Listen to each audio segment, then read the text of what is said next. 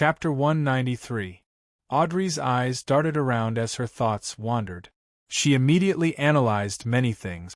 Mr. the Hanging Man once described that Zillings is a lone wolf who doesn't trust anyone. Only he knows of his plans. Apart from me, who discovered it ahead of time, there shouldn't be anyone who knew that he would assassinate me tonight. I only told Father and Mr. Fool that Baron Grammar is suspected to be Rear Admiral Hurricane Zillings's disguise. Although the Duke of Negan's mansion has a telegraph line that can transmit information in a timely manner to find help, there's no need to hide it. Father's confusion means that the powerhouse who killed Zillings isn't within their expectations. In summary, the person who killed Zillings is almost certain to be one of Mr. Fool's dependents. Furthermore, only our tarot's special mode can create a strange situation with an unknown motive. Zillings is a sequence 6 wind-blessed, and he also has the mystical item, Creeping Hunger. To be able to kill him quickly and without leaving any traces, only a high-sequence beyonder known as a demigod could do, right? Or could it be that he used a sealed artifact that's rumored to be extremely dangerous? Regardless of the possibility, it's enough to show that Mr. Fool's dependents are abnormally powerful, as expected of Mr. Fool. Regardless, I've provided a clue. Mr. the Hanging Man has to fulfill his promise and give me the Rainbow Salamander's pituitary gland. This should be the first official operation of our tarot, right? One of the 7 pirate admirals, Zillings, died as a result. Seeing his daughter in deep thought with some excitement, Earl Hall, who was also a handsome man in his youth, coughed lightly and warned her sternly, "Audrey, I know you're very interested in mysticism. Audrey, I know you're very interested in mysticism, and I usually indulge you, but you absolutely cannot be involved in this matter. You can't even ask about it. You will be led by the Queen at the end of the year and officially introduced to social occasions. As an adult, you should clearly remember that a terrifying beyonder or a secret, powerful organization is often equivalent to danger. Do you understand?" "I know, Daddy," Audrey replied in a sweet voice. "I was just a little curious." "You can't even be curious." Earl Hall couldn't help but smile helplessly after emphasizing this sentence. "NN." Audrey nodded obediently. "Anyway, I know the whole thing better than you do." She made a face in her heart. Earl of Hall thought for a moment and smiled warmly. "No matter what, you are the hero tonight and the savior of the Duke of Negan.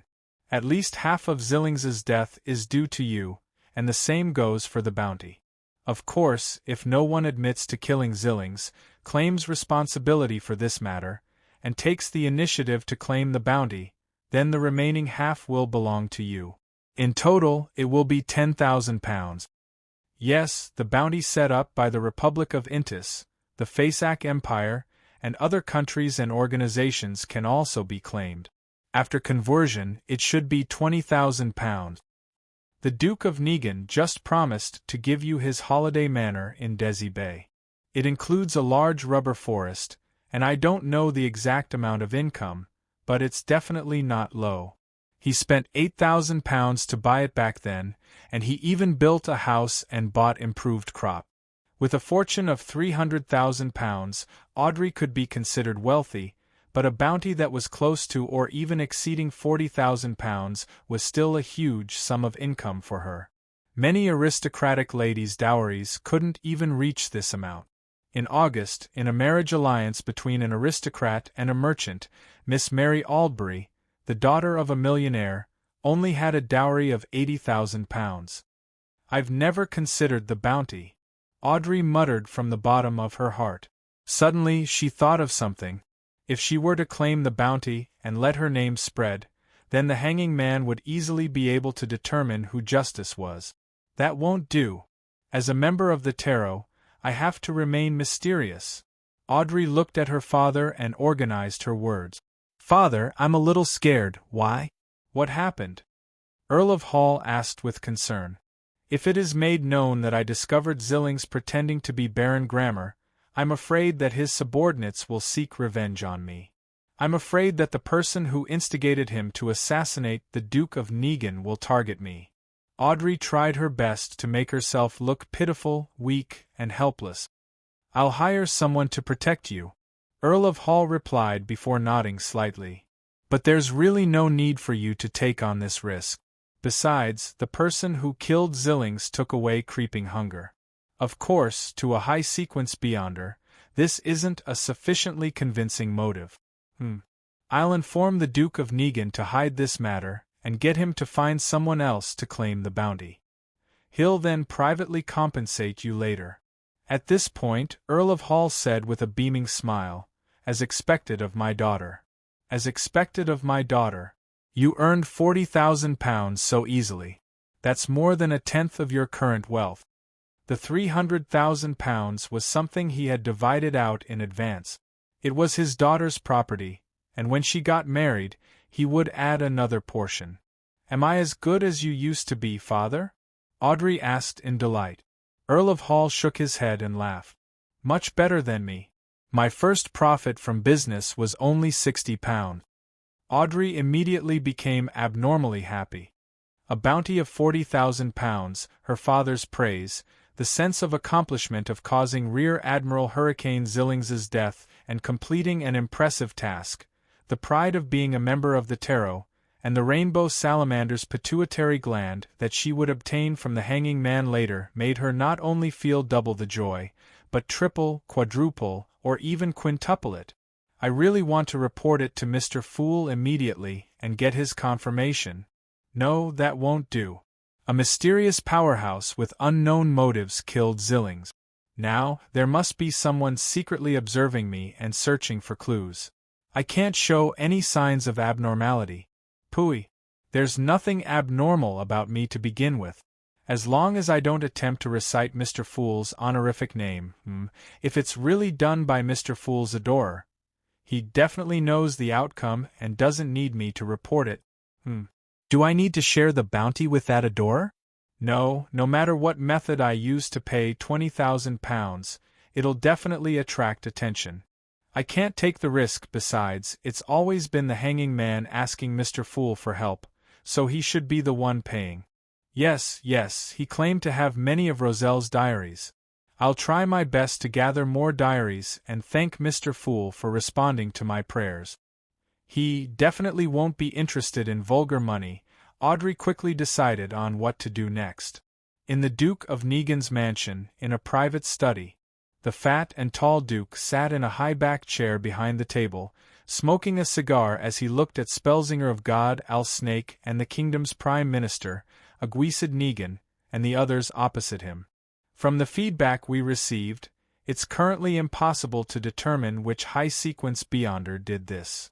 Aguisid had just rushed back from the king's place. Archbishop Snake nodded as well. We've also used beyonder means to confirm that it's not one of the high-sequence beyonders we're familiar with, nor one of the charismatic order. There's enough reason to believe that it's a mysterious powerhouse we're not aware of. Of course, we can't rule out the possibility that he used a dangerous sealed artifact. Duke of Negan held his cigar and said, "Perhaps it's not just a high-sequence beyonder. Maybe he's not just a high-sequence beyonder. There might be a secret organization behind him, one that we don't understand well enough. Otherwise, we wouldn't have been able to ambush Kalangos so accurately. Maybe one of the participants at tonight's ball is one of them." His younger brother, Prime Minister Aguisid, said solemnly, "Regardless of the possibility, we have to be careful. Regardless of which possibility it is, we have to be careful. We have to figure out the identity of the high-sequence beyonder as soon as possible. We have to figure out his motive for coming to Backlund. We have to figure out if he's only here to kill Kalangos, and why he wants to kill Kalangos.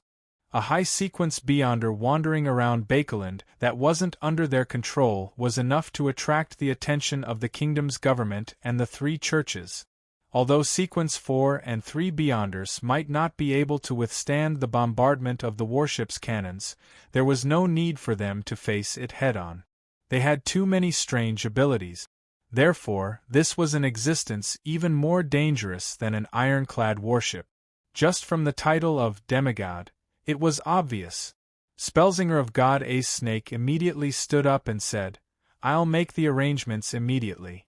I'll also contact the Church of Evernight and the Church of Steam. His Majesty will also get the military and intelligence agencies to cooperate," Prime Minister Aguisid promised. In a hotel in the North Borough of Bakeland, the bronze-skinned Aztec, who had a mole by his ear, sat under a gas lamp, staring at a glove placed in front of him. The glove was very thin, as though it was made of human skin. It was as though it could transform back into a hand, as long as it was filled with flesh and blood. After watching for a while, Aztec suddenly revealed a pained and contorted expression as he muttered to himself, "That's right." He whispered to himself, I think I've worked with them before." Klein didn't sleep well the entire night because he hadn't received any reports from Justice and the Hanging Man, nor had he received a reply from Mr. Aztec. He was constantly worried about the outcome of Rear Admiral Hurricane Zillings's matter. He must have caused quite a stir, preventing Miss Justice and Mr. the Hanging Man from contacting me rashly. But why hasn't Mr. Aztec replied? He wasn't involved, or did something happen? He was injured by Zillings? Klein covered his mouth and yawned as he boarded the trackless public carriage to Zutland Street. Extra! Extra! Rear Admiral Hurricane Zillings has been killed in Bakeland. Extra! Extra! Rear Admiral Hurricane Zillings has been killed in Bakeland. Just as the carriage was about to set off, Klein suddenly heard the paperboy's voice. This was also an invention of Roselle the Great. After a moment of surprise, Klein hurriedly took out a penny and passed it out the window to buy a copy of the Tianjin Morning Post. Many passengers made the same choice. When he opened the newspaper, Klein immediately saw the headlines. "The great pirate Zillings has been killed in Bakeland by the Duke's bodyguards." Zillings is dead? Mr. Aztec did it? Klein fell into deep thought as he lampooned himself. Chapter 194. The news regarding Zillings wasn't long. It only stated the time, location, person, and outcome. As the saying goes, the shorter the content, the bigger the matter. What happened in the capital, Bakeland, at 8 or 9 last night was revealed in Tianjin City's newspaper this morning. This world's information exchange speed isn't too slow. This is all thanks to Roselle the Great's outstanding contributions. Yes, it must have been the nobles and members of Parliament who attended the ball who leaked the news to reporters they were on good terms with.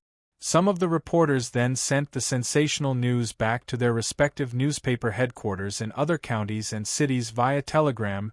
Morning newspapers are usually set up at night, printed in the middle of the night, and distributed in the morning.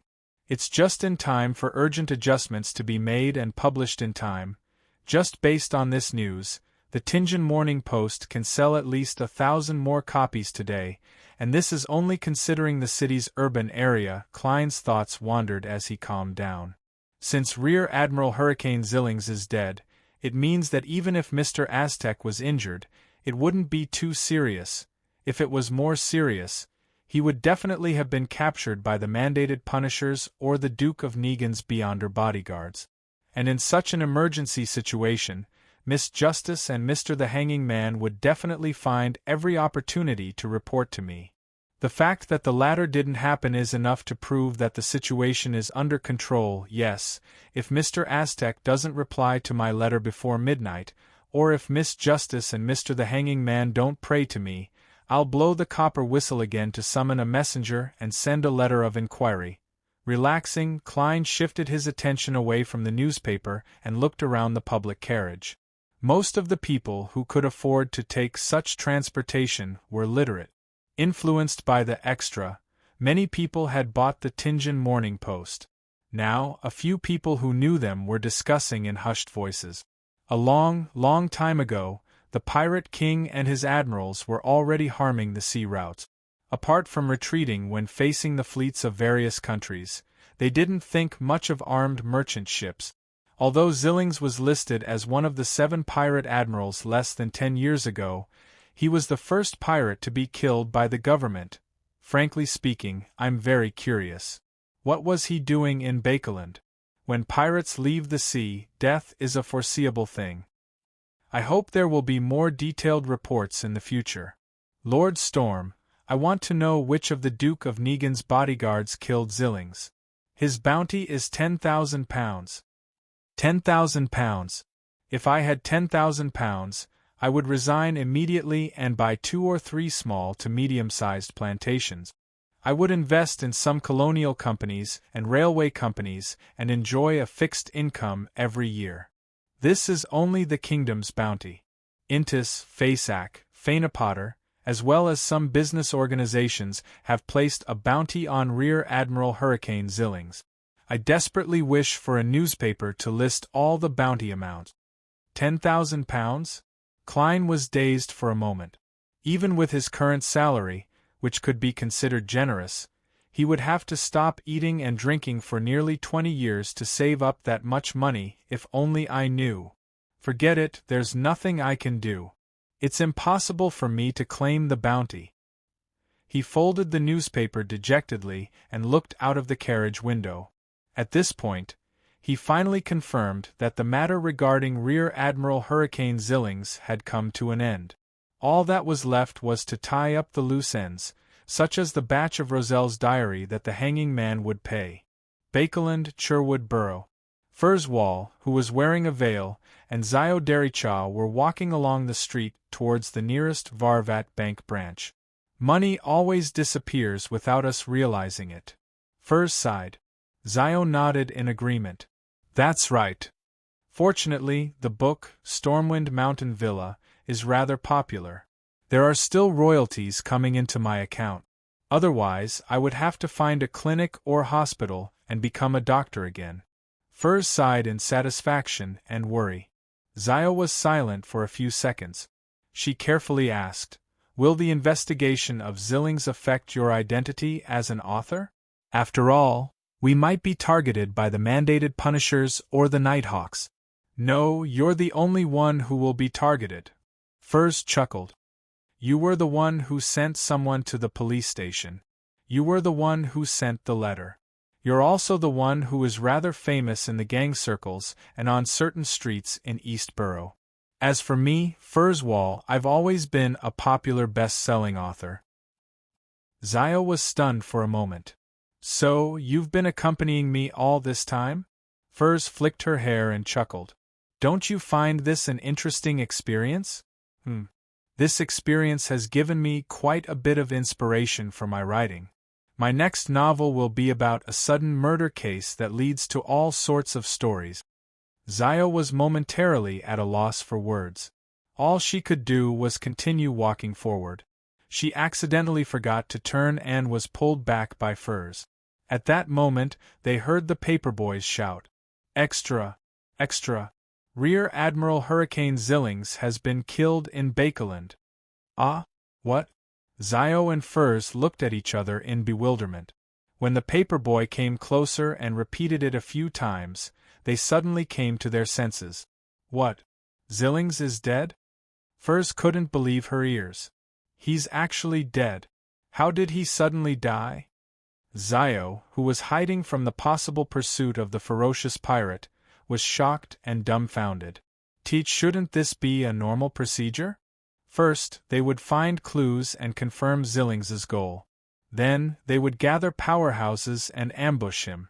Finally, the pirate would be killed. In the end, Zillings died before the first step was completed. He died so simply. Furs and Zio looked at each other like two marble statues. After nearly a minute, Zio rushed to the paperboy and bought a copy of this morning's Tussock Times. This was one of the 3 newspapers with the largest circulation in the Rouen kingdom. "Oh, Zillings is indeed dead. He was killed by the Duke of Negan's bodyguard." "Goddess, the Duke of Negan's bodyguard is—" Zio automatically silenced herself and didn't say the powerful Beyonder at the end. Furs looked at her friend with pity. "You actually completely believed the description in the newspaper. All right, perhaps someone else discovered Zillings's goal ahead of time. The mandated punishers, Nighthawks, Machinery Hive Mind, and the military's special department worked together to complete a successful ambush. Zio suddenly froze and exhaled. We don't have to worry about anything anymore. We can return to our normal lives, but we have to try our best to avoid the police station from before. She glanced at Furs and asked nervously and worriedly, "How much do you think Miss Audrey will pay us? Under such circumstances, how much do you think Miss Audrey will pay us? I know that a few £100 isn't a lot to her, but we didn't really complete the task. No, at least we made Zillings take the initiative to appear. The reason why he was in such a hurry to act and fell into the ambush is definitely because of us." Furs comforted her. "With Miss Audrey's generosity, even if she doesn't give you everything, she will at least give you half." "I hope that's the case." Zio took a deep breath and muttered in anticipation. "I wonder who will claim the £10,000 bounty. How enviable! If I had that amount of money, I would have long reached sequence 7 or 6. Yet, I've missed opportunities time and time again." Furs also felt wistful. Finally, she warned, "Zio, let's not look for Miss Audrey for the time being. Let's wait for her to contact us. There are too many details we don't know about Zillings's death. Rashly looking for Miss Audrey might put us in danger." Zio first nodded before saying in surprise, "How do you know I want to go to Queen's now? Take a guess." Furs was amused. After a busy morning, Klein returned to the Blackthorn Security Company and reported to Dunn Smith. "Captain, the people I'm in charge of investigating related to Lenevis are all fine. They're all innocent victims. They're not involved in any supernatural matters." Dunn placed his elbows on the desk and said, "Then stop for the time being. Then stop for the time being. Wait for the others to finish their work before focusing on the suspect. We can't put all our manpower on this matter. We have to prevent other unexpected incidents." "All right." Klein was about to stand up and enjoy his lunch when he suddenly heard a knock on the door. "Please come in," Dunn said in a mellow voice. With a turn of the knob, the door opened. Roshan peeked her head out. "Captain, someone is here to commission a mission." "Commissioned mission. This is directed at the Blackthorn Security Company, not the Nighthawks. So, who came to us by accident?" Klein muttered to himself in enlightenment. Dunn thought for a moment. "You can go and listen, but if it's too troublesome, you can just reject it." He straightened his shirt, vest, and watch chain before he walked out of the office. He passed through the partition and approached the sofa area in the reception hall. Klein and Roshan followed him curiously. Two ladies were sitting on the sofa. They were both wearing black bonnets and long black dresses. One of them had a plump figure and fair skin. Her face was covered by a fine black veil hanging from her hat, and her appearance was vaguely discernible. Looking at her, Klein suddenly felt a sense of familiarity, as though he had seen her somewhere before. Just as he was thinking back, he heard another thinner lady say, "The mission we want to entrust is to follow and monitor Madame Sharon and find evidence of her crimes." Madame Sharon. Klein suddenly remembered where the sense of familiarity came from. The lady who did not speak was Maynard's wife, the daughter of the leader of the new party. She couldn't accept her husband's death and didn't want to accept the police department's conclusion, so she privately asked the security company to reinvestigate? Chapter 195. Madame Sharon? Dunn obviously knew Baron Coe's widow, Tingen's most famous socialite. Maynard's wife turned her head to look at the thin lady who accompanied her to the Blackthorn Security Company. She didn't say a word. The thin lady, who was also wearing a black dress and black hat, deliberated for a moment before saying, "Yes, Madame Sharon. She's the wife of the deceased Baron of the Coe family. She. After stuttering for a few seconds, the thin lady suddenly blurted out angrily, "She's a whore." Upon hearing the foul language, Klein suddenly recalled the filthy film he had seen, as well as Madame Sharon's seemingly timid but actually calm demeanor. This made him believe in the relevant rumors, and he pitied the deceased Baron. It's not that Madame Sharon can't remarry, but this kind of promiscuous behavior. Sigh, there's probably a patch of grass in front of the old Baron's grave. Dunn's expression didn't change. He sat on the sofa opposite her and said in a mellow voice, "But this has nothing to do with whether she's a criminal or not. You and I both know that Madame Sharon is very influential in Tingen.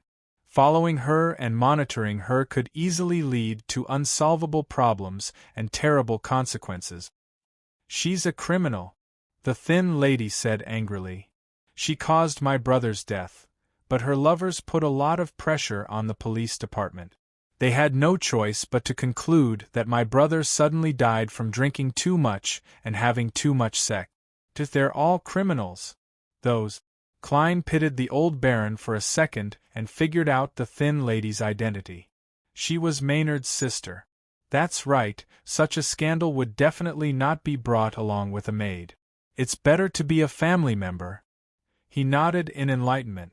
Madame Maynard patted the back of the thin lady's hand and added in a low and cold voice, "She's a criminal. If you suffer any losses because of this, I'll help you settle it and make up for your losses." This tone, as expected of the daughter of the leader of the new party.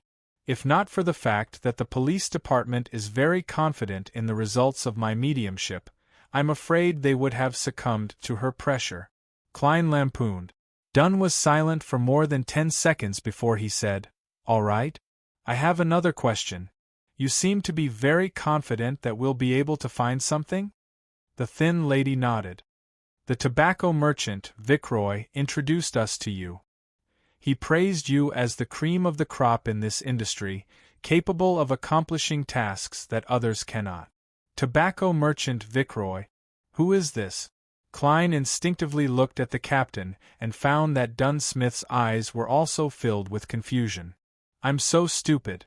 Why would I expect Captain to remember something like this? After all, I don't even remember it myself."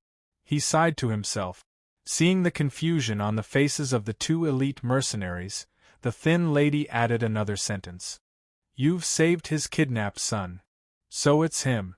That kidnapping case allowed me to discover clues to the Antigonus family's notebook." Klein was enlightened. Dunn also nodded slightly. "I understand." Seeing this, the thin lady stated her conditions. "Follow and monitor that bitch for 2 weeks. Even if you can't find any evidence of her crimes, record who visited her house and whose house she visited. We'll pay £50 for it. And if you can find any evidence of her crimes or clues, we'll pay you an additional £200. That's a huge commission." Klein suddenly recalled that he had only used £7 to get Detective Henry to gather so much information on the house with the red chimney. For a moment, he felt a little ashamed. Dunn thought for a moment and said, "No problem. No problem, we can sign the contract now. You'll need to pay £20 in advance. Captain, we've been short on manpower recently. There's the big Lenevis case." Klein didn't expect Dunn Smith to agree to this mission, even though he was rather tempted. Madame Maynard nodded slightly. "No problem. I believe in you. Please don't disappoint me." Dunn smiled without saying a word. He turned to Roshan. "Go and draft a contract." After the contract was signed and the deposit was accepted, Dunn watched Madame Maynard and the thin lady leave the Blackthorn Security Company. He turned to look at Klein and said, "I'll leave this mission to you. I'll leave this mission to you." Huh. Klein was at a loss. Dunn smiled. "Don't you want to learn how to track and monitor people? This is a good opportunity for practice. It just so happens that the part of the Lenevis case that you're in charge of is over." "All right." Klein didn't decline. As soon as he agreed, his thoughts began to spin. According to the rules, half of the mission reward has to be handed over to Mrs. Oriana and the team's treasury. The rest will be split equally among the team members. And this time, it seems that I am the only one who will take over this mission, regardless of whether the investigation was successful or not. He would receive a minimum income of £25, and he would still receive his salary. If he could really find some clues, he would receive a whole £125. Captain is so wise. Dunn glanced at him. Look for Leonard and Fry in the morning to learn how to track and monitor people. Put the combat lessons in the afternoon on hold for the week.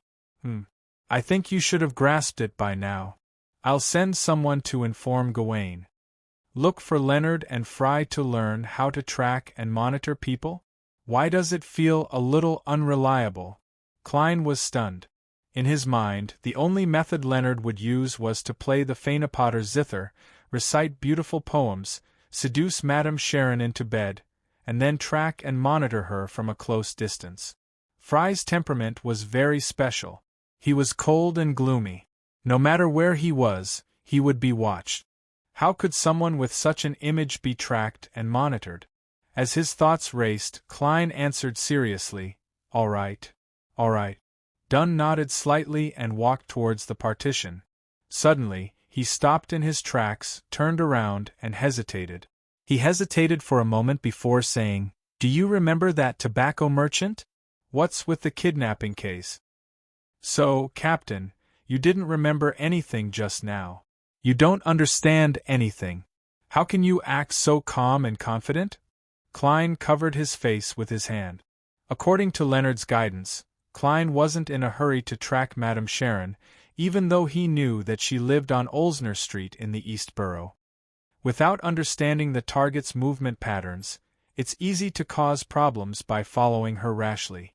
Furthermore, it's difficult for a single person to monitor everything, unless you don't eat, drink, sleep, or go home.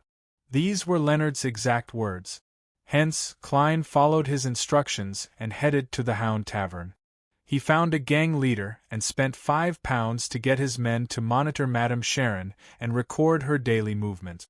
Luckily, this can be reimbursed. Why does it feel like it's being subcontracted? On Friday afternoon, Klein received the investigation report provided by the gang leader. Calling it an investigation report was obviously an insult to professional private detective. None of the gang leader's men could read, so they used pictures and symbols as a substitute. Then, their semi-illiterate boss, who had only attended Sunday school for a year, organized and explained the information. Klein's head throbbed as he read, and it took him a long time to finish reading. According to the surveillance, Madame Sharon hasn't been going out much recently, and there aren't many guests. It's probably because of the death of Member of Parliament Maynard. Those gang members are quite capable. They actually managed to get in touch with Madame Sharon's maid. Well, she's going to attend the Conservative Party's banquet tonight. She might be home late, or she might not be home at all. This is an opportunity to put it into practice. Klein quickly made up his mind. He planned to sneak into Madame Sharon's house and search it secretly. With the end of the Lenevis case, the suspension of combat classes, and the end of the Rear Admiral Hurricane Zillings incident, Klein only had two things to do. One was to investigate the house with the red chimney, and the other was to track and monitor Madame Sharon. Hence, he was relatively free. 2 days ago, he had received Mr. Aztec's reply. There was only one sentence in the letter: "I've obtained creeping hunger and I've recalled some things." This allowed Klein to confirm that Mr. Aztec was the one who killed Kalangos. He finally confirmed that the teacher who had lost his memory and had a long lifespan was a high-sequence beyonder. However, he didn't dare to ask what Mr. Aztec had recalled with the help of creeping hunger, because Aztec obviously didn't want to say. If he was willing to share, he would have described it directly in the letter. In his reply, other than greeting, Klein only reminded Mr. Aztec that creeping hunger craved for the flesh and soul of the living, so he had to find a safe way to seal it. In addition, Justice and the hanging man still hadn't prayed to him, but Klein wasn't worried anymore. He understood that the two members were worried about the possibility of surveillance, so they didn't dare to recite the honorific's name rashly. At night on Olsna Street, the gas lamps illuminated the smooth road, and the crimson moon hung high in the sky. Klein, who had sneaked out, used the clown's balance and agility to silently climb over the walls of Madame Sharon's house. He passed through the garden and came to the side of the house. He climbed the water pipe and slowly made his way to the balcony on the second floor. To Klein, who had never succeeded in climbing trees when he was young, this was considered another way of making history. Taking out a tarot card from the pocket of his black trench coat, Klein inserted it into the gap of the balcony door, and with a gentle pull, he opened the latch. The servants are very careless. They actually didn't add an additional lock. Otherwise, I would have to try climbing through the window, Klein muttered silently as he dashed into the house. Based on the information provided by the gang leader, he easily found Madame Sharon's bedroom, twisted the knob, and snuck in. As he carefully closed the door, he suddenly caught a whiff of a faint fragrance. It reminded him of a woman's fragrance that could make one's blood boil. Klein was momentarily dazed, and he even felt a slight reaction from his body. He immediately used meditation to calm himself down and complained to himself, "You're right." Chapter 196. After a few seconds, Klein activated his spirit vision and looked around the room. Under the crimson moonlight, Madame Sharon's bedroom was luxuriously decorated. There was a thick carpet, a spacious space, a blanket made of velvet, a table with all sorts of skincare products and cosmetics, and jewels that shimmered with different luster. In the cloakroom that was half open, there were thin clothes and suspender stockings that were casually thrown on the rocking chair, as well as many ornaments that were embedded with gold threads. All of these entered Klein's eyes. The most eye-catching thing in the entire room was an unfinished oil painting. It was a naked Madame Sharon herself. Her brown hair cascaded down like a waterfall, and her brown eyes were like the eyes of a deer in the forest. They were pure and moist, but her arched eyebrows, tall nose, and coquettish lips gave her the charm of a mature woman. The two were mixed together in a contradictory manner, but they exuded a shocking charm. Looking down her neck, Klein only took a glance. He didn't take a closer look. He wasn't pretending to be serious. He had even seen her dirty photos, so why would he be afraid of little bunnies? His attention was attracted by the paints, plates, paintbrushes, and a silver-plated full-body mirror beside the oil painting. Such a combination, such placement, and such a relationship made him have a strange thought. The artist of this oil painting was Madame Sharon herself, and not some artist she had hooked up with. A charming and pure girl with an alluring appearance, an outstanding figure, and a charming and innocent girl taking off her clothes and looking at herself in the mirror while describing her beauty. Such a scene feels weird. Isn't Madame Sharon too narcissistic? Klein mumbled silently. He retracted his gaze and began searching for possible evidence of a crime. According to Leonard and Fry's teachings, he wore black gloves the entire time. Every time he searched, he had to remember the original appearance so that he could recover it later. For a seer, this wasn't difficult at all. If he forgot, he could easily recall it using dream divination. Of course, before he left tonight, he had divined for himself. There was no danger, and it would be rather smooth. This is what a qualified charlatan should do. Even if I'm already a clown. Klein mocked himself.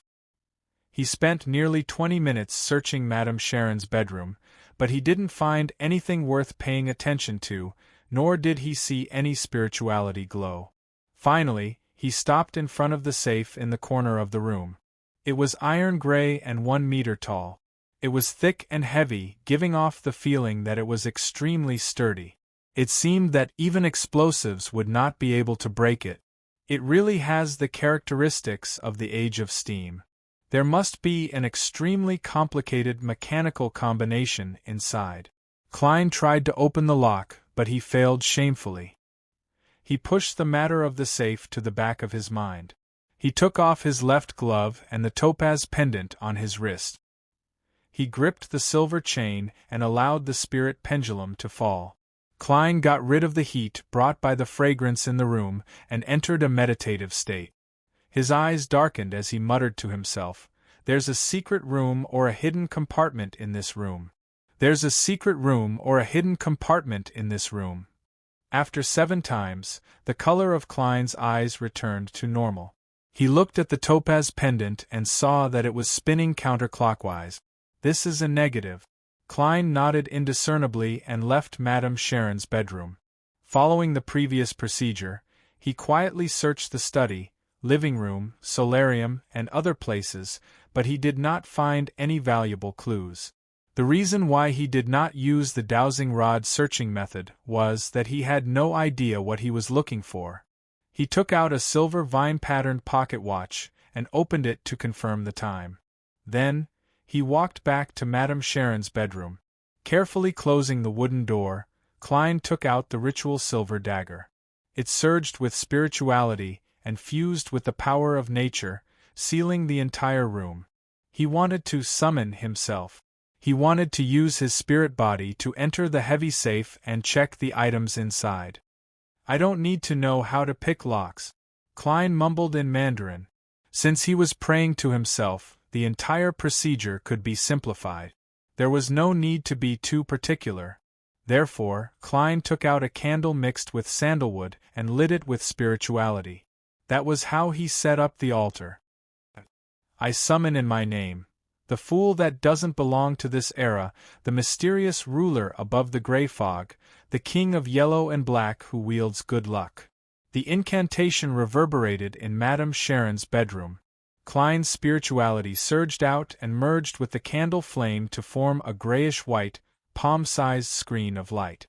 Then, he took 4 steps counterclockwise, passed through the howling, and entered above the gray fog. Looking at the door of summoning behind the high-backed chair at the ancient long table, Klein was about to respond when he suddenly froze. Since I'm already here, I might as well do a divination to see if I can find any clues. Here, other than eliminating the interference, my powers are still strengthened. Also, the environment I'm in makes the divination equivalent to using Madame Sharon's belongings. He sat down and conjured a piece of goatskin and a fountain pen in front of him. What should I divine? Klein fell into deep thought. Is there a problem with Madame Sharon? No, everyone makes mistakes. Everyone has a problem. Was Madame Sharon involved in a crime? That's not strict enough. As a socialite, she mingled in political circles. It's normal for her to be involved in dirty and unverifiable matters. Also, what defines a crime? Is it the law of the Kingdom of Rouen, the Republic of Intis, or my own free testimony? As his thoughts churned, Klein didn't want to waste any more time. After all, his body was still in the real world. Therefore, he decided to confirm the relevant divination he had done previously. He picked up the fountain pen. Without needing to write, a divination statement appeared on the goatskin in front of him. John Maynard's death was influenced by beyonder factors. This was the divination that Klein had done when he went to Maynard's house to help the police do spirit channeling. The answer back then was negative. Holding the silver chain, the topaz pendant almost touched the words on the goatskin. Klein half closed his eyes and silently recited the divination statement. John Maynard's death was influenced by beyonder factors. John Maynard's death was influenced by beyonder factors. After repeating it a total of 7 times, he opened his eyes and looked at the pendulum. His pupils suddenly constricted. The topaz pendant was spinning clockwise, and the clockwise rotation meant that it was positive. Maynard's death was influenced by beyonder factors. Klein stared at the pendulum that was slowly calming down. His heart was in turmoil. Back then, my divination was affected by someone. It was disrupted. Madame Sharon is a beyonder, a rather powerful beyonder? Or did she have the help of such a person who plotted Maynard's death? To get rid of this strong contender for the mayor's position, to get rid of the new party's future House of Commons member of Parliament? As thoughts flashed through his mind, Klein wrote a new divination statement. Madame Sharon is a beyonder. He repeated it 7 times, and it was still the pendulum. With the help of his current environment and the information he had on Madame Sharon, Klein completed the divination and saw the answer. The answer was that the topaz pendant was spinning clockwise. The answer was positive. Madame Sharon is a beyonder. Klein's heart tightened. Without further delay, he responded to his own summoning and pushed open the mysterious door. After the confusion and dizziness, he saw Madame Sharon's bedroom and himself. Klein floated and flew to the heavy safe. He reached out his right hand and carefully put it in. Since Madame Sharon was a beyonder, he had to be wary of any traps she had set up in the safe. And in his spirit-body state, which was mixed with some of the mysterious space's power and most of his spirituality, Klein didn't need to do any divination. He could get a hint just by approaching danger. Most divination relied on his astral projection to travel the spirit world to obtain revelations. Simply put, it came from his own spirituality. A nearly transparent palm passed through the thick metal door. Klein didn't notice anything out of the ordinary. After scanning the entire place, he suddenly pounced forward, his entire spirit body burrowing into the safe. He saw that the safe was divided into 3 layers. The first layer was filled with standard gold bars, thick banknotes, and even more valuable jewelry. The second layer was filled with documents that lacked covers. Klein puffed up his cheeks and blew a few times, but he didn't manage to open them and see the contents. I'll try again with Mr. Aztec's copper whistle. Klein had previously experimented with it. When he used his spirit body to envelop the flaring sun charm and Aztec's copper whistle, the 2 items could pass through obstacles and become half-real, half-illusory existences. The bottom layer of the safe was rather strange. There was only a black and white photo. The photo was of a handsome young man. Madame Sharon's former lover? They were forcefully separated, and Madame Sharon had no choice but to marry the old baron. Thus, she began to fall into depravity, sleeping with one man after another. But deep in her heart there was still a pure land. Every night, when it's quiet, she would take out this photo and rub it with tears streaming down her face. Klein instantly imagined a sorrowful and tragic romantic drama. However, the more he looked at it, the more he felt that something was amiss. The young man in the photo seemed to, possibly, resemble Madame Sharon, Madame Sharon's younger brother? She's a beyonder. F***ck. Could she also be from the Demoness pathway? Just like Instigator Trissy. An idea suddenly flashed through Klein's mind, giving him a shock. Why did Trissy stay in Tingen previously? Was it because she had a companion here?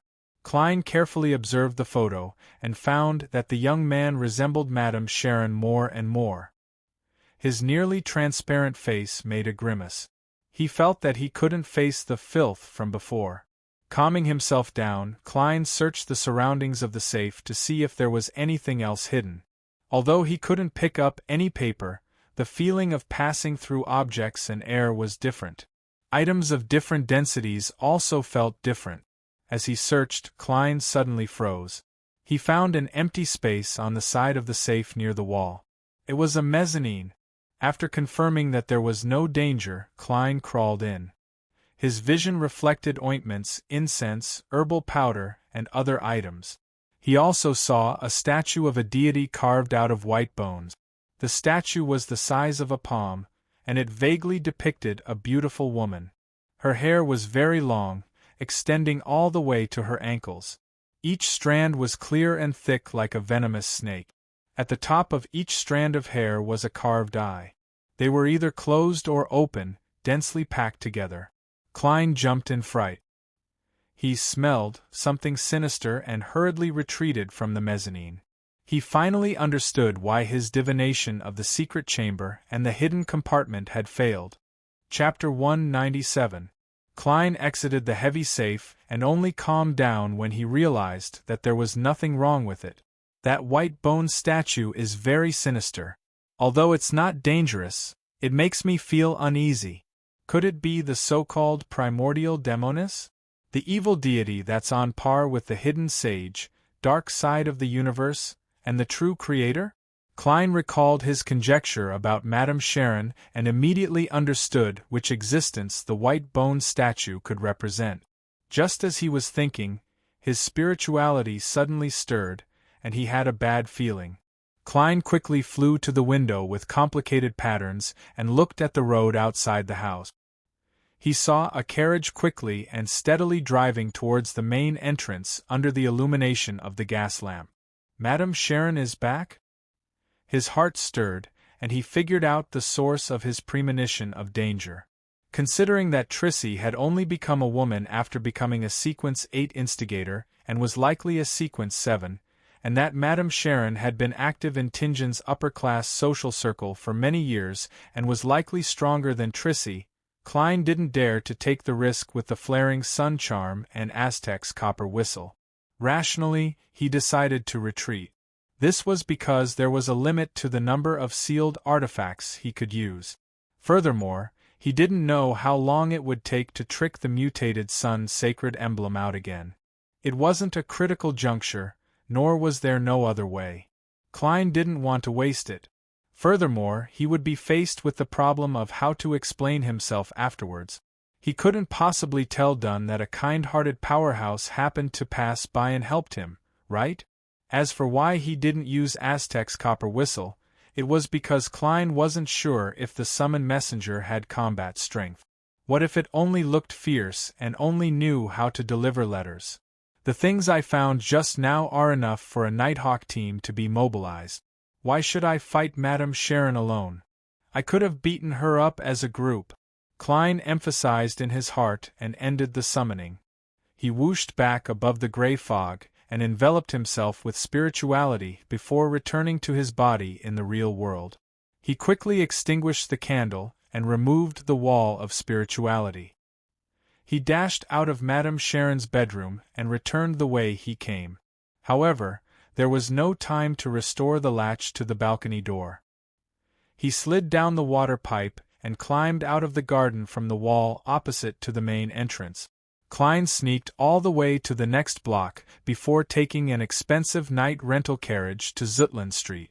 Madame Sharon slowly returned to the second floor in her black dress. She dismissed the maidservant and opened the door to her bedroom.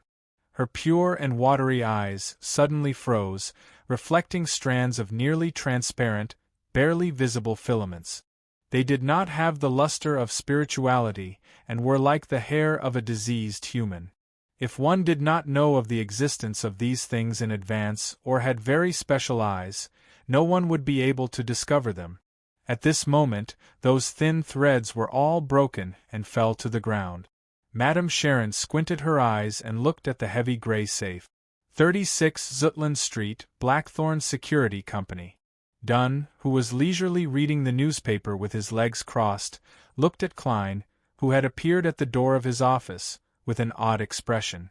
He sighed silently. "Weren't you going to try infiltrating Madame Sharon's house tonight to conduct a preliminary search?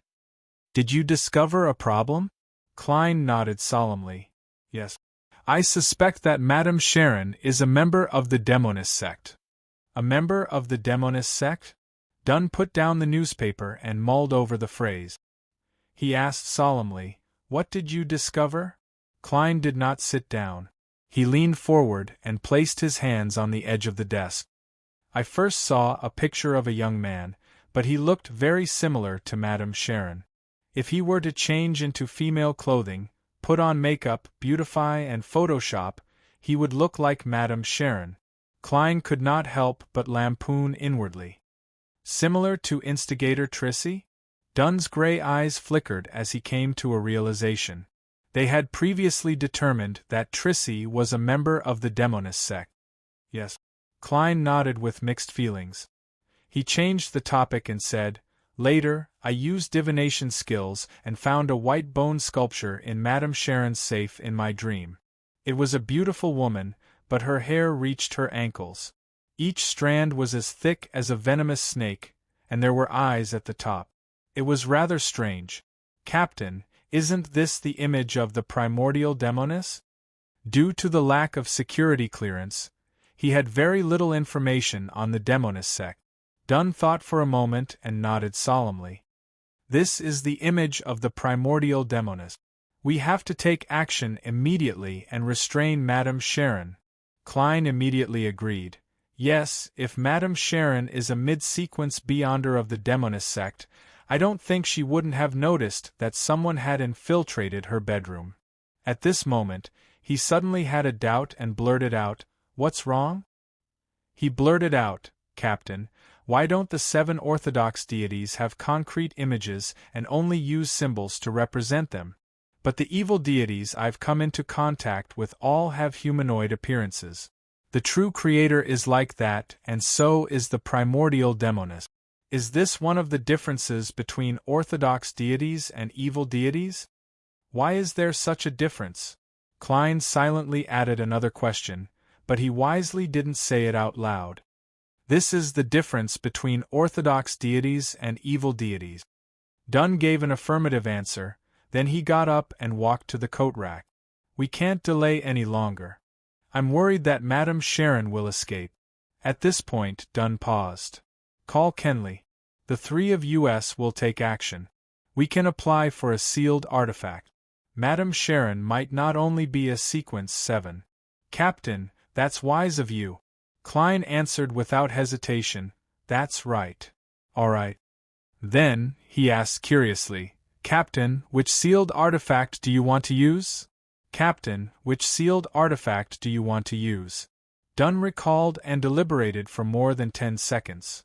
3-0217.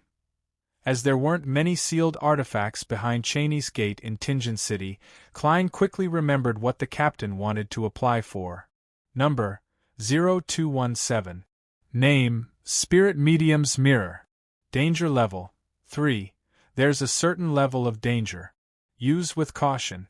Only operations involving 3 or more people can apply. Security clearance level, official Nighthawks and above. Sealing method, placed in darkness without light. Description: the back of this mirror is coated with mercury. There are 3 small cracks on the front. When the first investigator looked at the mirror, he saw a long-haired, crying woman.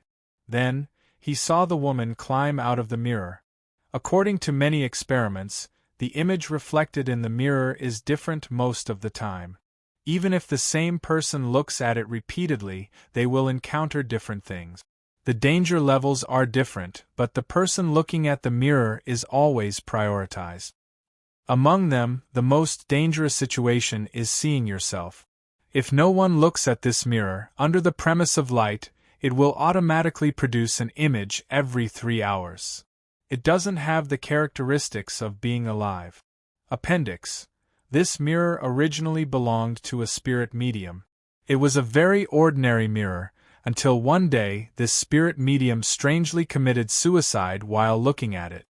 Indeed, behind Tingen City's Cheney's Gate, there aren't many sealed artifacts that can be used for battles between Beyonders. 3-0217 is a good choice. Klein didn't say anything else. He immediately ran to the Nighthawks recreation room and shouted for sleepless Kenley. Tonight, Royale would be on duty at Cheney's Gate, while Leonard would rest. Sikatron would patrol Raphael Cemetery and other places. The new members would only arrive on Sunday, so Dunn could only choose between Fry and Kenley. Considering that Madame Sharon belonged to the Demonist sect and didn't have much to do with the dead, he chose the latter. After a few minutes, Dunn returned from underground with a mirror wrapped in a thick black cloth in his hand. To be honest, if I didn't know beforehand, I wouldn't have been able to tell that it's a mirror. There's no part of it that's exposed. Klein and the short Kenley went forward. You'll be in charge of using sealed artifact 3-0217. Dunn handed the mirror to Kenley.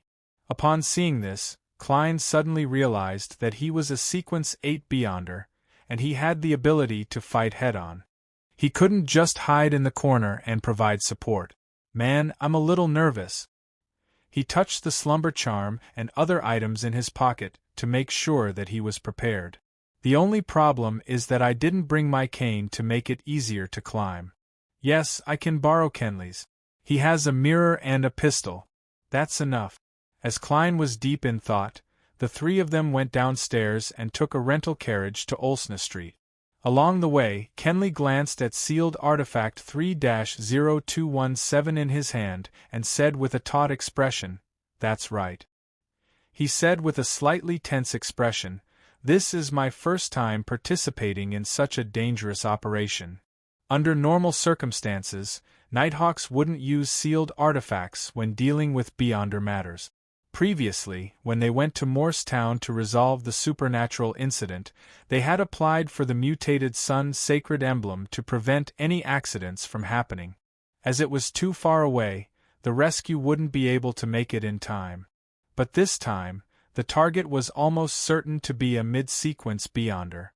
Don't worry. Perhaps Madame Sharon has already escaped, Klein said with a smile. Frankly speaking, he wasn't any less nervous than Kenley. Dunn rolled his gray eyes and looked at him helplessly. Let's try our best not to let Madame Sharon escape.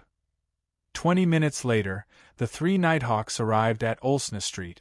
They saw the garden and Madame Sharon's house in the darkness. They were quietly lying there as if nothing had happened. Klein took out the spirit pendulum from his left wrist and quickly did a divination. There's danger inside. There's danger inside. After repeating it 7 times, he opened his eyes and saw that the topaz pendant was spinning clockwise. The amplitude and speed were medium. This meant that there was danger inside. It wasn't high, but it wasn't low either. Chapter 198. There's danger, but it's not high or low. This means that Madame Sharon is still in the house and hasn't escaped. Klein was stunned for a moment before he understood the reason. He had used the method of summoning himself to transform into a rather strange spirit body to search the safe and the inner compartment. He hadn't forcefully opened the lock, nor had he triggered any hidden mechanisms or other items. Therefore, it was normal for Madame Sharon to not realize that her secret had been discovered. She would only think that a thief had broken into her house, or that a private detective had been entrusted to infiltrate the house and investigate without any results.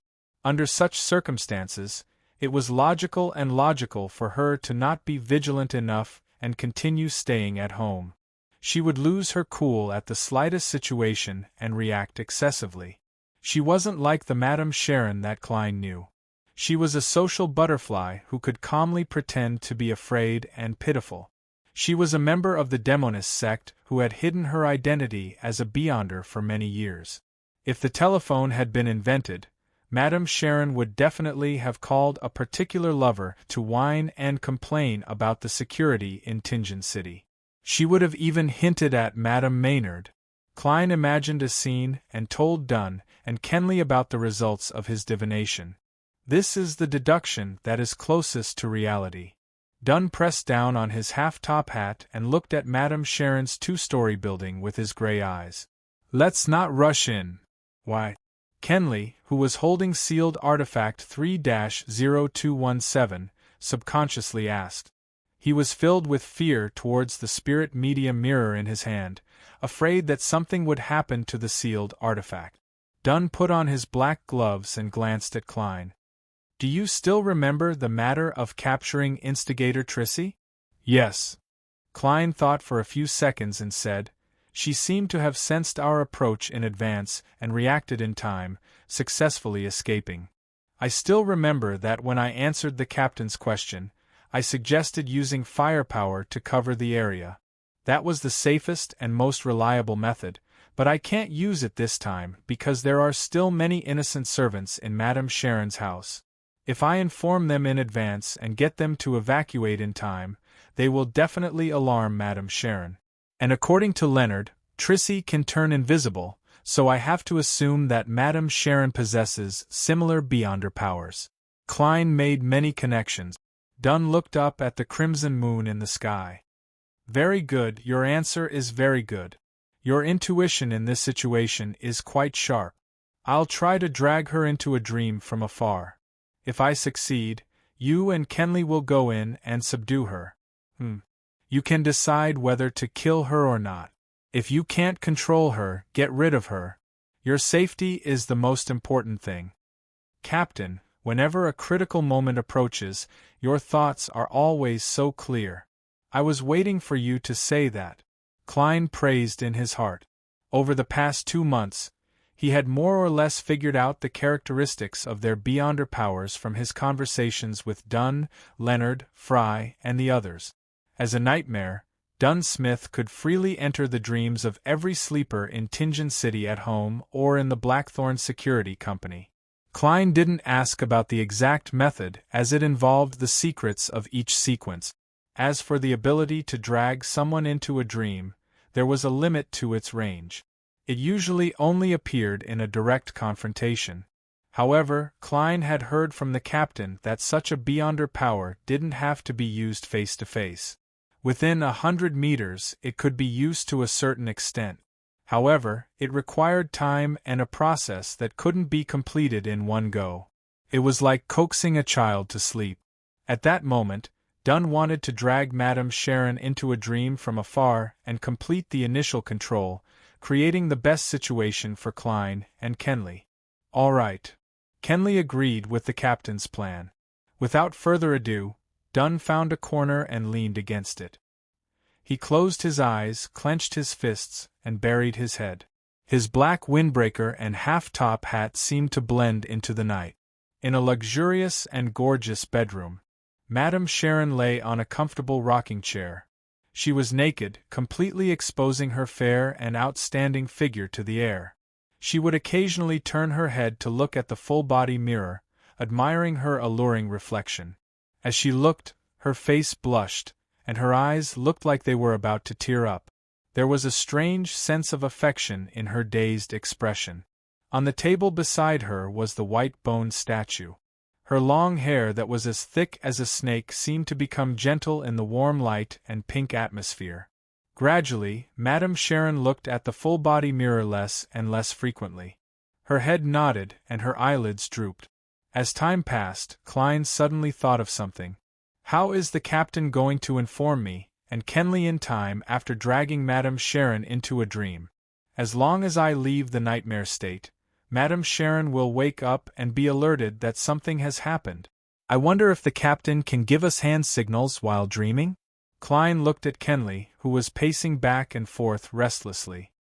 He wanted to discuss this matter with him to divert his attention. At that moment, his mind suddenly went blank.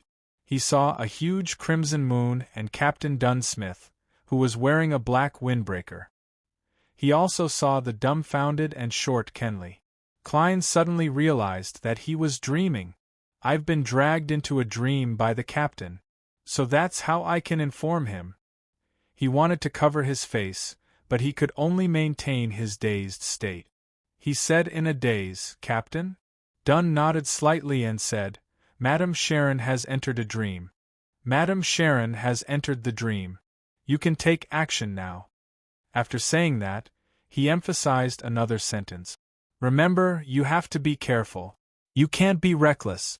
I'd rather miss it than take the risk." As soon as he finished speaking, everything in front of Klein shattered inch by inch. His vision once again reflected Dunn Smith, who was leaning against the wall with his head buried and his fists clenched. On the other side, Kenley, who had stopped pacing, opened his eyes. The two of them looked at each other, nodded at each other, and entered into their mission state at the same time. Although this was Kenley's first time encountering a rather dangerous mission, he was more experienced than Klein. He had participated in many official operations, so he quickly adjusted himself and became calm and sharp. Of course, this also had to do with the addition of the night to the sleepless. This was also one of the reasons why Dunn sent Kenley instead of Fry. "Let's go." As a sequence 8, Klein took the lead and gestured to his teammates to follow him. Kenley didn't object. He held the mirror wrapped in thick black cloth tightly, lightened his footsteps, and began to follow. Klein led him to the spot where he had climbed over the wall. He extended his hands and grabbed onto the cracks and protrusions. In a few moments, he had climbed to the top of the wall. He maintained his exaggerated balance, turned around, bent down, and reached out to catch the shaman's mirror that Kenley had thrown at him. The moment he touched it, Klein's spiritual perception tightened. It was as if what was behind the black cloth wasn't a mirror, but a door that led to a dangerous and bizarre world. Indeed, every mystical item that needs to be sealed has a sinister side to it. Klein sighed inwardly as he watched Kenley climb up using all 4 limbs. To make it easier for him to move, Kenley placed his cane beside Dunn, and Klein didn't dwell on it. They passed through the garden and came to the side of the house. Just like before, he followed the water pipe and climbed to the balcony on the 2nd floor. Then, he almost instinctively hung his legs, and his body hung upside down as he caught sealed artifact 3-0271 once again. Kenley looked at it in surprise, then nodded in understanding. At this moment Klein was shocked. He exerted strength from his back, and with a push of his left hand, he easily flipped back up. What happened just now? Why was I able to do that? It felt like instinct. Could this be the ability of a clown? He recalled what had just happened and felt that he had better displayed the characteristics of a clown in practice. When Kenley climbed up easily as well, Klein returned the spirit medium mirror to him and pulled open the unlocked balcony door. Kenley carefully untied the black cloth wrapped around sealed artifact 3-0271 and let the mirror face down on the floor tiles. One of the rules of using the spirit medium mirror was not to aim at oneself or one's teammates. After stuffing the black cloth and pulling out his revolver, Kenley followed behind Klein. They walked quietly through the corridor and arrived in front of Madame Sharon's bedroom door. Klein adjusted the revolver, activated his spirit vision, and reached for the doorknob with his left hand. He remembered that the outcome of the divination was that there was danger, so he didn't dare to be careless.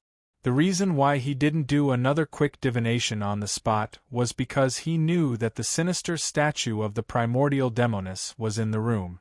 At such a close distance, he would definitely be disturbed. Without the gray fog, he wouldn't be able to get a clear and accurate answer. And with Kenley beside him, he couldn't enter the mysterious space. The door opened silently, and Klein and Kenley saw the warm glow of the gas lamp. Then, they saw Madame Sharon on the reclining chair and her alluring body. Madame Sharon wasn't asleep. She was leaning on the chair with a faint smile on her lips as she looked at the 2 unexpected guests. Subconsciously, Kenley flipped his palm and shone the spirit media mirror at Madame Sharon. Klein was stunned for a moment before he blurted out, "No."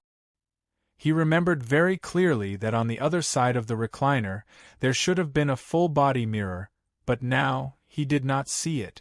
In the blink of an eye, the spirit medium's mirror had locked onto Madame Sharon. However, Madame Sharon blurred and turned into a full-body mirror. Kenley saw himself in the mirror, as well as sealed artifact 3-0271. He saw that it was reflecting him.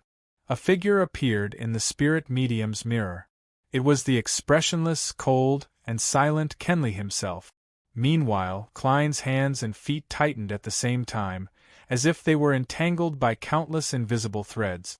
Her beautiful silhouette was outlined inch by the full-length mirror, and Madame Sharon, who was draped in a nightgown, appeared. She glanced at them and chuckled. "If it wasn't for the statue being beside me, I would be sleeping and waiting for you to kiss me awake." At that moment, Klein suddenly spoke in a deep voice, saying a word in ancient Hermes. "Crimson." His left hand, which had been in his pocket at some point in time, moved nimbly and easily pushed out the slumber charm. Chapter 199. The silver charm suddenly turned cold, like a crystal formed from layers of snowflakes. Klein shivered and his mind cleared up. His fear and panic seemed to be temporarily frozen. He quickly injected his spirituality into the charm, then used his finger to push the thin silver piece out of his pocket and let it fall by his feet. Dark red flames appeared in midair, and the faint but continuous sounds of explosions reverberated. A tranquil and deep feeling spread and enveloped half of the bedroom. It enveloped Madame Sharon and sleepless Kenley, as well as Klein himself. The slumber charm was an item that didn't differentiate between friend and foe. Under normal circumstances, it needed to be thrown at the enemy. That way, the person in question would only be affected by the aftershocks and wouldn't be unable to resist the temptation of falling asleep. But now, Klein's arm was bound by countless invisible threads. He couldn't throw the charm, so he could only use his own slumber in exchange for Madame Sharon's slumber. But he had already considered and prepared for such a situation. This was because it involved his uniqueness, which was different from most mid-sequence and low-sequence beyonders. In that instant, Klein's eyelids drooped, and he fell into an abnormal sleep. He entered a dream. Madame Sharon and the dazed Kenley also slowed down and paused. In this abnormal state, Klein quickly found himself in the dream. He rationally knew that he was in a deep sleep. He was able to stay awake when it came to forceful dream invasions and hypnotic effects. It was the same when he encountered Dunn's nightmare powers, and it was the same when he was channeled by Daly. Katja! Klein forcefully broke out of the dream and woke up. He felt the countless threads binding his arms, legs, and body relax slightly. They were no longer tight. Madame Sharon, who was beside the full-body mirror, looked lost, as if she was about to break free from the effects of the slumber charm, but she hadn't really woken up yet. Kenley collapsed to the ground. The spirit medium's mirror was nearby, and his revolver was bounced to the side of the door. Chance. Klein seized the opportunity when the threads relaxed and extended his left palm. He snapped his fingers and lit up a light blue spirituality flame. He then used it to burn the countless threads in front of him. At the same time, he raised the revolver in his right hand and pulled the trigger. Bang! Bang! 2 silver demon hunting bullets flew out of the barrel and toward Madame Sharon. Klein didn't confirm the outcome. He bent his knees, exerted strength from his back, and rolled towards Kenley, using this opportunity to break the threads that were wrapped around him. The main reason he fired the shot just now was to inform the captain outside that something had happened inside. He wanted to tell Dunsmith that something had happened inside and that he was in a state of battle. He also wanted him to come to the rescue as soon as possible. Of course, if he could hit Madame Sharon directly, that would be the best outcome, the best development. However, Klein didn't believe that a Beyonder who might be a Sequence 7 or even a Sequence 6 would be that easy to deal with. With a leap, wisps of light blue flames ignited in the air. They were the thin threads that had been ignited. In this dreamy scene, 2 silver demon hunting bullets accurately hit Madame Sharon's body. Katja, Katja! Madame Sharon was wearing a translucent nightgown. Her faintly discernible body collapsed like the crimson moon in the lake. The full-body mirror beside her cracked, and most of it turned into shards the size of a thumbnail. A small number of shards remained on the mirror frame. All of them resembled palms, oddly shaped palms. Substitute? The Beyonder power of the Demonis sequence? Klein glanced at it from the corner of his eye. He had already rolled to Kenley's side. As the threads had been torn by his actions, the light blue flames in the air didn't spread over. At that moment, Madame Sharon disappeared. The sleeping, Kenley stretched out his hands and strangled his own neck. Spittle flowed out of his mouth, and his tongue stuck out. He refused to let go. However, Klein's spirit vision didn't detect anything strange nearby. He suddenly thought of a description in the information on sealed artifact 3-0271. The most dangerous situation was to see himself. Could it be that Kenley saw sealed artifact 3-0271 reflecting himself through the full-body mirror? A thought flashed through Klein's mind.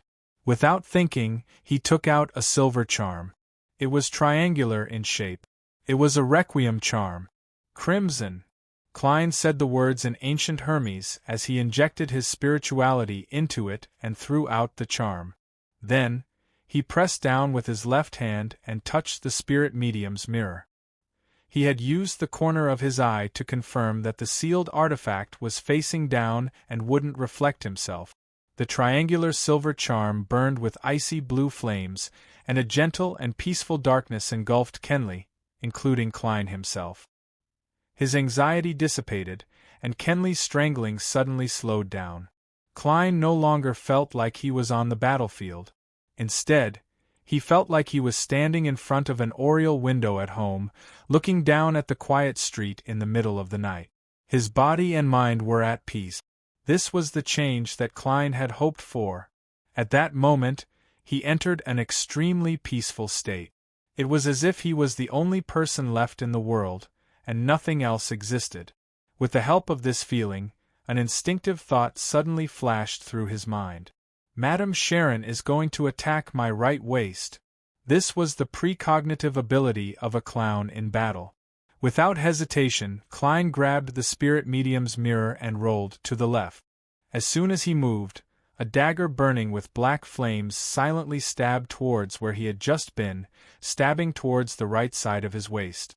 Madame Sharon's figure was outlined once again. As he rolled, Klein suddenly raised the spirit medium's mirror and shone it at Madame Sharon. Apart from rescuing his companions, the main reason he had approached Kenley was to pick up the sealed artifact. Otherwise, he didn't think that he would have been able to hold out against Madame Sharon until the captain came to his aid. The flaring sun charm could be used against Beyonders, but it wasn't as effective as bullying undead spirits. Furthermore, the other party wouldn't just stand there and let him use the charm. If it really didn't work, Klein could only take the risk and use the Aztec copper whistle. Explanations could wait until his life was saved. However, the development was better than Klein had expected. Madame Sharon chose to assassinate him and didn't interrupt his attempts to use the Requiem charm or hold down the spirit medium's mirror. Hence, Klein instantly came up with a simple plan. He didn't dodge the aftermath of the Requiem charm and used it to increase the clown's precognitive ability. Then, he would seize the opportunity to dodge the attack and use the spirit medium's mirror to reflect the enemy. Madame Sharon, who was wearing a translucent nightgown, missed her attack.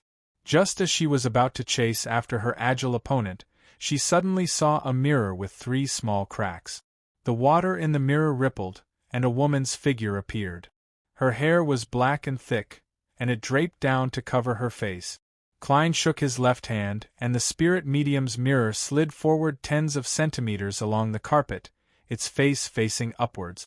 A pale hand reached out from the mirror, and the woman in a white bedsheet-like dress crawled out of the mirror and pounced at Madame Sharon. Madame Sharon's expression turned slightly gloomy. Her brown, innocent eyes were tainted with a layer of darkness. She was surrounded by 7 black flames. With a whoosh, a black flame flew out and hit the woman in the white dress, whose face was covered by her long hair. Whoosh! The woman began to burn, and she let out a painful moan before quickly vanishing. Whoosh! Whoosh! Whoosh! The black flames were like bullets as they shot towards Klein. Klein's pupils constricted as he hurriedly rolled, not daring to stop for even a moment. However, his tumbling movements gradually became sluggish. This was because the thin, almost invisible threads had once again entangled him, slowing him down and affecting his movements. This was the nemesis of a clown's combat ability. A black flame brushed past Klein's face and landed on Madame Sharon's huge bed. However, it didn't burn, as though it could only affect things with life or spirituality. Before Klein could rejoice that he had dodged the attack, a premonition flashed through his mind. Thus, he suddenly pulled his spine and changed from a forward roll to a side roll.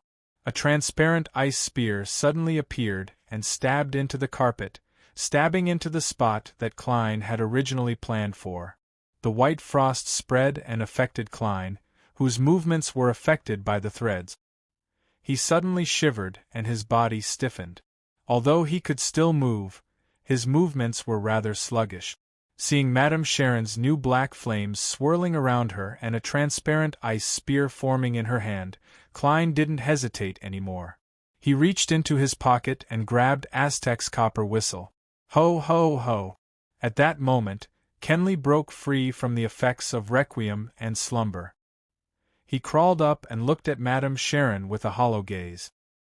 His face seemed to be shrouded in a shadow, silent and eerie. Thud, thud, thud. Kenley pounced towards Madame Sharon, who was closest to him. Madame Sharon narrowed her eyes and shot out the black flames around her at Kenley. Poof, poof, poof. The black flames disappeared like snowflakes. They didn't cause any effect. Klein was stunned at first, then he raised his right hand and fired at Madame Sharon's current position. Bang! Madame Sharon dodged in advance and threw out the ice spear, but it only pierced Kenley's clothes. It didn't penetrate the target's skin, so it didn't freeze him. Bang! Klein fired again. Madame Sharon dashed to the side of the broken full-body mirror and picked up a palm-sized fragment. She continued to move around nimbly, dodging the bullet. She used the irregular fragment to shine at Kenley, who was pouncing at her again, causing his figure to be reflected in the mirror. Then, as Madame Sharon dodged, she swiped at the mirror with her palm covered in black flames. At that moment, Klein had run out of bullets. He had no choice but to throw the revolver, letting the shell fall onto the carpet along with the revolver. Just as he rolled to pick up Kenley's revolver, he suddenly heard his teammates scream. Kenley stopped, bent over, and began vomiting. He spat out bile, a bright red heart, and his lungs and stomach that were burning with black flames. Chapter 200. The pulsating organs, the yellowish-green liquid, the silently burning black flames, and the human body falling forward were all reflected in Klein's eyes and deeply imprinted in his mind. Up until now, the most dangerous situation he had experienced was when he had to deal with Ray Bieber, whose digestion process had been interrupted. But even such a dangerous and terrifying monster had only caused serious injuries to the participants. No one had been sacrificed. The only teammate Klein had lost, old Neil, and the official Beyonder deaths he had witnessed, all stemmed from the loss of control. The murderer was either mysterious and indescribable, or it pointed to an evil god. It had nothing to do with the specific mission. Now, for the first time, he had seen the sacrifice of a teammate in a mission. Such a death stemmed from a single wrong choice. The Nighthawks were fighting against madness, but at the same time, they were fighting against danger. One mistake, and there might not be a chance to make up for it. With a boom, Klein's thoughts exploded. He seemed to be greatly agitated. He half squatted on the ground, raised his right hand, and fired at Madame Sharon. The silver demon hunting bullets passed through countless invisible threads and shot at her head and her translucent nightgown. Suddenly, Madame Sharon moved in another direction as if she was being pulled by something, dodging Klein's crazy shots. Only when all 5 bullets in the revolver had been fired, and when he heard the sound of an empty revolver, did Klein snap out of his daze and regain his ability to think. His heart tightened. He didn't even have time to reload the bullet. He threw away the revolver and grabbed a stack of tarot cards. But Madame Sharon's body jerked to the side. She saw a card fly past and stab deep into the surface of the dressing table. The corners of her lips curled up, and her beautiful brown eyes were once again dyed with a dark luster. Just then, her waterfall-like brown hair suddenly flew up, as if it was blown by an invisible force. Madame Sharon was stunned.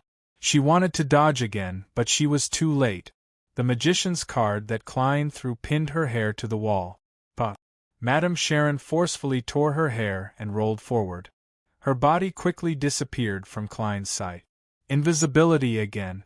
Klein held the tarot cards between his fingers and moved slowly, vigilantly observing his surroundings. Suddenly, he understood why Madame Sharon had given up on attacking and why she had slowed down. According to normal development, if Klein didn't use the Aztec copper whistle, he wouldn't have been able to fight against this terrifying witch. That's right. It must be the captain. He was overjoyed. His eyes turned and he subconsciously looked at the window. At the same time, he came to a conclusion. Madame Sharon wanted to escape. She already knew that we had companions who could drag her into a dream, but she didn't know if there were other Nighthawks, mandated punishers, or machinery hive mind members.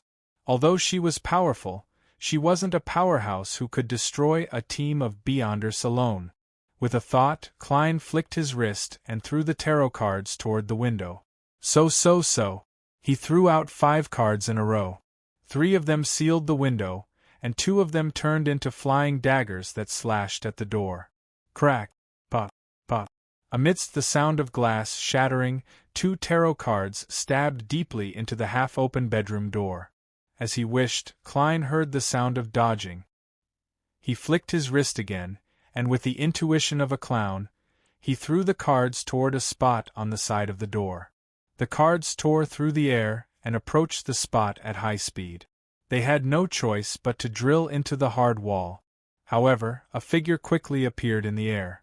It was Madame Sharon, who was wearing a translucent nightgown and had brown hair and brown eyes.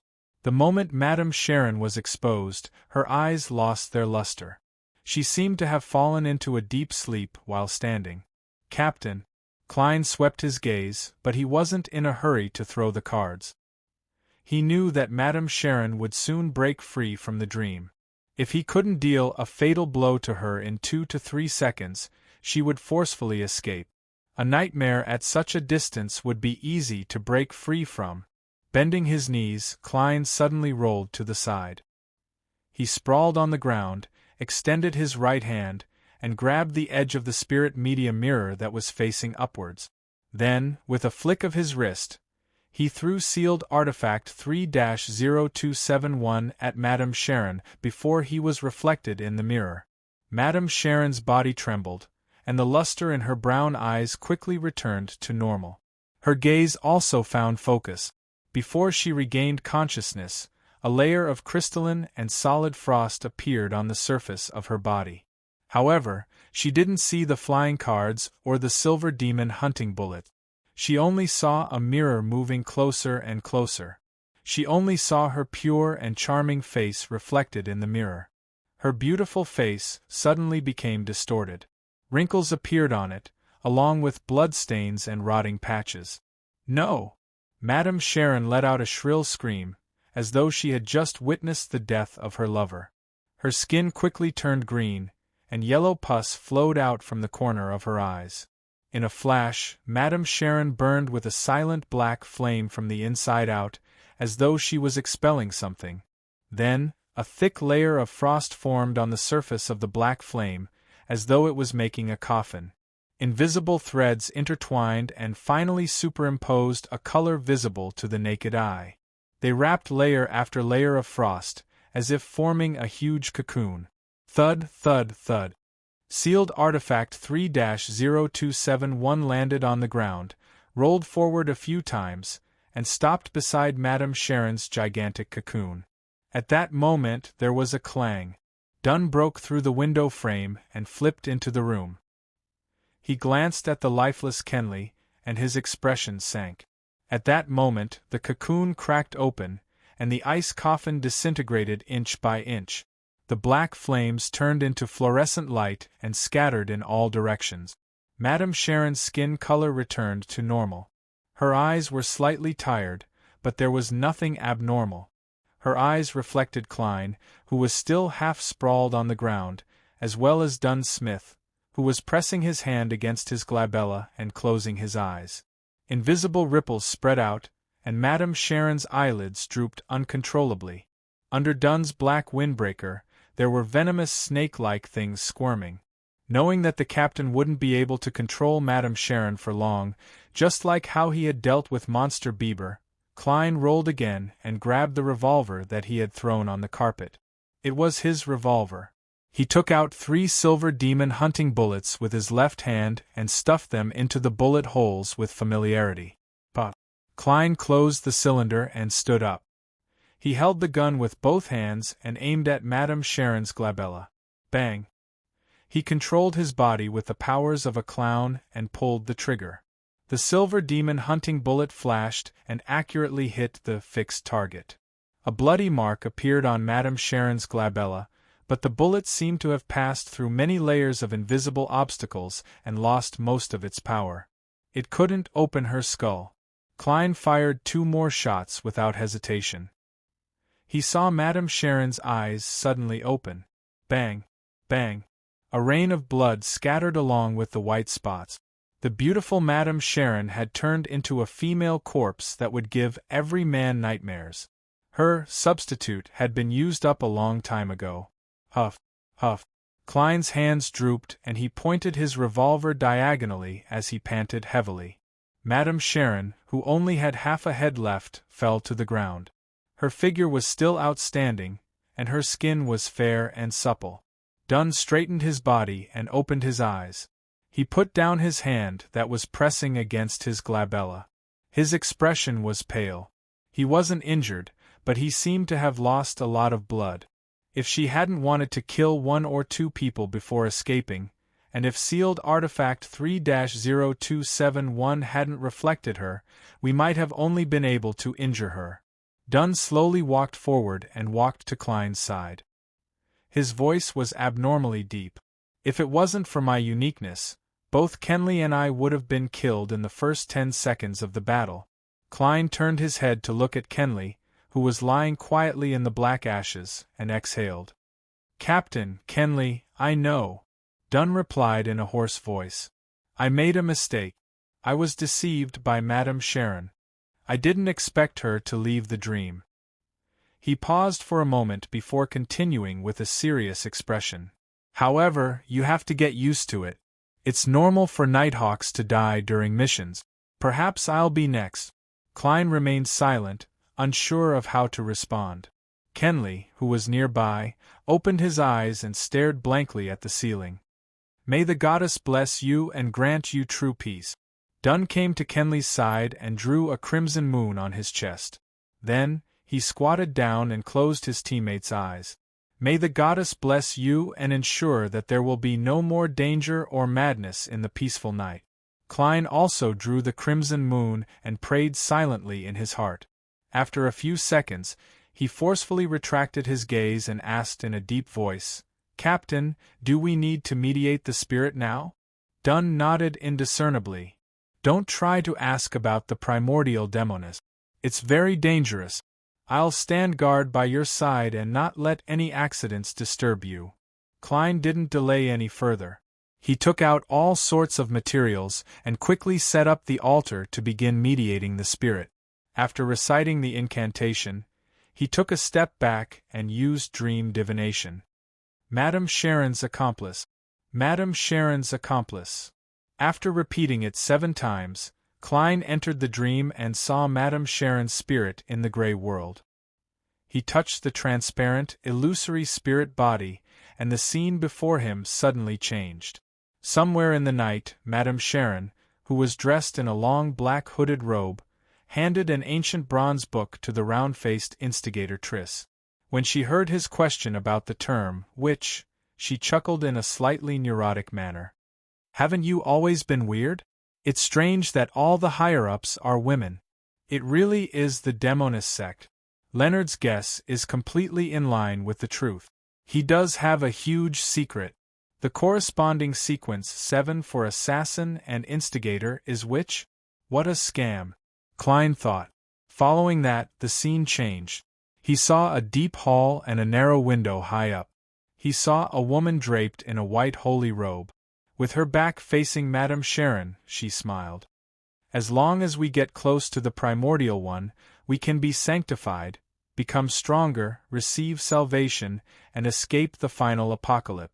Madame Sharon lowered her head and asked curiously, "But why do we have to become a woman?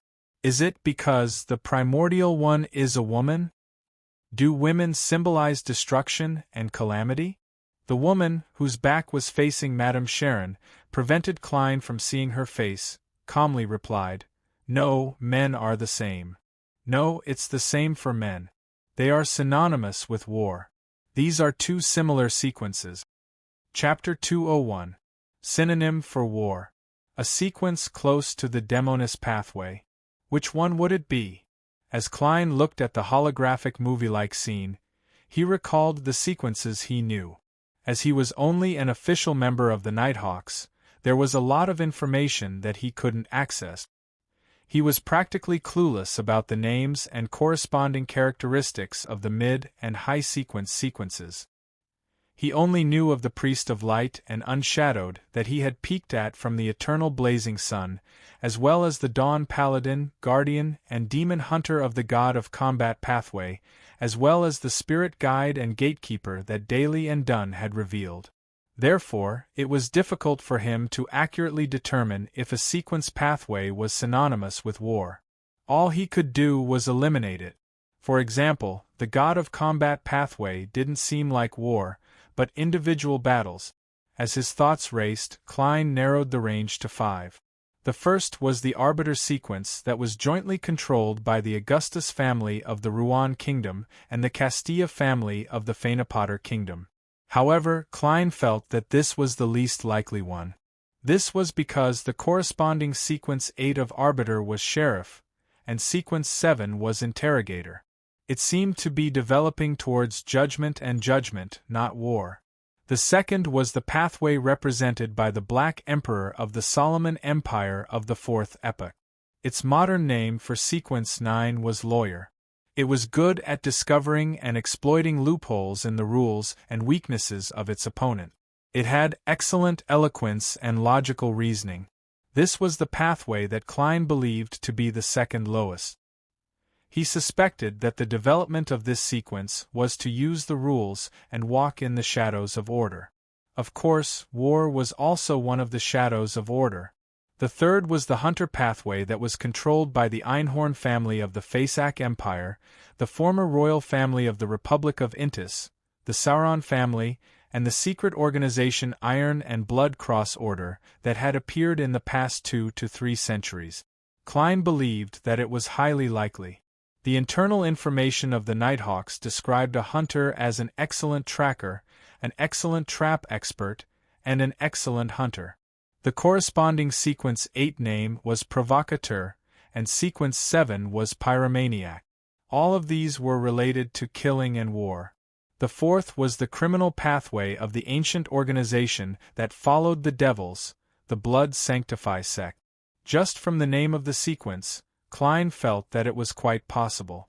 The fifth was the prisoner pathway in the hands of Rose School, which was famous for its bloody sacrifices.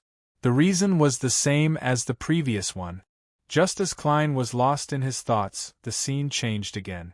Madame Sharon had just finished showering. Her hair was wet, and her face had a refreshing and alluring charm. I couldn't see the face of the white-robed woman who led Madame Sharon to become a demoness. It should be because my psychic abilities aren't strong enough. Klein reined in his thoughts and focused his attention on what was in front of him. Madame Sharon flipped her hair, and there seemed to be water droplets sliding down her face. She looked at the man waiting on the bed and snickered. "Do you need me to help you deal with Maynard?" The middle-aged man on the bed frowned and shook his head. "Unless you can guarantee that you won't leave any traces, but that's impossible. What else can you do?" Seeing this man, Klein was stunned for a moment, but he soon felt that it was within his expectations. The middle-aged man's photo often appeared on the front page of the Tianjin City Honest paper. He was the current mayor who was seeking re-election, and he was a member of the Conservative Party. Madame Sharon smiled and didn't delve into the topic. She pulled her nightgown halfway and walked to the bed. The scene changed one after another. Klein saw many members of parliament, businessmen, and government employees that appeared in the city's newspapers from time to time. They were either discussing how to collect donations, or discussing how to bypass the Campaign Act to bribe voters, or promising protection and solving problems. Madame Sharon played the role of a broker. This is actually a documentary. Madame Sharon introduces you to the upper circle of Tianjin City. But why are there beds in so many scenes? Many nobles and members of parliament know that Madame Sharon has many lovers, but why do they look like they can't resist the temptation? Is this Madame Sharon's sequence power? Klein was deep in thought as he finished reading. He speculated and lampooned silently to himself. After the mediumship, he confirmed that none of the people in Tianjin City's upper circle knew Madame Sharon's true identity. They didn't take the initiative to collaborate with her to murder Maynard.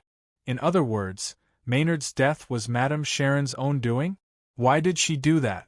There was no need for her to take the risk, right?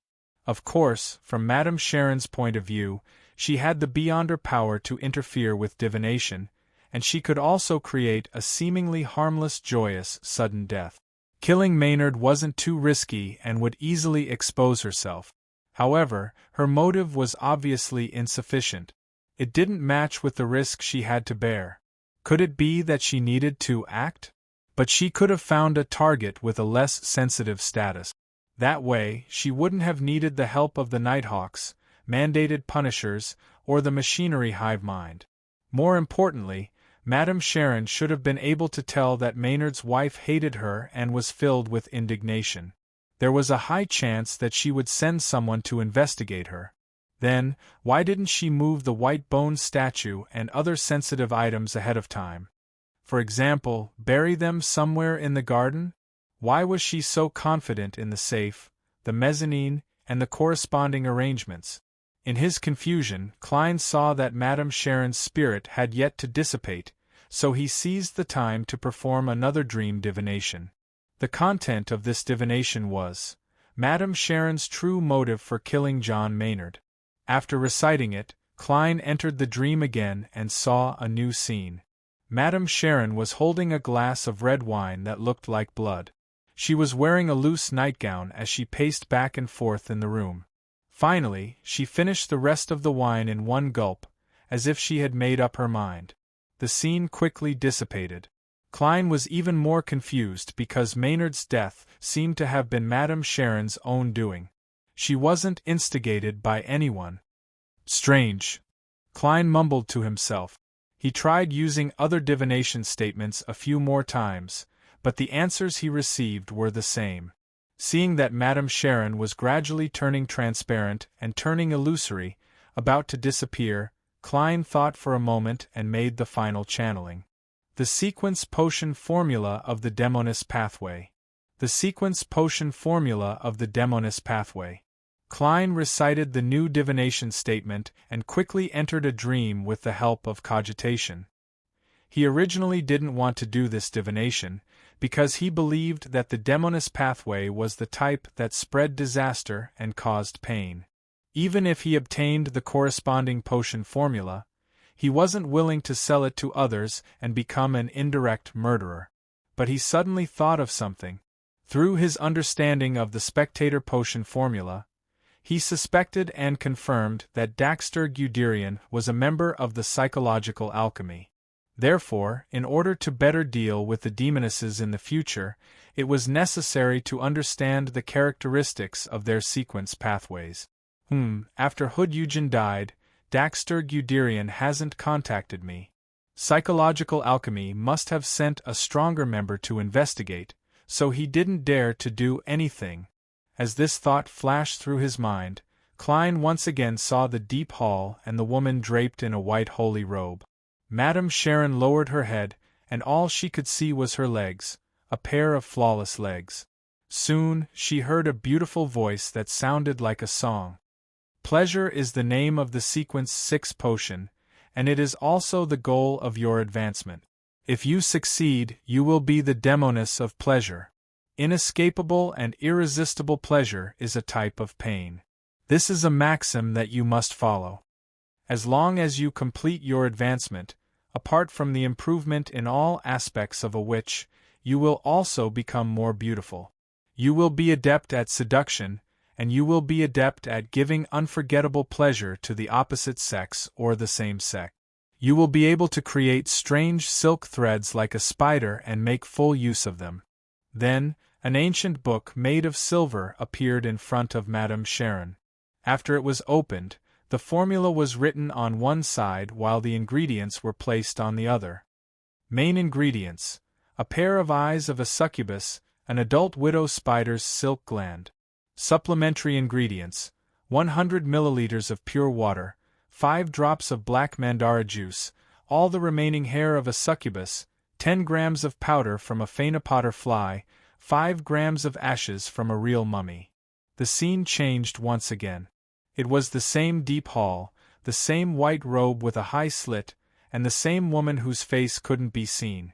However, the difference was that Madame Sharon had returned to her original appearance, the young man in the photo. A beautiful female voice echoed in his ears. "This is the name of the sequence 7 potion. I believe you must be very surprised." "Yes, I can't believe it's called a witch," Madame Sharon said agitatedly.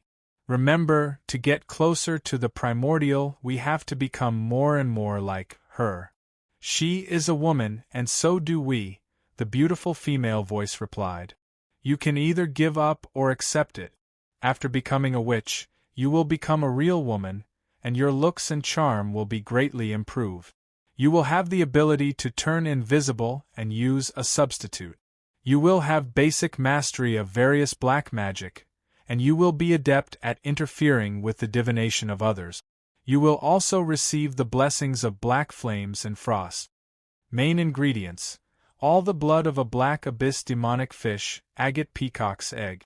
Supplementary ingredients: 80 milliliters of pure water, 5 drops of golden mandara juice, 3 scales of a shadow lizard, 10 drops of daffodil juice. Scenes flashed by. Klein saw the instigator formula and the assassin formula, and he understood their characteristic. When he wanted to continue the divination, Madame Sharon's spirit completely dissipated.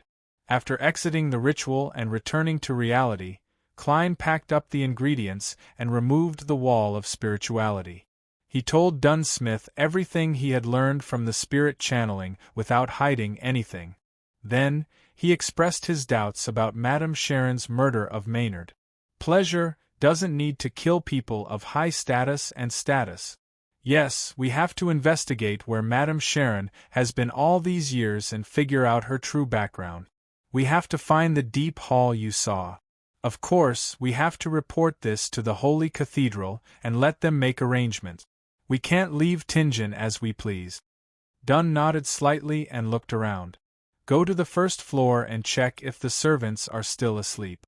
If anyone has woken up and noticed the commotion here, bring them over and sign a confidentiality agreement. I'll be in charge of the second floor. He had already found a black cloth and covered sealed artifact 3-0271. Upon hearing this, Klein was suddenly enlightened. He finally understood why the servants and attendants didn't rush over during the intense battle. It was because the captain had put them into a deep sleep right from the start. Klein's body was still cold and stiff. He could only slow down his footsteps and walk forward very slowly. When he passed by the bedroom door, he reached out and pulled out the 2 tarot cards embedded in it. He wiped them and put them back into his pocket. After leaving the room, he walked towards the staircase. After taking a few steps, he suddenly thought of a problem. How could he confirm that the person was asleep? Should I try each one of them with divination? That's troublesome. Captain is a nightmare, an expert in this field. I have to ask him if there's a quick and simple way. As soon as he thought of it, he turned around and continued moving towards the bedroom door while resisting the cold and stiffness. Before he even got close, his gaze pierced through the open door and saw the broken full-body mirror diagonally opposite him. There was still a small part of it hanging from the frame, and there were cracks on it the size of a palm. In the cracked mirror, the black-cloaked Dunsmith was half-sprawled beside Kenley's corpse. It was unknown what he was doing. Suddenly, he raised his head. His gray eyes were dark and deep, and the corner of his mouth was stained with dark red blood. Dark red blood.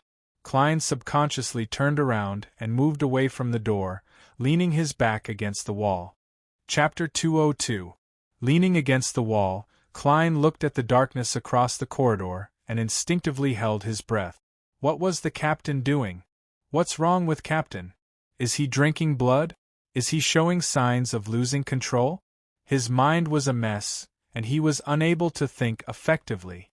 10 seconds later, Klein gritted his teeth and used the clown's control over his body to silently move to the staircase. Then, he deliberately increased his pace and walked back, arriving at Madame Sharon's bedroom door once again. Looking in, Klein saw the captain standing there, using layers of black cloth to wrap around sealed artifact 3-0271. His expression was solemn, his gray eyes deep and his face clean. What he saw just now seemed to be an illusion. From the corner of his eye, Klein saw that there were no changes to Kenley's corpse. It was still the same as before. He secretly took a deep breath and asked, "Captain, how do I know if the servants are asleep? It doesn't seem like I can accurately judge them with my astral vision alone. They will have different emotional reactions due to their dreams and will appear in corresponding colors." Dunn Smith held the spirit medium's mirror and was silent for a few seconds before saying in a hoarse voice, "Sorry, I forgot. I made too many mistakes tonight. You don't have to check. I'll make sure." He raised a hand and pressed it between his eyebrows. Then, he closed his eyes and let the invisible ripples spread to other rooms and to the first floor. Whether he was asleep or not could be seen clearly in front of the nightmare. Klein looked at this scene in a daze. He slowly lowered his eyes and bit the inside of his lip. "Captain, you really just wanted to send me away? What the hell are you doing? Do you know what you are doing?" He abruptly turned his head and looked at the window, only to see the crimson moon hanging high in the sky, as if it hadn't changed for thousands of years. After calming down for a while, Klein used the tarot cards, revolver, and half-top hat as a cover before carefully inspecting Kenley and Madame Sharon's corpses. They maintained the appearance they had when they died. Their skin turned pale at a speed faster than that of a normal person, and there were even traces of purple. It's a little strange. They seem to be missing something. It's not a specific thing, but a certain feeling, Klein muttered to himself. He felt the cold wind blowing through the broken window, making his hair stand on end. At this moment, Dunn opened his eyes and said in a low voice, "They're still asleep, but a few are close to waking up." "That's good, that's good." Klein looked at the captain, not knowing what to say. Dunn looked around and said, "Deal with the items at the scene, then go to the nearest police station and get someone to come over. Go back to Zutland Street on the way and get Fred to help." Klein gave the captain a deep look, gritted his teeth, and nodded. "Yes." With Dunn's help, he quickly cleaned up the scene and left Madame Sharon's house through the front door. After passing through the garden and coming outside, Klein couldn't help but look back. He saw that the building was still quietly creeping in the darkness, without a single ray of light. He turned around with a heavy heart and quickly found the nearest police station based on his impression of it. This was common knowledge that every Nighthawk had to remember. Knock, knock. Klein knocked on the metal door. Not long after, the police officer on night duty carried a lantern and walked through the small courtyard. He pulled open the door and examined it curiously. "What's the matter?" Klein couldn't force any expression on his face. With a sullen expression, he took out his identification and showed it to the police officer. "There's been a serious murder case at 15 Olsna Street. Get your partner to help immediately." The police officer raised the lantern and scrutinized his identification. Then, he closed his legs and saluted. "Yes, sir." After dealing with this matter, Klein took a rental carriage back to Zutland Street. Along the way, he sat in the dark carriage, his thoughts in a mess. Kenley is dead. I remember he was just engaged. His parents are still alive. What was Captain doing just now, or could it be that he was thirsting for blood, or does he have another motive? His memory is still so bad, and there's no obvious improvement. This means that there aren't any signs of him losing control. But I've known about the acting method for some time. Does the lack of improvement in my memory mean that there's a problem in the dark? No. Captain must still be trying to figure out how to act as a nightmare. Right, one of the main reasons for Kenley's death is sealed artifact 3-0271. It was given to him by Captain. What am I thinking? It was a necessary choice back then. It was also Captain's suggestion to use sealed artifact 3-0271. Calm down. I can't let my imagination run wild, and I can't wait to prevent the situation from worsening. I'll send a letter to Madame Daly later, and see if she knows what this means.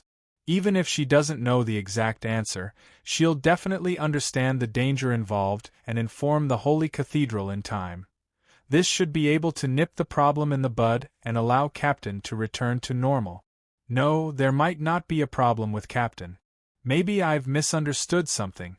Let's see what Madame Daly has to say. When the rental carriage arrived at 36 Zutland Street, Klein had already thought of a countermeasure and made a decision. He was no longer as flustered and helpless as before. He followed the stairs and climbed to the entrance of the Blackthorn Security Company with heavy footstep. He took out his keys and opened the door. The familiar setup and setting before him made him feel a lot more at ease. It was just like how he felt every time he went to the captain for help. Taking a deep breath, Klein arrived at the recreation room of the Nighthawks. He saw Fry reading a book in solitude under the light of the gas lamp. He turned his head to look at Klein. His cold and gloomy face revealed obvious concern and nervousness. "What happened? Where are Captain and Kenley?"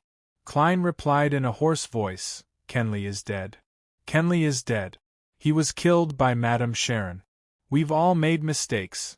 Captain is guarding the scene. He wants you to go over and help." Before they set off, Dunn had briefed Fry on the situation. He told him that if they didn't return within 2 hours, he was to immediately send a telegram to the Holy Cathedral.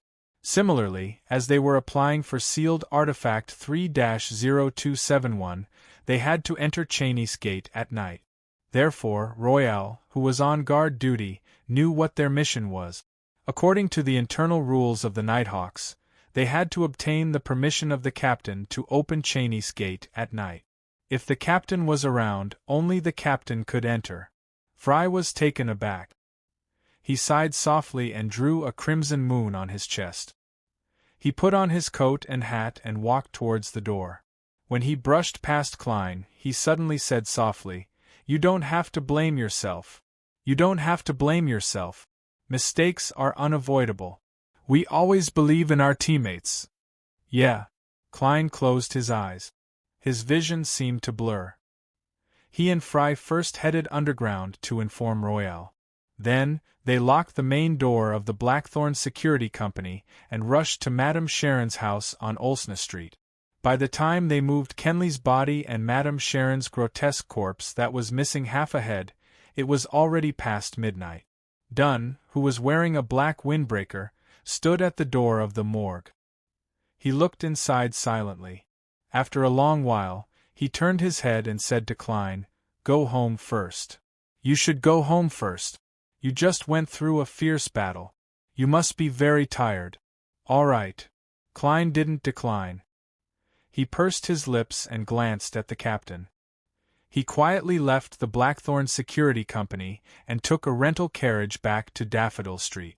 Just like the last time, he easily entered his bedroom and locked the door from the inside. Pulling out the ritual dagger, Klein created a wall of spirituality that sealed the room. He then sat in front of his desk and spread open a piece of paper. He picked up a fountain pen and hurriedly wrote, "Dear Madame Daly, I've noticed that there's something wrong with the captain recently. He's been quietly—" At this point, Klein suddenly stopped writing. His mind was blank. He didn't know how to continue or how to describe it. But he abruptly threw away the pen, grabbed the paper in front of him, crumpled it into a ball, and slammed it on the table.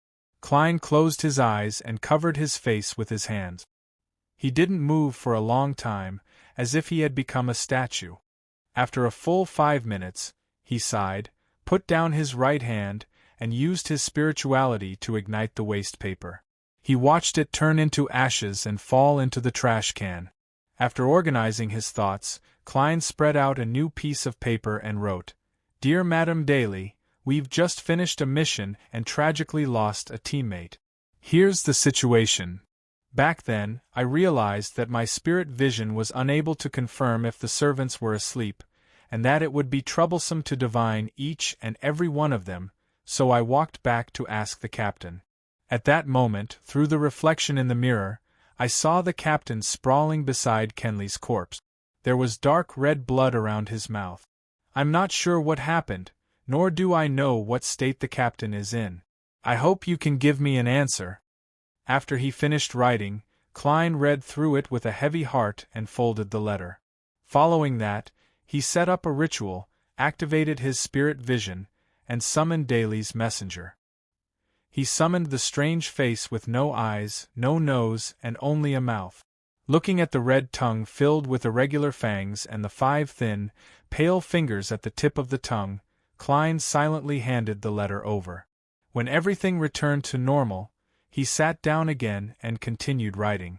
This time, he wanted to ask Mr. Aztec. "In a recent mission, something strange happened to my superior. In a recent mission, something strange happened to my boss. He sent me away and half knelt next to his teammate's corpse. His mouth was covered in dark red blood. In your memory, have you ever experienced something like this? How can I help my superior?" Chapter 203. After folding the letter, Klein took out the copper whistle, brought it to his mouth, and blew hard. Silently, he saw illusory white bones on the desk being thrown out one by one, turning into a fountain and forming a huge monster.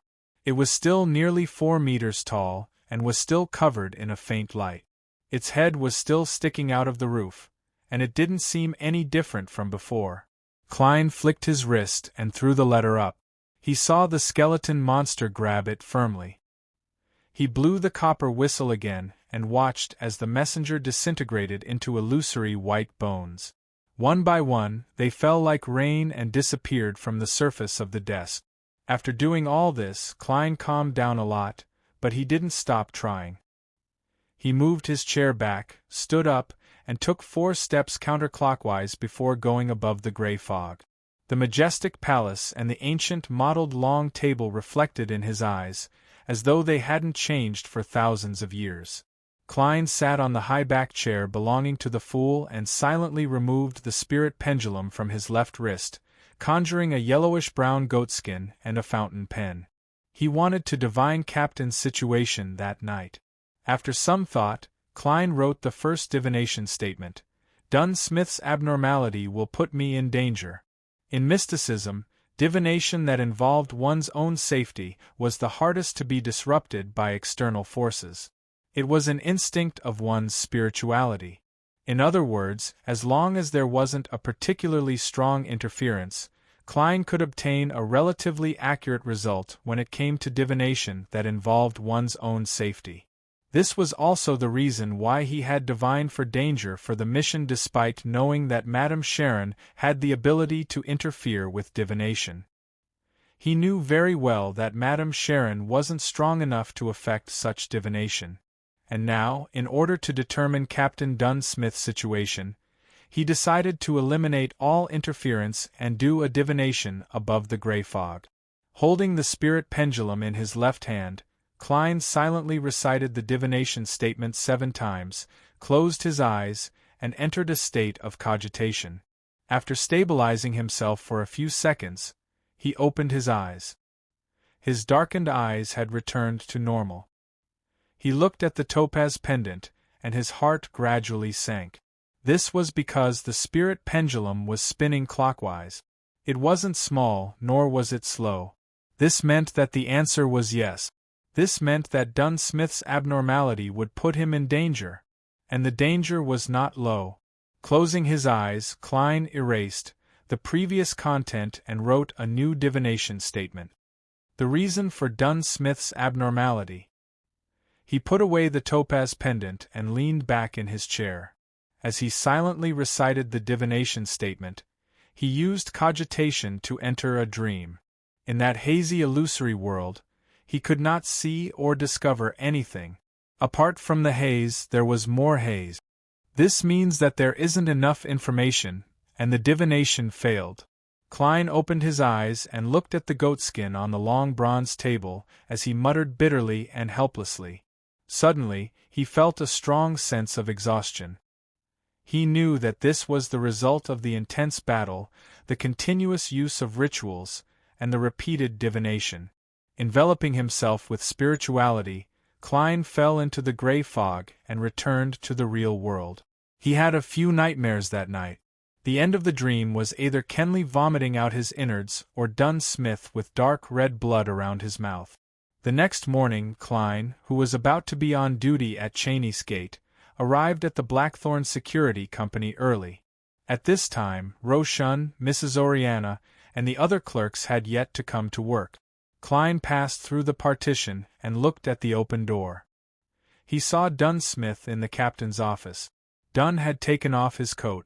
He was only wearing a white shirt and a black vest.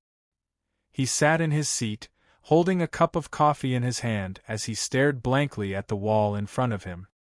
His hair was slightly dry and his gray eyes were dim. His chiseled face was clearly haggard. Even for a captain who had experienced many similar things, losing 2 teammates in a row in such a short period of time was unbearable.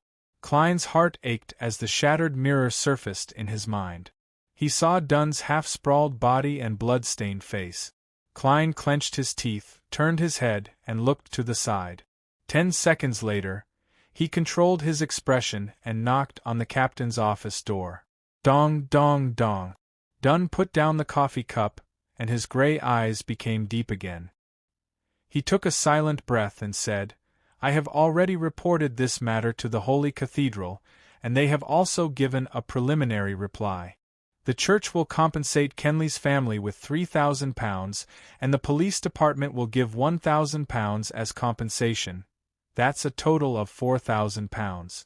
To most middle-class people, that's an amount of wealth they wouldn't be able to accumulate in their entire lives. Kenley's weekly salary is £7, and his annual salary is £364. With bonuses and additional income, it'll be at least £380. £4,000 is equivalent to 10 years of his income. With such wealth, he'll be able to earn at least £200 a year. It can barely make up for the damage Kenley's death caused to his family. Although money can't replace feelings or Kenley, this is the only effective method at the moment." Many thoughts flashed through Klein's mind, but he finally sighed. "There's only so much we can do." The Church of the Evernight Goddess was very conscientious in this aspect. Dunn tugged at his collar and said in a low voice, "Go underground and swap places with Royale." "All right." Klein nodded slightly. He turned around and walked towards the door. He heard the captain add something that sounded like he was talking to himself. He heard the captain add as though he was talking to himself, "We'll send Kenley home later." Send Kenley home? How will his father, mother, siblings, and fiancé react? Klein's heart tightened. He was actually glad that he didn't have to face that kind of sadness. He knew that he was trying to avoid it, but he was really afraid of seeing Kenley's parents' grief-stricken eyes and his fiancée's soulless expression. He was afraid to see their resentful expressions, and he was afraid to hear their sobs. He quickened his steps and arrived in front of Cheney's Gate. He silently completed the handover with Royale. He sat in the duty room, occasionally taking out his silver pocket watch and watching the time pass. After an unknown period of time, Klein suddenly heard a series of illusory voices. He glanced at the 4 black dots on the back of his hand and knew that Justice, the hanging man, or the sun were praying to him. But he couldn't respond in time. All he could do was endure until the notification ended, until he received another prayer, and until he returned home the next morning. Just as he took out his keys to open the door, Klein saw Bella wiping the dining table. His sister, Melissa, and brother, Banson, were walking down the stairs in their outdoor attire. "Didn't you just attend Mass last week?" Klein asked curiously. Banson smiled. "I can understand the memories of someone who hasn't slept the entire night." "Ah." Klein was even more confused. "Today is the first day of tickets for the return of the Count," Melissa explained. Klein smacked his forehead and took off his hat. "I've been too busy recently and forgot about it. Especially these 3 days," he added with a sigh. Melissa looked at him with concern and said, "Your breakfast is in the kitchen. Go to bed after eating." "Banson and I were thinking that since we're going out, we might as well go to St. Selena Cathedral to attend Massachusetts," All right. Klein waved goodbye to his brother and sister. After a simple breakfast, he returned to his bedroom. After finishing his preparations, he took 4 steps counterclockwise and went above the gray fog. He saw the crimson stars corresponding to justice and the hanging man expanding and contracting in an illusory manner.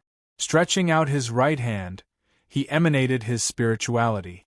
A blurry scene appeared before Klein's eyes as he heard Miss Justice's prayer. I pray that you will listen to me. Because of the Zillings incident, my father hired a beyonder to protect me, and there's also surveillance in the dark that I don't know about. It wasn't easy for me to find an opportunity to pray to you.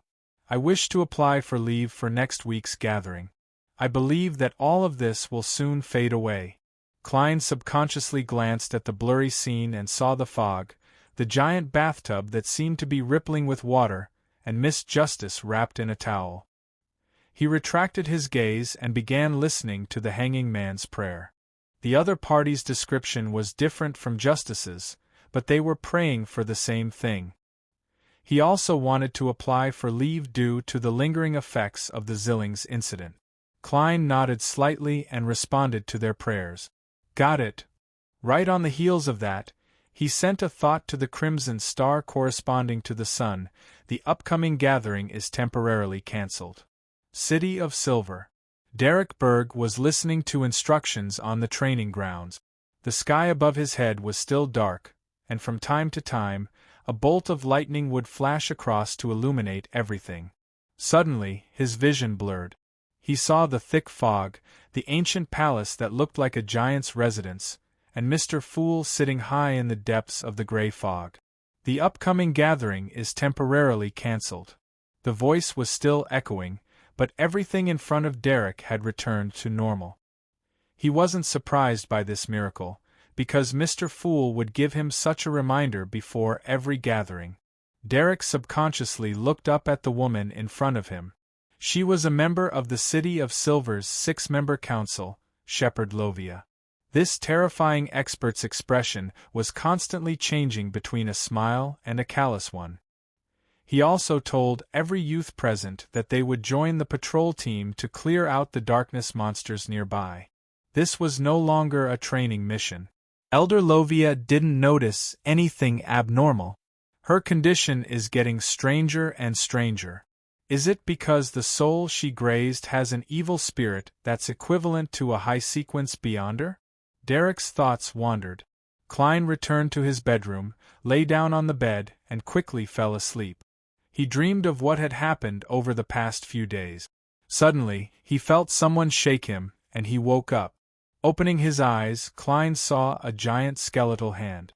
The giant hand paused for a moment, threw the letter it was holding onto the bed, and then disappeared. Mr. Aztec's reply.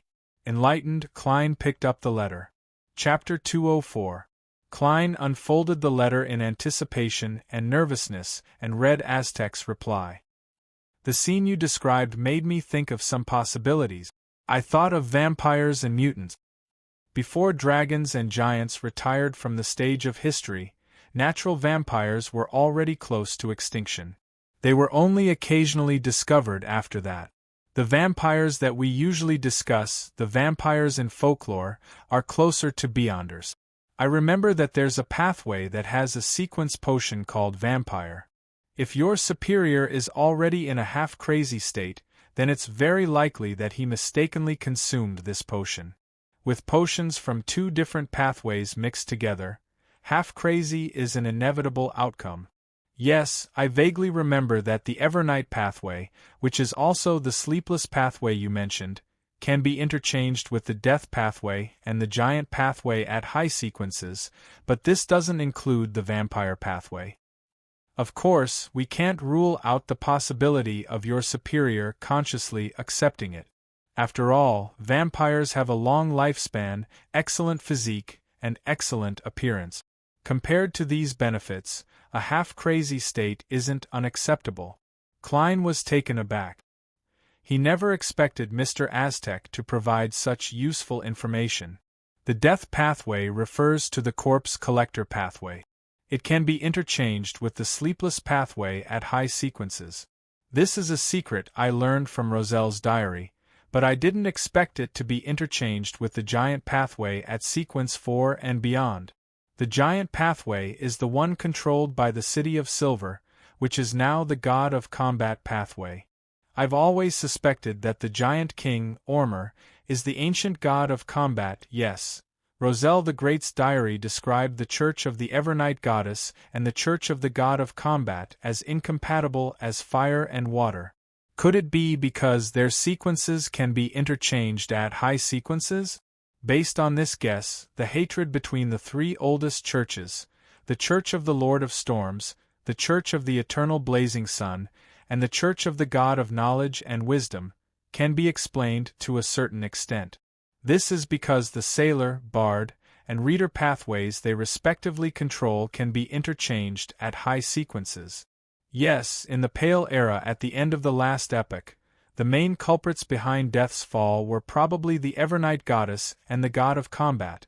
The captain's usual state was very normal. Other than having a bad memory, he didn't show any signs of madness. He could rule out the possibility that he had consumed the vampire potion. Mr. Aztec has recalled many things recently. Could it be that creeping hunger really stimulated him?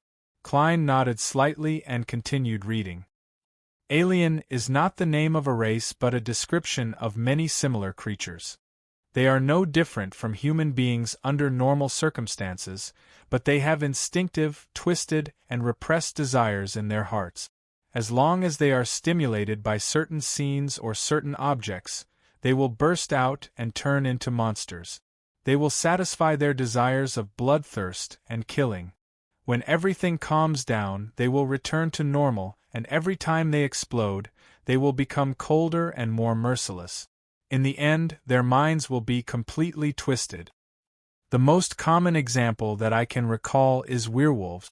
They are usually equivalent to humans and can't be identified with most Beyonder powers. But during the full moon, the twisted desires in their hearts will intensify, and their bodies will also undergo certain changes. Your superior might be a hidden mutant. The death of his teammates triggered his nature.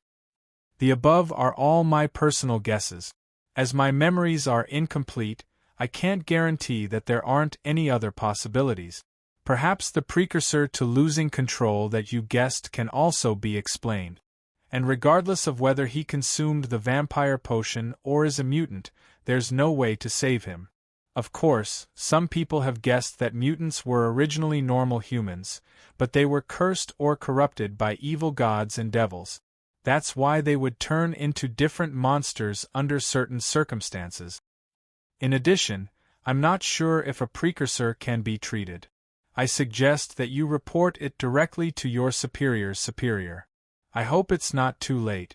Putting down the letter, Klein looked at the desk with a heavy expression and thought for a long time. He had to admit that the possibility of a mutant existed, but he couldn't eliminate the possibility of it being a precursor to losing control. I can only wait for Am Daly's feedback. I sent the letter last night, so she should have received it yesterday morning. If she replied in time, I would have seen it last night or this morning. It's almost noon. That little messenger doesn't dare to approach Cheney's gate? Or is M. Daly held up by something else? Klein shook his head. He still felt exhausted, so he relied on cogitation to force himself to sleep again. In the hazy world, he suddenly woke up and realized that he was dreaming. Then, he saw Dunn Smith appear in front of him in a thin black trench coat. According to the normal reaction of a dream, Klein slowly called out a summon. "Good morning, Captain," Dunn nodded slightly. "Leonard discovered a clue while investigating the Lenevis case. He needs your help. The mystery prior sent by the Holy Cathedral will only arrive tomorrow morning due to a malfunction on the steam locomotive." "All right," Klein replied in a fleeting tone. Dunn thought for a moment before adding, "You don't have to return to Zutland Street. You don't have to return to Zutland Street. Go directly to 62 Howe Street. Leonard will wait for you there. Thank you for your hard work." Just as he said that, Klein's dream shattered inch by inch as he subconsciously opened his eyes. Howe Street.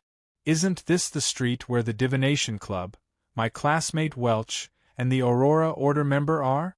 So many things have happened recently. One thing after another, as if something is brewing. Klein slowly got up in thought. He first went to the bathroom to clean himself up before changing into a white shirt, a brown vest, and a thin black trench coat. He picked up his half-top hat and went downstairs to the living room. It wasn't even 11 yet. Banson and Melissa hadn't returned yet. Klein told Bella that he didn't need to worry about his lunch. Following that, he took a public carriage to Howe Street and saw the midnight poet, Leonard Mitchell, with his messy hair, standing in front of Unit 62. In September, when the weather turned cold, Leonard was still wearing a thin white shirt and a pair of beige trousers. His green eyes swept the area and said, "That's right." His green eyes scanned the area and said, "This might very well be a house rented by Lenevis under an alias." "How did you find out?" Klein asked curiously. Leonard pointed to his head. "Since you've received clues from Hoodeugen and suspect that Lenevis might be related to that member of the Aurora Order, the cloth merchant Cirrus Arpus, I can only change my line of thought since my normal investigations didn't yield any results. I'll start searching through the Aurora Order." Previous reports showed that Sirius had dealings with many residents of Howe Street. "I checked them one by one and found some problems." "What's the problem?" Klein nodded slightly. Leonard raised his eyebrows. "It's a very obvious problem. The tenant rarely appears here. After Honas Vincent died, he claimed that he was going to the southern continent to do business and never returned. His information is very authentic, and the police didn't find anything." "That can only be considered a coincidence," Klein said with a frown. "Of course, it's just a coincidence. But when I asked the surrounding residents about Lenevis's photo, an old man felt that he looked similar to the tenant of Unit 62, except for the glasses." Leonard took out a black and white photo from his pocket. "Why didn't you say so earlier?" Klein lampooned and followed Leonard into Unit 62 of Howe Street. According to his request, he began to divine if there was a hidden compartment or secret chamber. And the result was that there was a hidden compartment or secret chamber in this house. Klein wrote down a new divination statement and sat on the sofa. He closed his eyes as he recited it. After repeating it 7 times, he entered a dream. His vision was hazy. In the hazy world, Klein saw an oak bookshelf and rows of books. He saw one of the books being taken away, and the wooden surface beside it suddenly opened, revealing a hidden compartment. The scene quickly disappeared. Klein opened his eyes and said to Leonard, "Don't worry."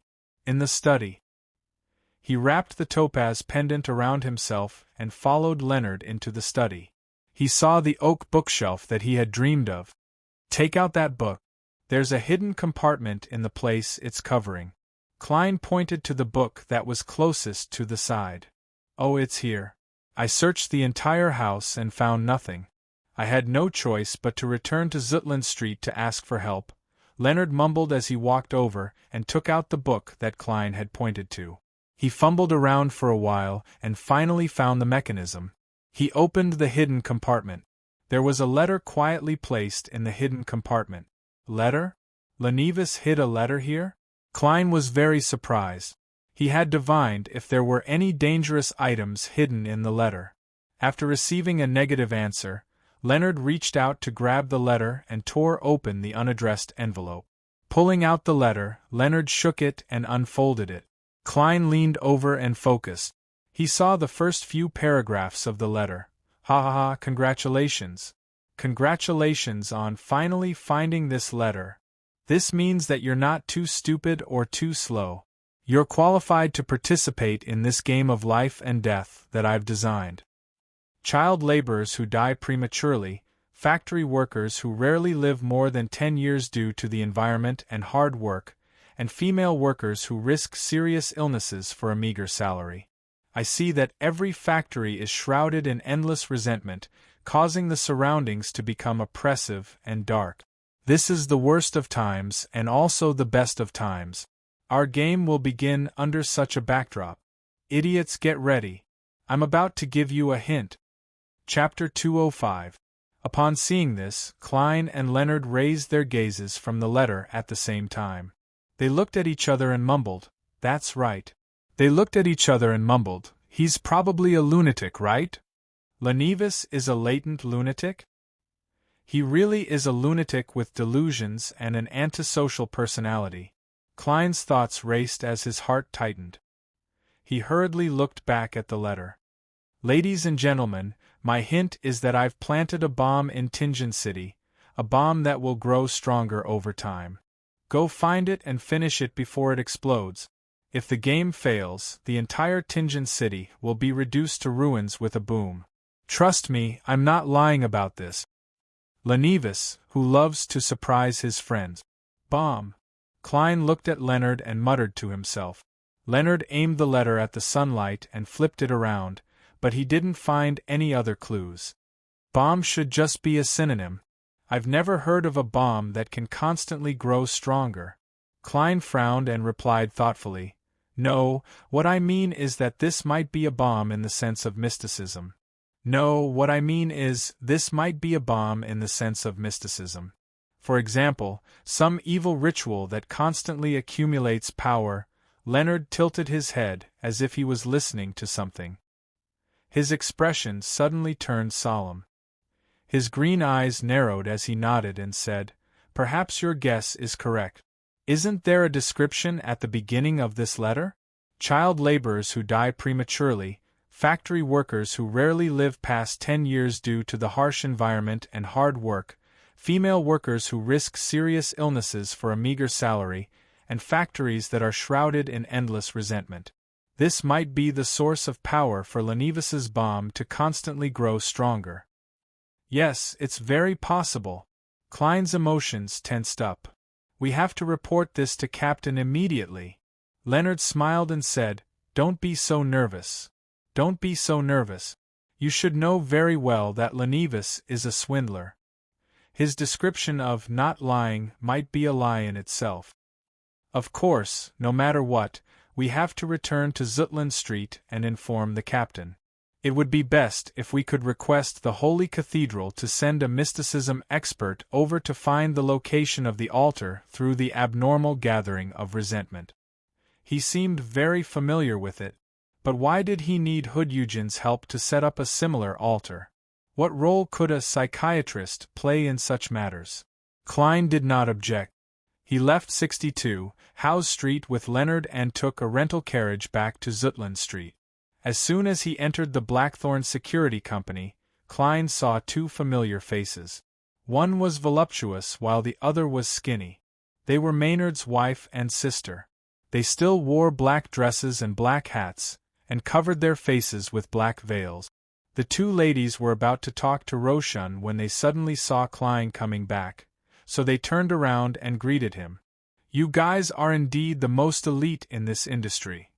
Mrs. Maynard nodded slightly and said in a low voice, "I'm very satisfied with this outcome, and I admire your style of doing things. This is the reward you deserve." The skinny lady handed a light brown paper bag to Klein. There was a thick stack of cash in it. There were £10, £5, £1, 5 soldi and 1 soldi. A total of £230, the skinny lady said simply. Klein was not in the mood to care about money at the moment. He immediately threw the bag to Roshan and said, "Give this to Mrs. Oriana. I believe the two esteemed ladies won't count the money wrongly." At this moment, he glanced at the Tingen City Honest paper in Mrs. Maynard's hands. There were two pieces of news on the front page.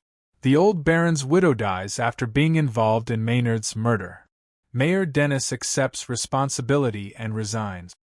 He apologizes for the deterioration of security in Tingen City over the past 3 months. They've finally come to an agreement on Madame Sharon's case? I haven't had the time to read the newspaper today. Klein nodded at the two ladies and followed Leonard through the partition to the captain's office. How is it? Did you find any clues? Smith closed the document and raised his head. He looked at Klein and Leonard with his deep gray eyes. "We found a letter left behind by Lenevis." Leonard didn't elaborate and directly handed the letter that was filled with madness and provocation to the captain. Dunn unfolded the letter and quickly scanned through it. At the end, he rubbed his temples. When he was done, he rubbed his temples and said, "What a lunatic! He's only a sequence 8, at most a sequence 7. Klein agreed sincerely. Lenevis is a dangerous person who can cause great damage to society's stability. Even if he's weak, we can't underestimate him. Following that, he described his and Leonard's conjectures. Dunn touched his receding hairline and said, "That's what I think too. I'll immediately send a telegram to the Holy Cathedral and get them to send mysticism experts over to assist us. No one knows how dangerous Lenevis's so-called bomb is. We have to be careful. I'll arrange the follow-up actions after the Holy Cathedral gives me a reply." Klein and Leonard looked at each other and nodded in unison. "All right." While the captain was sending a telegram to the Holy Cathedral, Klein returned to the reception hall and took a copy of the Tianjin City Honest paper from Roshan. He stood at the partition and focused on reading the 2 pieces of news. The widow of the old baron of the Koi family, Madame Sharon, is suspected of being involved in the sudden death of Maynard. The police received a tip and were dispatched during the night. They discovered that Madame Sharon and her accomplices had knocked out the servants and attendants and were practicing devil worship in her bedroom. They refused to surrender and attempted to resist, resulting in the death of a heroic police officer. In the end, Madame Sharon and her accomplices paid the price with their lives for their evil deeds. Mayor Dennis resigned due to the deteriorating security in Tianjin City. He also announced that he won't be participating in next year's election. For the next few months, Deputy Mayor Harry will take over the mayor's duties. A heroic police officer. Is that how Kenley is described? Klein sighed. He knew that this was the best way to handle the situation. According to the internal rules of the Nighthawks, in order to prevent evil forces from taking revenge on their families, even if they were to be sacrificed, their names couldn't be mentioned by ordinary citizens. After silently folding the newspaper and placing it back at the reception desk, Klein suddenly saw another visitor enter the door. She was also a lady, but she wasn't very old. She was in her early 20s at most. She wore a ruffled hat and a loose dress. She had a smooth forehead, long blonde hair, green eyes, and a melancholic yet calm demeanor. She was quite a beauty. The most eye-catching thing about her was her bulging belly. She seemed to be more than 7 months pregnant. Klein froze for a moment. He felt like he had seen this young pregnant lady somewhere before. Suddenly, he heard Leonard blurt out in shock. "Miss Megos." Megos. Yes, the young lady who was seduced by Lenevis. She was pregnant with Lenevis's child, and as a result, she had some mental problems. She said that her child could hum and whistle in her mother's womb. Klein suddenly understood. He wasn't surprised that Leonard knew Megos. During the investigation of the people and items related to Lenevis's case, this lady's photo had been seen by every Nighthawk. Klein had known her even earlier. Back then, her aunt, Madame Christina, who had been cheated of all her savings by Lenevis, had brought her to the divination club to ask for help. She had even asked if the child in her belly was considered a related item. At this moment, Megos, who heard Leonard's voice, looked at the two of them with slightly listless eyes. She greeted politely, "Hello? Miss Megos, what are you doing at the Blackthorn Security Company? Is there anything you need me to entrust you with?" Klein asked as he took 2 steps forward. He was puzzled by Megos' sudden visit. He felt that it was very, very, very coincidental. He had just discovered the letter left behind by Lenevis, and Megos came looking for him? Megos rubbed her belly and smiled faintly. "I don't know why, but I suddenly thought of coming to Zutland Street. I suddenly wanted to come up and take a look. Her mental problems are getting worse." Klein recalled that he hadn't activated his spirit vision in time the last time and hadn't been able to confirm Migos's condition. Hence, he lifted his teeth and was about to knock lightly to the left. At this moment, he suddenly froze. Thoughts that were more intense than the previous one flashed through his mind. I can't look. I can't look. I can't look. I'll die. I'll die if I see it. I'll die if I see it. Klein stood rooted to the ground like a statue. His forehead was covered in cold sweat. It was as if he had experienced the deepest and darkest nightmare, and he almost couldn't wake up from it. Suddenly, he understood something. It wasn't that he hadn't been able to activate his spirit vision in time, but that his spirituality had sensed an unimaginable danger, causing him to subconsciously slow down. He had missed the opportunity and forgotten what was going to happen next. Back then, Klein hadn't completely digested the seer potion and hadn't advanced to sequence 8. His spirituality's obstruction was very subtle and hard to detect. It was like an instinctive action that he wouldn't pay too much attention to. But now, the spirituality's warning based on the clown's premonition was so clear and obvious. After more than 10 seconds, Klein finally broke out of his cold sweat state. He turned his head to look at Leonard and realized that the midnight poet's face was covered in cold sweat and his eyes were filled with fear. Suddenly, Klein understood what the bomb Lenivis mentioned was. It was the baby in Migos's stomach. It was the baby he left behind. Klein immediately thought of the description in the letter and Hood Eugen's reply. He suddenly remembered a passage in Roselle's diary. The Industrial Revolution that I started with my own hands, the age of steam and machinery that I forged with my own hands, will become the breeding ground for the birth of an evil god? Klein's pupils constricted as he thought of a possibility, but he instinctively refused to acknowledge it. No, that's not right. The baby in Migos's stomach isn't the son of an evil god, nor is it an evil god that's trying to be born. No. How could Hood Eugen do something so stupid? Although his psychiatrist powers could indeed help Lenivis hide it from Migos and make her a tool for pregnancy in a semi-conscious state. No.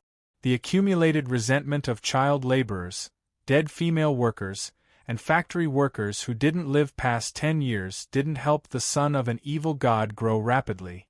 No. No, I can't look directly at a god. Chapter 206.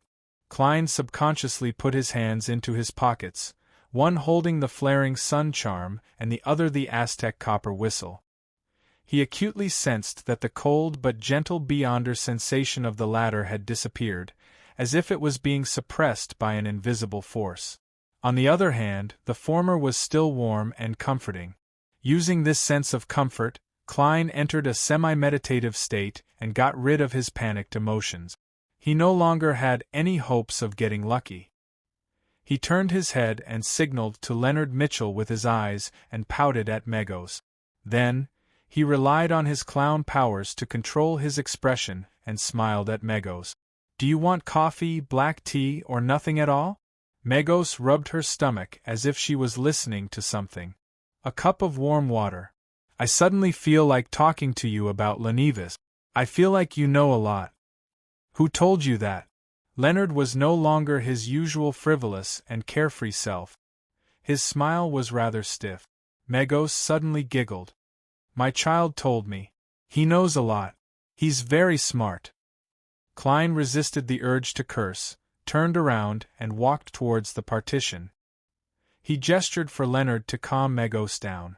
Leonard forcefully curled up the corners of his mouth and pointed to the sofa. That's exactly what I wanted to talk about. We also wish to talk to you about Lenivis. Roshan, who was at the reception desk, looked at everything in confusion. She suddenly realized that she didn't need to do anything. Klein quickly passed through the partition and opened the door to Dunsmith's office. He slammed the door shut. He looked at the surprised Dunn and said in a deep voice, Captain, something big has happened. I know what the bomb Lenivis was talking about. I know what the bomb Lenivis was talking about. Dunn stood up and pointed outside. Migos? He had clearly heard Leonard's shocked voice, but he couldn't see the cold sweat and fear in the eyes of his two teammates. Klein nodded and quickly explained, "That's not the case. I tried to activate my spirit vision to observe Megos to confirm her mental state, but my spirituality stopped me from trying. It kept telling me not to look, not to look. I'll die if I see it." This reminds me of the saying, "Don't look directly at God." Even if the baby in Megos' womb isn't an evil god attempting to descend or the son of an evil god, it's definitely a mythical creature. Captain, thinking back to the Black Altar in Hood Eugen's memories, his powers as a psychiatrist, and the tragic world described in Lenivas's letter, I feel that my guess might be close to the truth. Lenivas obtained ritualistic magic related to the true creator from the Aurora Order members, and with Hood Eugen's help, he made Megos a vessel to nurture a certain power. This power would use the resentment, depression, and gloom around the factory to grow rapidly until it matured. Or rather, the ritual itself needs the resentment, depression, and gloom to succeed. Dunn thought about it seriously for more than 10 seconds and nodded with a serious expression. "I'll immediately seek help from the Holy Cathedral. I hope the baby in Megos' womb can still wait. Of course, we can't do nothing. Tell Leonard to hold Megos back, and try not to let her leave the company. Then, inform Mrs. Oriana and Roshan to evacuate all non-combatants. I'll head behind Cheney's gate after sending the telegram. We have to be prepared for the worst. That is, the baby in Megos' womb is about to be born before the help from the Holy Cathedral arrives. As the captain of the Tinjan Nighthawks, I have the right to use Saint Selena's ashes in times of crisis." Saint Selena's ashes. High sequence Beyonder's ashes. Cheney's gate's seal core. Klein calmed down a little as his thoughts raced. His thoughts raced as he said, "Captain, we can also seek help from the mandated punishers and the machinery hive mind. They should have similar holy relics." At this point, an idea suddenly flashed in Klein's mind as he muttered to himself, "That's right." He muttered to himself, Lenivas's case was previously handled by the mandated punishers. During that period of time, one of their senior members lost control. Old Neil and I helped him deal with it, as he murmured. His voice suddenly became louder. "Captain, can you ask the mandated punishers if the member who lost control had followed or monitored Megos? You suspect that his loss of control was due to the contamination of the baby in Megos' womb?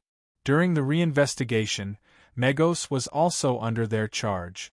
Dunn replied solemnly, "We can't delay any further. Go look for Mrs. Oriana and the rest. I'll quickly send a telegram and seek help from the Holy Cathedral.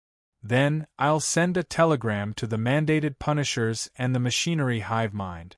Yes, I'll also send a telegram to the police department. Get them to think of an excuse to evacuate the surrounding citizens." "All right." Klein took a few steps out and suddenly thought of something. Megos' visit was so sudden and coincidental. The house with the red chimney flashed across his mind. He hurriedly turned around and said to Dunn, "Captain, there's something else. Captain, there's one more thing. Do you remember the coincidences I mentioned? The house opposite the kidnapping case had clues to the Antigonus family's notebook. Ray Bieber didn't manage to escape Tinjan in time. Hannes Vincent was exposed due to a coincidence. Another member of the Aurora Order happened to encounter me and lost his life. Wait. These coincidences are all relatively subtle and hard to detect. But today, Megos suddenly came to us after we found Lenivas's letter. It's too obvious and direct. This coincidence is already too obvious and can't be hidden anymore. I think the person behind this might be on stage soon. Also, why did Madame Sharon take the risk to kill Member of Parliament Maynard? Is this also a coincidence?" Dunn thought for a moment and replied seriously, "I'll add this to the telegram. I'll add this to the telegram." Klein didn't waste any more time. He pulled open the door and walked straight to the accountant opposite him. Mrs. Oriana was working on the budget for the last 3 months of the year. She wanted to complete it ahead of time, so that Captain wouldn't forget about it again and be unable to submit it in time. When she saw Klein enter, she smiled and greeted him.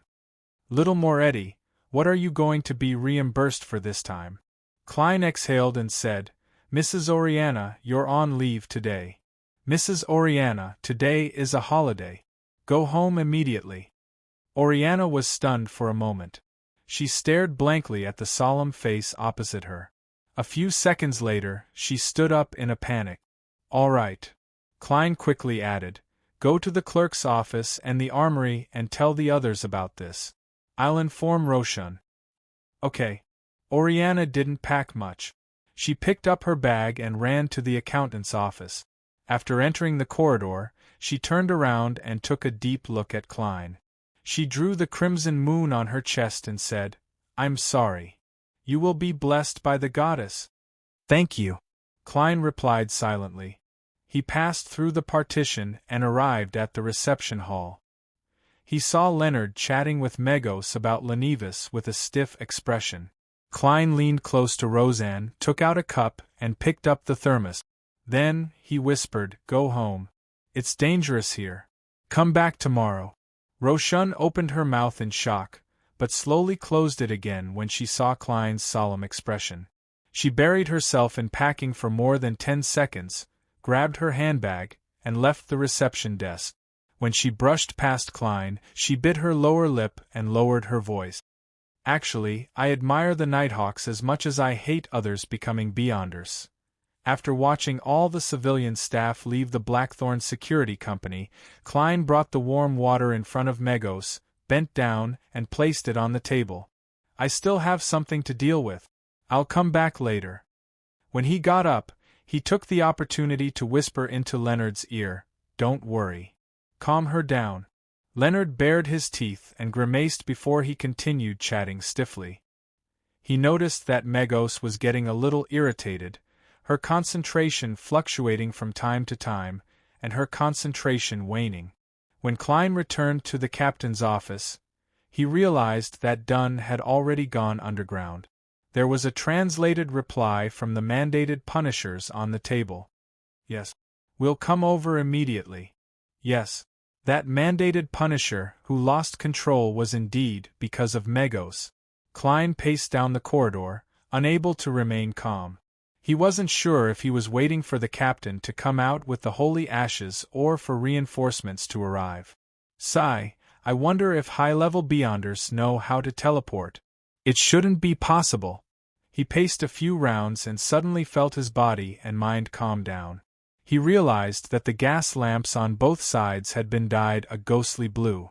In the darkness, Dunn walked out along the underground stairs, holding a palm-sized urn with one hand. The urn looked like it was made of pure silver, but it also gave off a bone-like feeling. It was covered in mysterious patterns, and the closer he got to it, the colder Klein felt. It was as if a chill had seeped into his blood. Dunn's face reflected an icy blue glow as he said to Klein, "Go to the back of Cheney's Gate and take a sealed artifact with high offensive power. Go to the back of Cheney's Gate and take a sealed artifact with a strong offensive power. As for which one you choose, that will depend on your situation. I have already instructed Sika and the keepers to be careful and avoid any latent dangers. Among them, there are 3 Grade 2 sealed artifacts. Yes, I've taken Saint Selena's ashes, so Sika and the keepers can't leave their positions." At that moment, Fry and Royale were helping out at the Kenley family, preparing for the funeral, while the Bishop of St. Selena Cathedral had gone to the countryside to preach. "All right." Without hesitation, Klein turned around and walked underground. When he was about to reach the crossroads, he suddenly stopped. He knew that most of the sealed artifacts behind Cheney's Gate in Tingen City were Grade 3. It would be difficult for them to affect the baby in Megos' womb, so they were at least a mythical creature. The mutated sun sacred emblem should work, but it will take too long, so it won't be of any use. There are only 3 Grade 2 sealed artifacts in Tingen City, and they are all very dangerous and can easily kill me. Its power is probably about the same as my flaring sun charm. Yes, I won't hold back later. I'll use the flaring sun charm without hesitation. It's definitely stronger than a grade 2 sealed artifact. After all, it contains the power of the god's blood. Klein's thoughts raced as he nodded indiscernibly. He touched the flaring sun charm and Aztec's copper whistle in his pocket and was pleasantly surprised to find that he could feel the latter again. Regardless of whether it was useful or not, Klein immediately took out a piece of paper and a fountain pen used for divination and scribbled a short letter. The person who disrupted my fate and took away your child's skull has appeared. He arranged for Megos to enter the Blackthorn Security Company at 36 Zutland Street. Megos might be pregnant with an evil god's child. The situation is critical.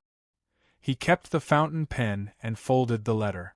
At the crossroads, Klein took out the copper whistle and blew it. A huge skeleton messenger appeared in front of him. Chapter 207. In the deep and quiet underground corridor, the nearly 4-meter-tall skeleton messenger disappeared before Klein's eyes with a piece of paper in its hand. It didn't cause any abnormal changes. When there was only the elegant gas lamp on the wall left, he put away Aztec's copper whistle and continued walking towards Cheney's gate. In the process of writing the letter, he had already decided which sealed artifact he wanted to choose next.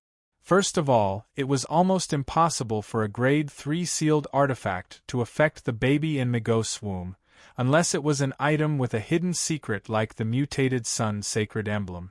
But at that moment in time, Klein didn't have the mood or time to explore or study the secret that might or might not exist. Furthermore, sealed artifacts had hidden dangers that would cause great inconvenience to the user, and it might even bring danger. Therefore, Klein directly eliminated the grade 3 sealed artifacts that wouldn't affect the enemy and would instead weaken him. Secondly, the Tinjan Nighthawks didn't have any grade 1 sealed artifacts, and there were only 3 grade 2 sealed artifacts. This was a secret that Klein wasn't supposed to know, but due to the urgency of the situation, Dunn decisively used the emergency clause and told him the general situation.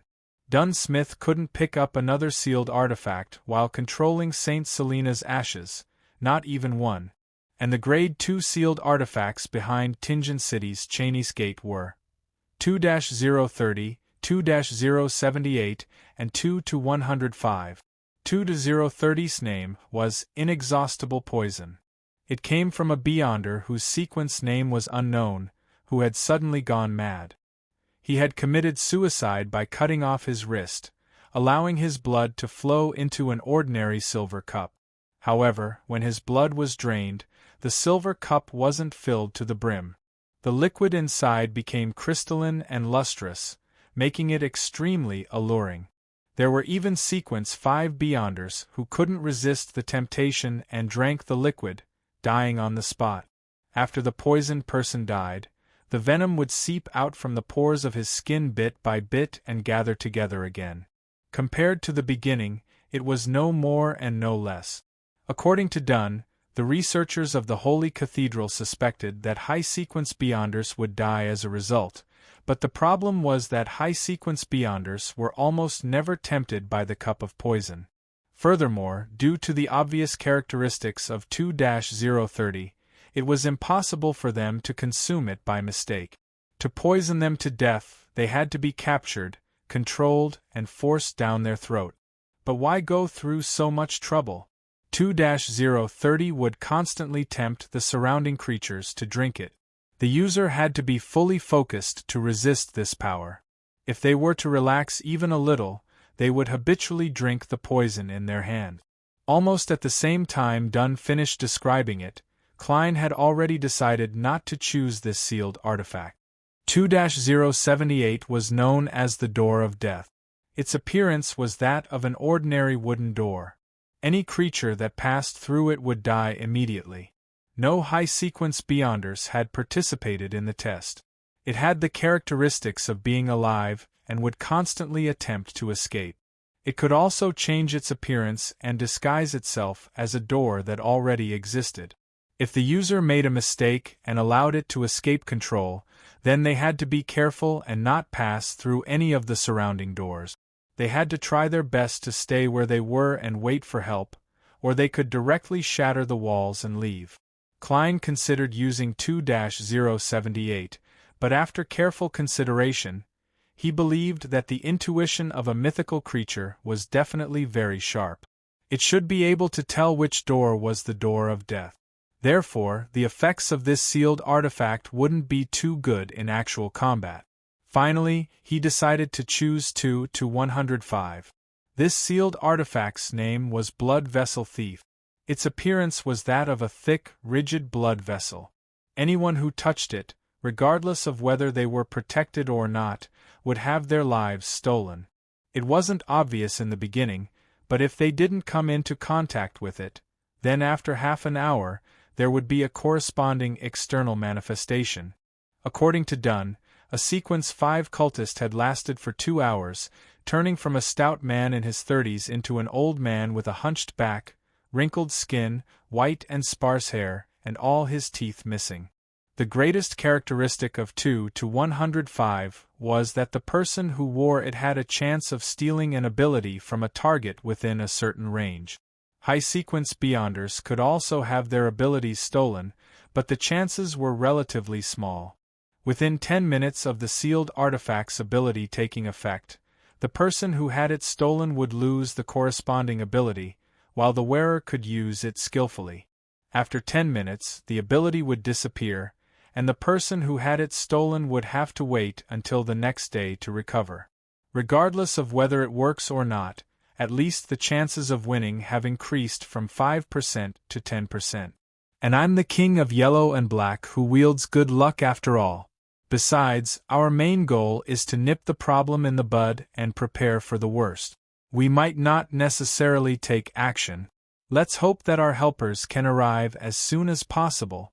Klein stopped outside the duty room, no longer hesitating. He wasn't too worried about the negative effects of sealed artifact 2-105, because he didn't plan on using it himself. His plan was to give it to Leonard. He had the flaring sun charm, as well as the Aztec copper whistle, which he didn't know if it would still be suppressed. My dear poet, it's time to show your true secret, Klein muttered as he saw Sikatron standing at the entrance of the duty room. The white-haired, black-eyed, and quiet part-timer writer was silent for a few seconds. You guard Cheney's gate. I'm stronger than you, and I'm also more experienced than you. But you don't have the flaring sun charm. Klein smiled. I'm already a sequence 8. Even this place isn't safe. The sealed artifacts with living characteristics behind Cheney's gate are probably stirring. Yes, if we fail, the people here won't be spared. Hehe, our goal up there is to stall for time and wait for reinforcements. This might be safer than the vicinity of Cheney's gate. Sikatron slowly pursed her lips and solemnly drew a crimson moon on her chest. May the goddess bless you. As Dunn didn't have the time to write the document, Klein couldn't enter Cheney's gate directly. He could only watch as Sikatron pushed open a gap and dashed in. After a few minutes, her figure appeared by the door. Her left hand was holding a thick, pale, blood-stained blood vessel. Klein reached out to take it and immediately felt a weak electric current coursing through his body. In the reception hall of the Blackthorn Security Company, Leonard had already recovered from his previous stiff state. He no longer had a strange expression as he talked about the newly discovered house that Lenevis had rented. Is that so? He never told me. Megos frowned slightly and gave a rather normal answer. After saying that, she grabbed a handful of her blonde hair and threw it into the trash can next to her. Leonard was stunned for a moment. He swallowed his saliva with great difficulty as his palms broke out in a cold sweat. With the blood vessel thief wrapped around his left hand, Klein walked up the stairs and returned to the second floor. He saw Dunn Smith, who was wearing a black, knee-length windbreaker, standing at the entrance of the Nighthawk's break room under the blue gas lamp. His eyes were deep and dark, just like when he first met him. Let me reintroduce myself. Nighthawk, Dunn Smith. The voice from the past flashed in Klein's ears. Suddenly, the image of Dunn, who was half sprawled beside Kenley's corpse, and his blood-stained mouth appeared in his mind. He was silent for a few seconds, then he walked over and raised his left hand. Captain, I've chosen sealed artifact 2-105. I plan on giving it to Leonard. Dunn nodded slightly and didn't ask why. He pointed to his office and said, "The Holy Cathedral sent a telegram. They said that they will immediately send a group of Beyonders over. They want us to try our best to stall for time and wait. They haven't responded to those coincidences yet. I think they haven't come to a conclusion yet. Or, the person handling the telegram doesn't know the specific situation and can't guess. You know, we have to hurry. The telegram can't be too long." "Okay." Klein nodded and approached the partition. He looked outside and asked, "How's the situation?" "There are no abnormalities for the time being." Dunn lowered his head and looked at the saint's urn in his left palm. Seeing that Leonard and Megos were having a good conversation, Klein didn't disturb them. He retreated to the Nighthawk's recreation room and faced Dunn diagonally across the corridor. At that moment, Dunn suddenly gave a self-deprecating laugh. "I forgot something." "What is it?" Klein replied, puzzled.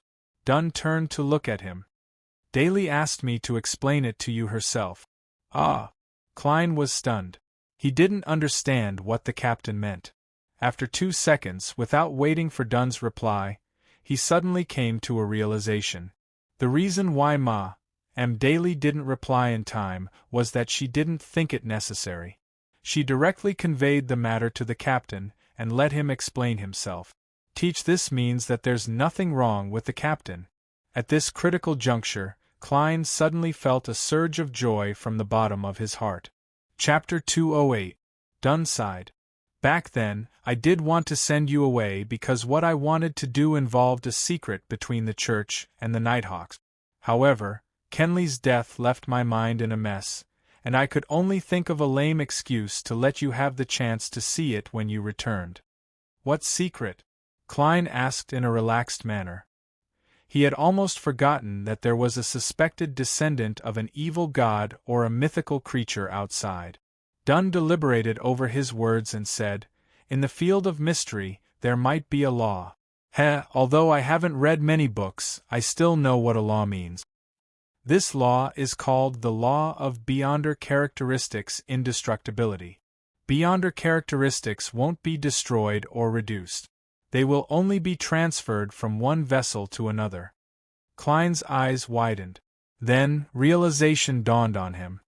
For example, sealed artifacts, mystical items, or potion main ingredients left behind by Beyonders who lost control.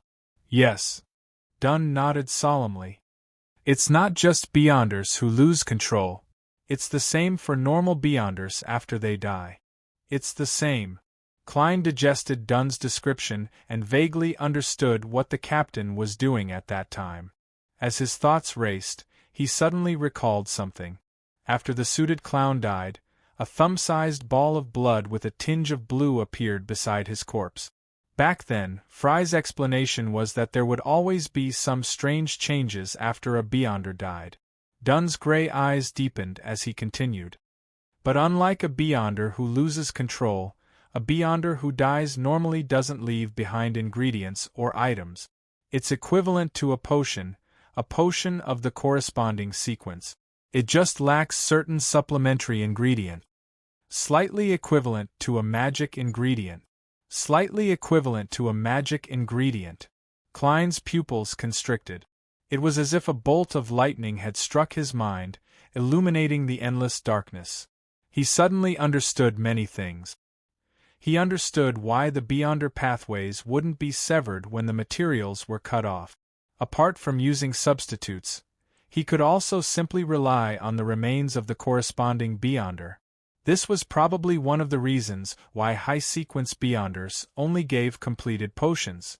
Another reason was to prevent the formula from being leaked through Beyonder means such as divination and mediumship. Various guesses surfaced in Klein's mind. Dunn looked at the door of the Nighthawk's recreation room and explained in a deep voice, "A few years ago, I don't remember exactly how many years it was. A few years ago, I don't remember exactly how many years it was. Back then, I wasn't the captain of a Nighthawk team, and I happened to discover this problem. After communicating with Daly, who had just become a Beyonder, I immediately reported it to the Holy Cathedral. The Holy Cathedral asked me to keep it a secret and gave me two choices. That's why I'm the one explaining it, not Daly. The first choice is to feign ignorance, just like most Nighthawk captains and deacons. I'll continue letting the Holy Cathedral arrange for the remains of Beyonders after their natural death. The second choice is to give me a special, simple ritual, as well as the corresponding technique. It allows me to directly consume the items that are produced from the accumulation of characteristics within a certain time limit. Yes, this is only applicable to my own pathway. It's only applicable to sequences that are equal to me, as well as sequences lower than that. This will strengthen my Beyonder characteristic, and my strength will also become stronger. I don't know how to compare my dream-related abilities to sequence 6. That's why I dared to deal with Madame Sharon. Is that so? There's actually such a thing. Klein exhaled slowly. He finally understood why he couldn't come up with a reasonable explanation despite racking his brains. It was because he lacked the necessary knowledge. There was no way to make up for it with his imagination. Yes, this is in line with the so-called law of indestructible characteristics. If I keep gathering characteristics like this, will it lead to a qualitative change? Klein's thoughts wandered. Glancing at him, Dunn revealed a bitter smile. I chose the second development, but not to become stronger. If I really want to become stronger, I need to digest the potion as soon as possible and advance. That's the best and most direct way. Yes. Klein agreed from the bottom of his heart. Gathering characteristics of the same sequence or lower sequence of the same pathway might increase the risk of losing control while increasing one's strength, right? Dunn shook his head solemnly and said, "No, this is something left behind by a normal Beyonder, not a Beyonder who lost control." Yes, after learning about the acting method, I re-examined it and realized that it would increase the difficulty of digesting it. Then why did you continue? Klein asked in surprise. Dunn reached his right hand into his pocket, wanting to find his pipe, but he realized that he had left it in the office. He shook his head in a self-deprecating manner. I've said it before, I didn't consume their relics to become stronger. Having said that, he paused. His eyes lost focus as he looked at the gas lamp that was dyed with a ghostly blue luster. He said in a deep voice, "They were all my companions. We experienced many things together. We dealt with monsters in the darkness and crazy cultists together. Someone saved me, and I saved many of them. We walked in the quiet night, and we fought in places where people couldn't see. We fought against danger, and we protected each other's back. I can't bear to part with them. I remember little Ite broke down in fright and cried after experiencing a dangerous mission for the first time. I remember Adelaide. He was Roshan's father. He once used his arm to block an evil curse for me.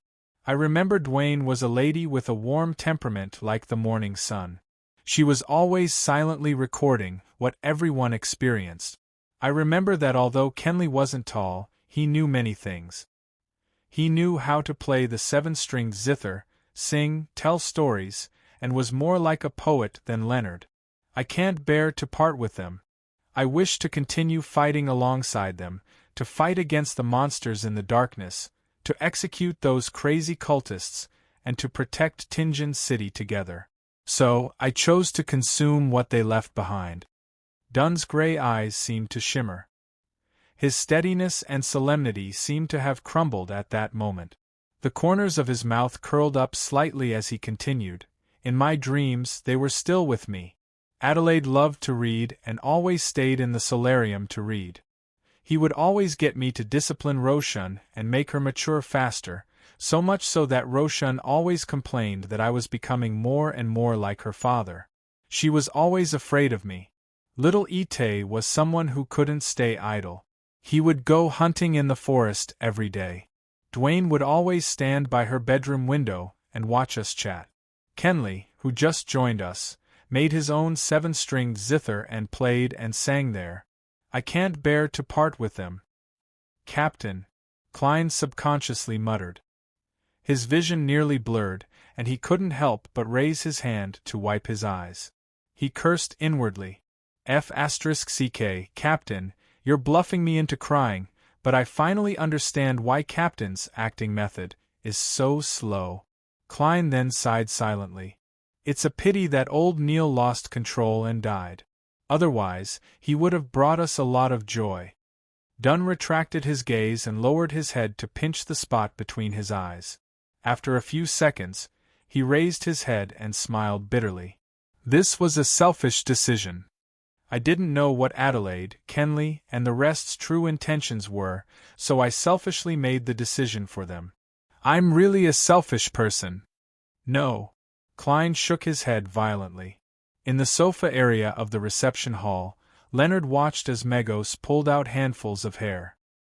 His expression stiffened again. Megos kept drinking water from her cup in frustration.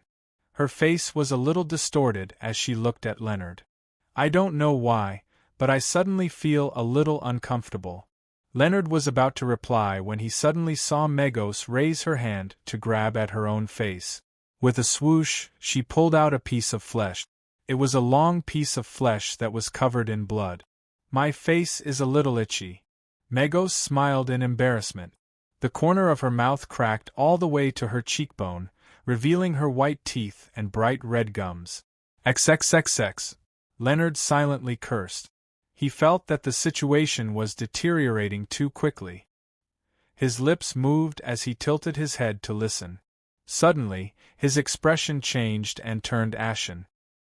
He forced a smile and said to Megos, who was clawing at her face and tearing off her flesh, "Don't worry. I'm going to the bathroom." "Okay." Megos' tone became a little erratic. She touched her belly and said, "My child is a little uneasy." Leonard did not reply. He quickened his pace and approached the partition. After entering the corridor, he took a deep look at the saint's urn in Dunn Smith's hands and sighed helplessly. Then, his expression turned resolute. "Captain, I'm afraid it's too late. We have to get rid of Megos and the baby in her womb immediately. Otherwise, the entire Tingen city will suffer huge losses. This isn't something that can be avoided by evacuating the surrounding citizens. I know you've already sent such a telegram." Dunn frowned slightly and asked in an unusually serious tone, "Are you sure the situation has deteriorated to such an extent?" "Yes. In less than 3 minutes, Megos will mutate, and her child will be born prematurely," Leonard replied with certainty. As he spoke, he glanced at the thick blood vessel wrapped around Klein's hand and said in a deep voice, "Sealed artifact 2 to 105? Let me use it. I can better utilize its effects." "All right." Klein handed the blood vessel thief to Leonard without any hesitation. This was what he had been prepared to do. At this moment, Dunn Smith tugged at his collar and patted his black windbreaker. He said firmly, "I'll bring St. Selena's ashes out first. I'll bring St. Selena's ashes out first. You guys wait for 10 seconds. Remember, only come out and fight after 10 seconds. By then, regardless of whether my condition is good or bad, you guys can't waste any time. Aim your most powerful attacks at Megos and the baby in her womb." After saying that, he turned around and walked towards the partition with the urn in his hand. "Captain." Klein's lips were dry as he shouted. "Captain," Leonard called out in a deep voice as well. Dunn stopped in his tracks and turned around. With a gentle expression, he said in a mellow voice, "Don't worry about me. Don't worry about me. I'm not alone. Adelaide, Dwayne, Kenley, and the others are fighting alongside me, no matter what danger we face." He paused for a moment and looked at Klein and Leonard with his kind gray eyes. "Don't be nervous. We're protecting Tingen City." The corners of his mouth curled up into a smile that was no different from his usual self. With that said, He didn't stay any longer. He looked outside and passed through the partition with determined step. Only his black windbreaker fluttered slightly behind him. "Captain!" Klein and Leonard shouted at the same time. They couldn't stop their tears, but Dunn didn't hesitate at all. Chapter 209. Beep beep beep. The transceiver in the captain's office suddenly went silent, as if a new telegram was about to appear. However, Klein and Leonard were already too distracted to pay attention to it. Their eyes were bloodshot as they silently counted the ticking of the second hand. 10, 9, 8. At that moment, Dunn Smith entered the reception hall with a square box that looked like it was made of silver and looked like a bone in his left hand. Megos, who was pulling out clumps of blonde hair and scratching out deep gashes, seemed to be agitated by something. She stood up abruptly and pointed at Dunn Smith, who was wearing a thin black trench coat. She screamed shrilly, "Don't you think you're going to die? You're trying to kill my child. You're trying to kill my child." Bang! As the shrill voice reverberated, Klein felt as if he had been smashed in the head by a hammer. He suddenly forgot to count, and his head hurt and he felt dizzy. His vision was instantly dyed red, and there seemed to be some kind of liquid flowing out of the tip of his nose. He instinctively turned his head to look and saw that the corners of Leonard Mitchell's eyes, nose, and mouth were covered in blood. His face was extremely pale, and his body was swaying as if he was about to fall. "I seem to be in the same situation." Klein suddenly retracted his thoughts and continued counting. He skipped 2 seconds. 5, 4. Amidst the shrill voice, Dunn Smith's deep gray eyes were filled with red veins. Every line could be seen clearly. The blood vessels on his face were also protruding like venomous snakes. Crimson water flowed out of his ears. However, he did not feel dizzy because of this. His right hand only paused for a second before, driven by his strong willpower, he pressed down on St. Selena's urn and opened the lid. It was extremely dark inside, and in the darkness, there were fine grains of bright sand. The scene was dreamy and beautiful, as if the starry night sky had been put into a box. The surroundings suddenly darkened, and the darkness enveloped the entire reception hall. Countless black, cold, and slippery threads appeared in the air. They surged toward Megos and wrapped around her almost instantly. It didn't look like spider silk, but more like the tentacles of some unknown creature. Megos' right eyeball had already been pulled out by herself. It hung under her eye socket with a blood-stained tie. She glared at Dunn Smith angrily and shouted, "You must die!" Bang! Dunn was sent flying by an invisible force and slammed into the opposite wall. The wall cracked and bricks flew everywhere. He spat out a mouthful of blood, but he still held onto St. Selena's urn tightly, not letting it fall to the ground. The countless black, ice-cold, and slippery threads tightened, binding Megos to the ground. Be it the flames that suddenly rose with mold, or the liquid secreted from Megos' skin that was filled with profanity, none of them were able to harm her at all. 3, 2, 1. Klein and Leonard dashed out of the partition at the same time. One of them held a warm, thin piece of gold in his hand, while the other had already wrapped the blood vessel thief around his left wrist. He aimed his 5 fingers at Megos. Megos, who no longer looked like a human, was struggling with all her might. Flesh bulged out from her left and right shoulders, mixed with blood vessels and veins. They were round like a child's head. On these 2 heads, there were cracks spreading rapidly, as if they were about to turn into eyes. Megos suddenly sensed danger. She opened her mouth wide, and the corner of her mouth cracked all the way to her ears. She wanted to use the blasphemous language to curse every enemy that wanted to harm her child. At that moment, Leonard's left hand suddenly clenched, and his wrist rotated half a circle. His pale face swelled to the color of a liver, and the blood vessels on his face protruded like tiny venomous worms. Megos' blasphemous language was stuck in her throat, and she stopped abruptly. She seemed to have lost the ability to speak, as well as the ability to curse others. Klein took this opportunity to say something in ancient Hermes in a deep voice. That's right. Light. If I want light, there will be light. He suddenly felt the thin gold piece in his palm, which was covered in mysterious patterns, become boiling hot. He saw it emit a blinding light, as if it had transformed into a miniature sundae. Right on the heels of that, Klein injected a large portion of his spirituality into it and threw the flaring sun charm at the restrained Megos. The reception hall instantly lit up, and the gloominess and darkness disappeared at the same time. The black threads that were entangling Megos suddenly retracted, as if they were instinctively avoiding something.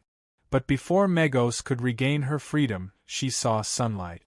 A huge hole had appeared in the ceiling of the Blackthorn Security Company. The hole penetrated through the roof of the third floor, allowing the blue sky and the blinding sun to shine in at the same time. The thin piece of gold fused with the sunlight above Megos' head and expanded. It lit up a ball of light that was surrounded by countless flames on the spot it had been standing in. Boom! The entire building shook violently, and all the glass on the streets nearby shattered. However, the power of the ball of light was concentrated at its core and didn't dissipate much. It enveloped Megos, and the light was so blinding that Klein, Dunn, and Leonard couldn't open their eyes. Holding back his tears, Klein squinted his eyes and looked over. He saw that the light had already dissipated, but the flames were still soaring. Among them, there were many black ashes dancing in the air. There were no traces of Megos and the baby in her womb, just like the coffee table, cups, newspapers, and sofa in that area. It's done? Before the baby that was suspected to be the son of an evil god was fully formed and born in the real world, I got rid of him and his mother? Klein couldn't believe it for a moment. Based on his gaming experience, it wasn't that easy to deal with such a big boss. Suddenly, his hair stood on end. His clown's premonition told him that extreme danger was approaching. Without any time to think, Klein suddenly rolled to the left. At that moment, an abnormally sharp white bone knife as long as an arm appeared out of nowhere and floated in midair. It had an abnormally bewitching beauty to it. Its speed was so fast, and its posture was so difficult to dodge. Whoosh! The clothes on the right side of Klein's chest were sliced in half. His skin was sliced in half, his flesh was sliced in half, and his bones were sliced in half. The wound was so deep that one could almost see his lungs. If he hadn't sensed the danger in advance and dodged in time, this knife would have sliced him into two and killed him on the spot. But even so, Klein stagnated. Intense pain filled his head and drove away his thoughts. At the end of the white bone knife, a figure quickly appeared.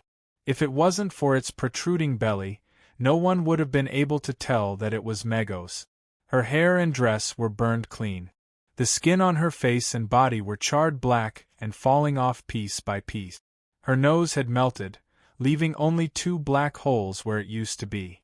Her eyeballs were nowhere to be seen, and there were faint white flames dancing in the hollows.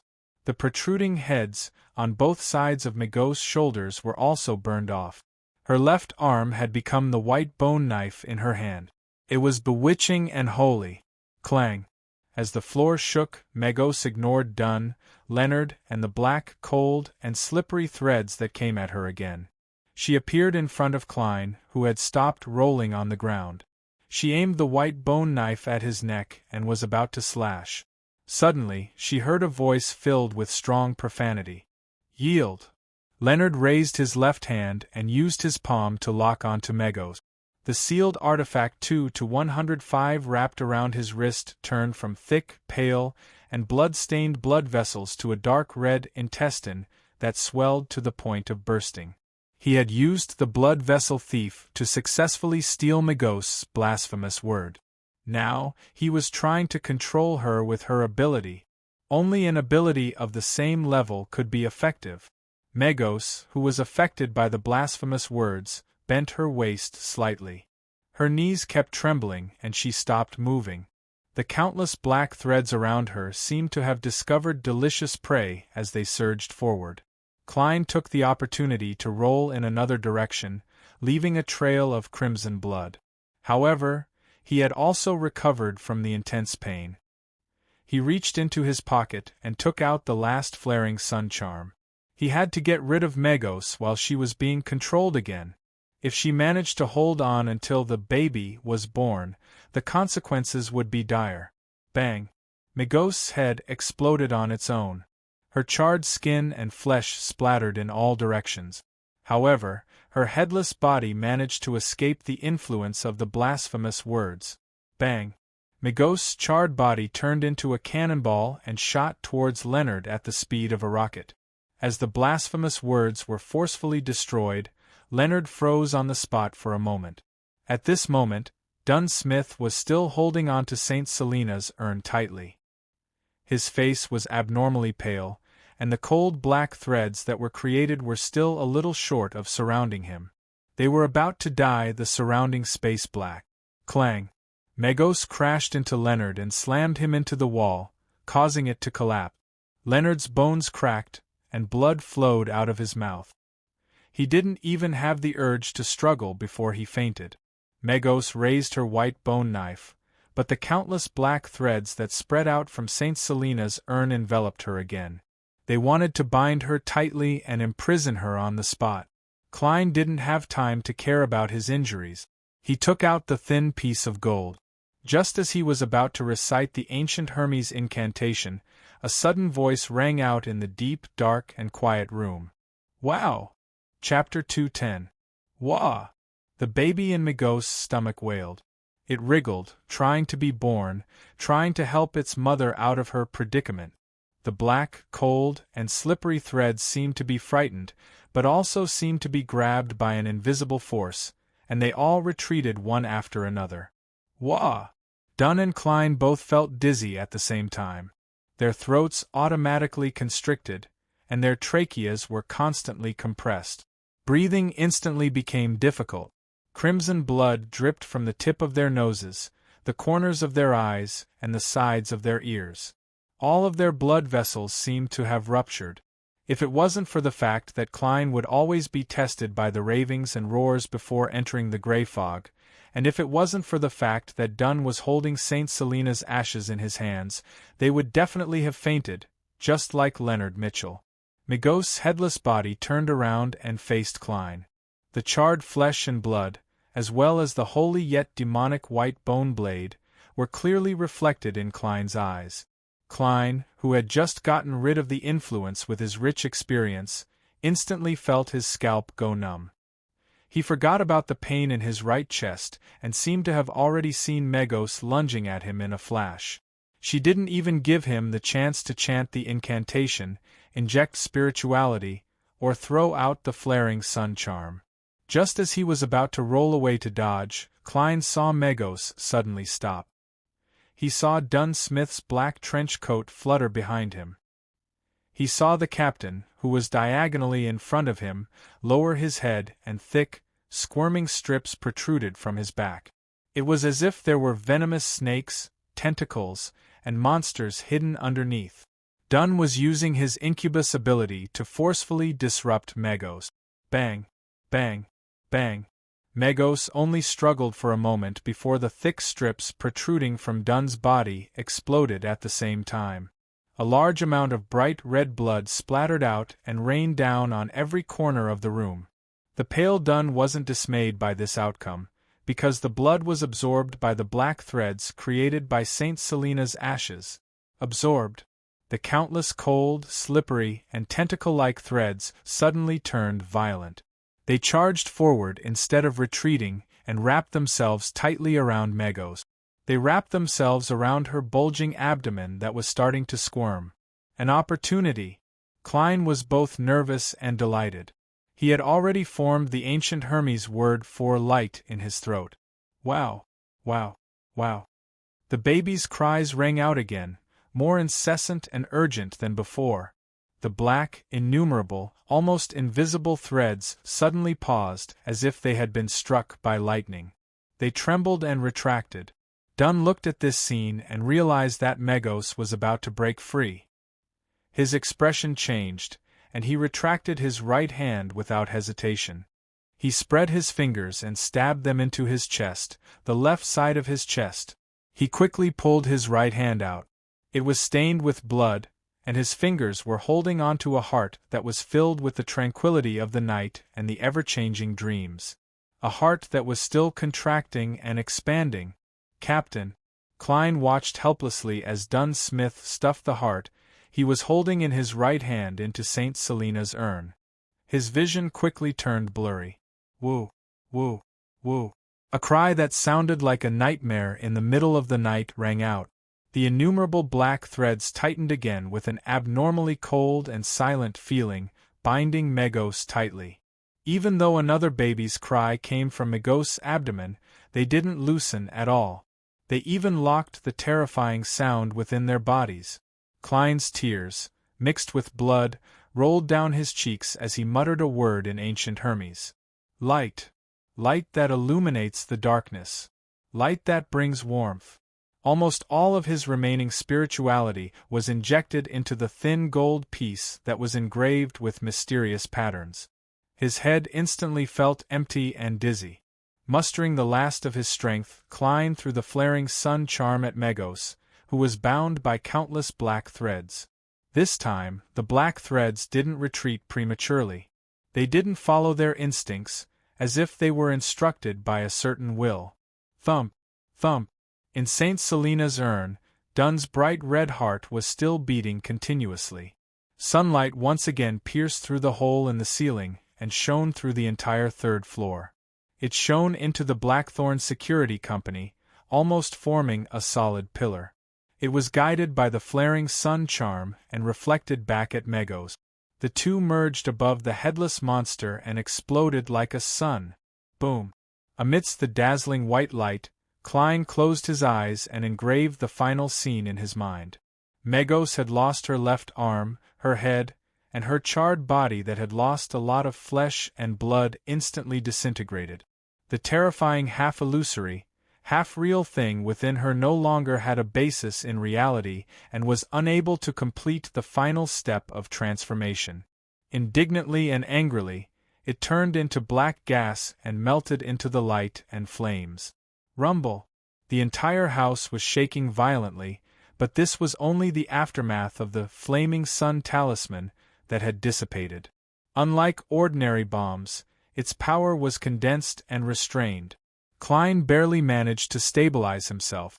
A few seconds later, he opened his eyes and looked forward. He saw the walls collapsing one after another. He saw a circle of charred black where Megos had been standing, and the floor had only melted halfway. He saw a blood-stained, curled-up umbilical cord that had traces of being burned. He saw Dunn Smith's figure in a black windbreaker still standing in the same spot. He saw the heart in St. Selena's urn still beating slowly. He saw Leonard Mitchell lying across from him, unsure if he was dead or alive. The highly exhausted Klein was overjoyed. He felt that he could still use ritualistic magic to save the captain. He felt that Megos and the baby in her womb had truly been dealt with. No, the latter was closer to being disrupted and expelled. At that moment, Dunn Smith turned his head and looked at Klein. There was a gentle and relaxed smile on his pale face, and his voice was as mellow as ever. "We saved Tingen." After saying that, he seemed to have returned to when he was 20 years old. He was no longer as calm and serious as he winked his left eye at Klein. Klein's expression froze on his face. He saw the heart in St. Selena's urn stop beating. It turned into dazzling light spots and dissipated into the surroundings. He saw the captain's body fall backward and his hands loosen. All of this was like a picture, but it was unstoppable.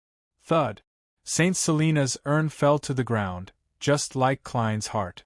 Bloop, bloop. Although the urn wasn't covered, the deep darkness inside sealed the exit, preventing any of the resplendent sand-like particles from spilling out. The box tumbled towards Klein. Dunn Smith fell to the broken ground. His deep gray eyes lost all their luster as he stared at the hole where sunlight had shone in. "Captain!" Klein's vision blurred again. He wanted to shout, but the word and the rest of his words were stuck in his throat. "We can't bear to part with you." At that moment, Saint Selena's urn rolled to his feet. Suddenly, Klein felt a pain in his chest. His pupils constricted, and he froze on the spot. He lowered his head and stared blankly at a pale palm piercing through his left chest. It was stained with blood. "Megos isn't dead yet." "No, a new enemy. The mastermind." "Am I going to die?" Klein's thoughts scattered quickly. His eyes lost focus, and his body fell to the side. His breathing gradually stopped. In the end, he felt the palm retract abruptly. He saw a pair of shiny leather boots and a pale hand reaching down. It was holding onto Saint Selena's urn. Darkness filled his vision. Klein lost all his senses. The Blackthorn Security Company was in ruins. There were burn marks and broken things everywhere, but there was no sound. It was like a graveyard. After a few minutes, Leonard's body moved, and he slowly opened his eyes. He straightened his body with difficulty and looked around. He saw Dunn Smith lying on the ground and Klein, whose eyes were wide open and frozen in shock. Both of them had obvious wounds on their left chests. "No." Leonard squeezed out a word. He staggered, half-crawled, and half-walked to where Dunn was and stood beside Klein's corpse. He kept checking and going back and forth between the two, but in the end, he could only accept the result that couldn't be changed. Leonard's legs turned to jelly, and he knelt on the ground. His green eyes were filled with pain. Droplets of tears streaked down his face, washing away the blood and dust. He listened for 2 seconds, then suddenly half-knelt on the ground. With an angry roar, he clenched his fists and punched the floor. Thud! Thud! Thud! Leonard kept crying and pounding the floor. Amidst his grief, there was a clear sense of hatred and self-loathing. Chapter 2:11. On the outskirts of Tingen, in a house with a green lawn. It had a garden that had begun to wither in early September, and a dark red chimney. Behind the bedroom window of the house was a study table, and on it was an ordinary notebook. A pale hand flipped the notebook to the first page, and then it flipped back quickly. Amidst the rustling of the paper, the lines of text appeared faintly. Due to fatigue and hallucinations, the Secret Order's member, Regents, mistakenly sold the Antigonus family's notebook as an ordinary ancient book. This is a logical coincidence. Due to the summoning of the Antigonus family's bloodline, the notebook secretly influenced its owners one by one. It passed through many hands and landed in the hands of the Aurora Order's members, Sirius Arpus and Hanas Vincent. After flipping through the contents of the notebook and copying the corresponding potion formula, Sirius and Hanas were worried that the Secret Order, who was good at divination, would track them down. After some discussion, they decided not to take the risk and sold the notebook to someone else. They didn't wait for Mr. Z's reply. Perhaps it was because he lived in Mat Harbor. Through Sirius's introduction, Hanas got to know Koei University's history student, Welch McGovern, and sold the Antigonus family's notebook to him as an ordinary ancient book. After that, Sirius was attracted by the treasure that might exist on the main peak of the Hornacis mountain. He began entering Deweyville's library and flipped through the relevant information. He didn't think that there was anything wrong with leaving his real address and name. This was very in line with his character. It was during this process that he got to know Lenivis, who was flipping through information on iron mines in an attempt to commit fraud. Lenivis's hidden madness and cunning impressed Sirius greatly. He decided to recruit him as a member of the Aurora Order. Of course, before that, an examination was unavoidable. Sirius secretly revealed the evil ritual to the true creator to bestow a descendant to Lenivis, but he knew that the chances of success were very low. This was because the ritual was extremely difficult and had stringent requirements, and Lenivis expressed a strong interest in it. He was extremely tempted by the reward he might receive from the gods, so he planned to complete the ritual while building the steel company. The cunning Lenivis could tell that there was something wrong with Sirius Arpus, but he didn't expose him for his own goals. He visited Hood Eugen in the asylum again. They've known each other for a long time and know each other's situation. After a dark divination, the power of the Antigonus family's notebook was completely awakened. Welch and his classmates died. The survivor, Klein Moretti, was driven by the notebook and sent it to Ray Bieber's house. This was the destined outcome. Many lines have been blotted out and new ones follow. What's puzzling, and what lacks sufficient reason, is that Klein didn't commit suicide and successfully survived. Through Welch's case, he got to know Dunsmith and joined the Nighthawks. Although this exceeds in Zangwill's description, it doesn't seem to affect the development of the story. Bacchus and his brothers had bad luck. They lost all their chips at the gambling table and owed a lot of money. They decided to kidnap and blackmail a rich merchant. When they were choosing their final hiding spot, they coincidentally saw the room opposite Ray Bieber's house. At this time, Ray Bieber had already been attracted by the power of the Antigonus family's notebook. He hoped to digest the gift from his ancestors. However, in his half-crazed state, he didn't make the best and safest choice. He abandoned his dead mother, but he still stayed in Tingen City. He only found a more secluded place to hold the digestion ritual. How tragic! If he was a little smarter, this story would be even more complicated. However, his choice was also consistent with his state and hidden logic. Bacchus and his men bought weapons and targeted the tobacco merchant, Vicroy's youngest son, Elliot. Finally, they successfully carried out the kidnapping and brought Elliot to the house opposite Ray Bieber's house. Vicroy's old butler, Clee, accepted his master's request and began seeking help from a security company. Due to Welch's death, there was a shortage of manpower in the security companies and the private detective industry. Clee happened to meet a waiter who delivered food, and he coincidentally learned of the existence of the Blackthorn Security Company. Leonard Mitchell and Klein accepted the request, and with their beyonder powers, they quickly rescued Elliot. Unfortunately, Klein didn't immediately discover the clues leading to the Antigonus family's notebook. However, his spirituality reminded him in his dream.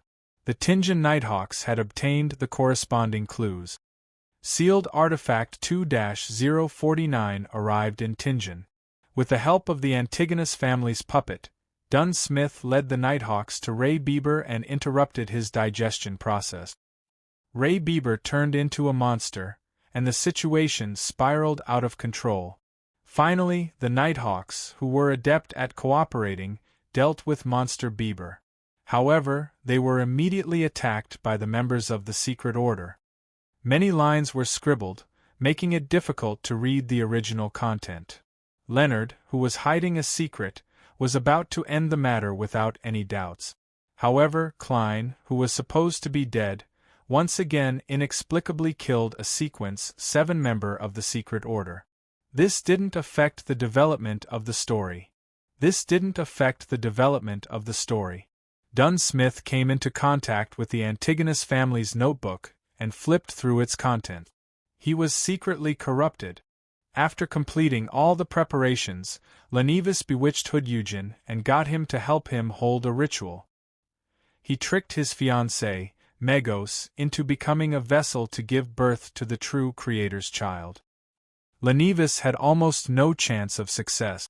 The most serious problem was that even with the protection of the ritual's power, Megos wouldn't be able to withstand the intercourse with the illusory projection of a deity. This would cause her to die on the altar. At this time, the kind-hearted Zangwill secretly helped Lenivus. He split half of the characteristics of Death's descendants that he had gathered and implanted them into Megos' body ahead of time. Hood Eugen made Megos enter a semi-conscious state, making her treat the illusory projection of the true Creator as Lenivus.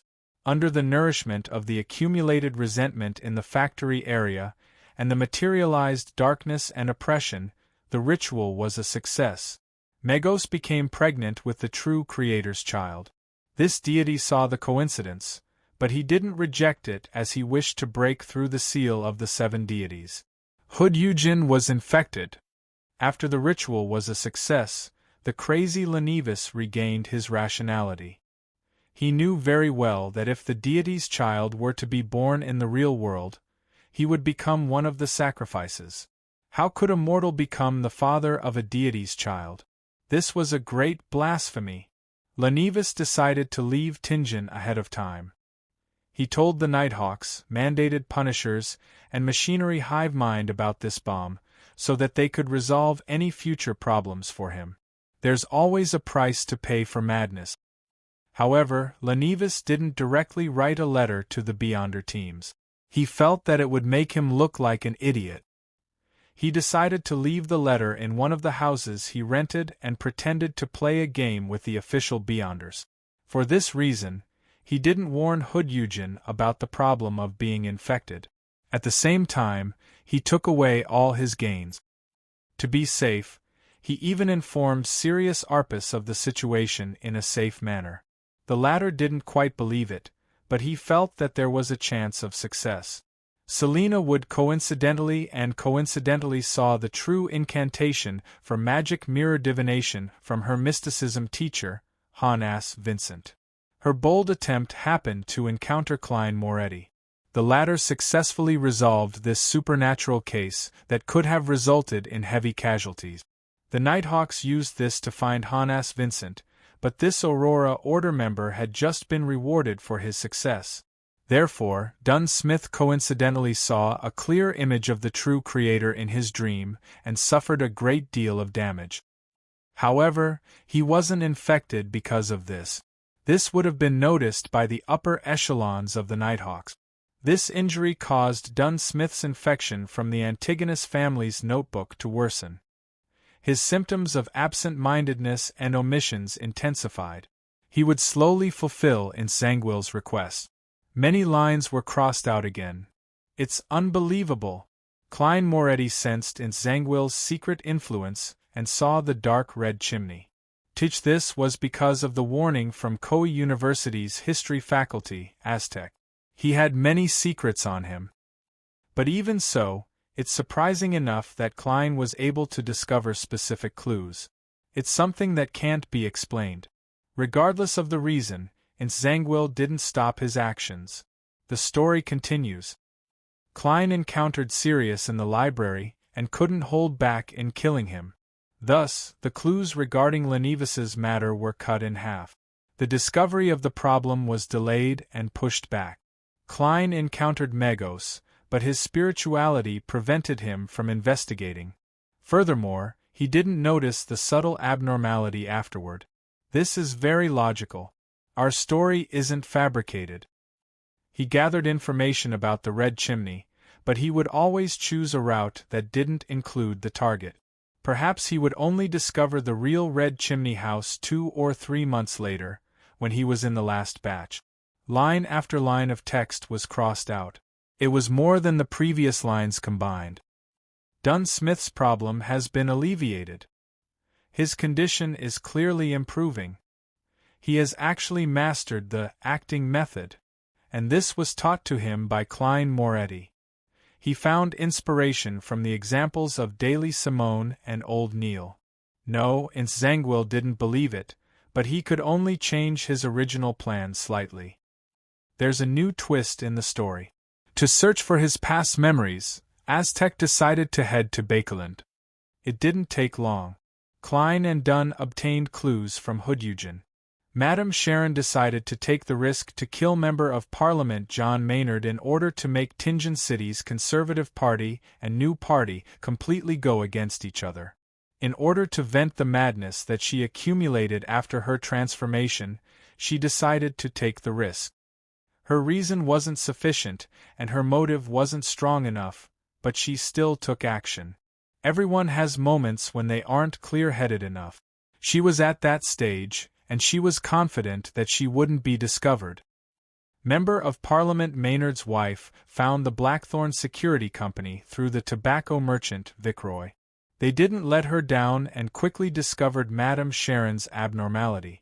Dunn, who had strength close to Sequence 6, decided to take the initiative and gave sealed artifact 3-0271 to Kenley for him to use.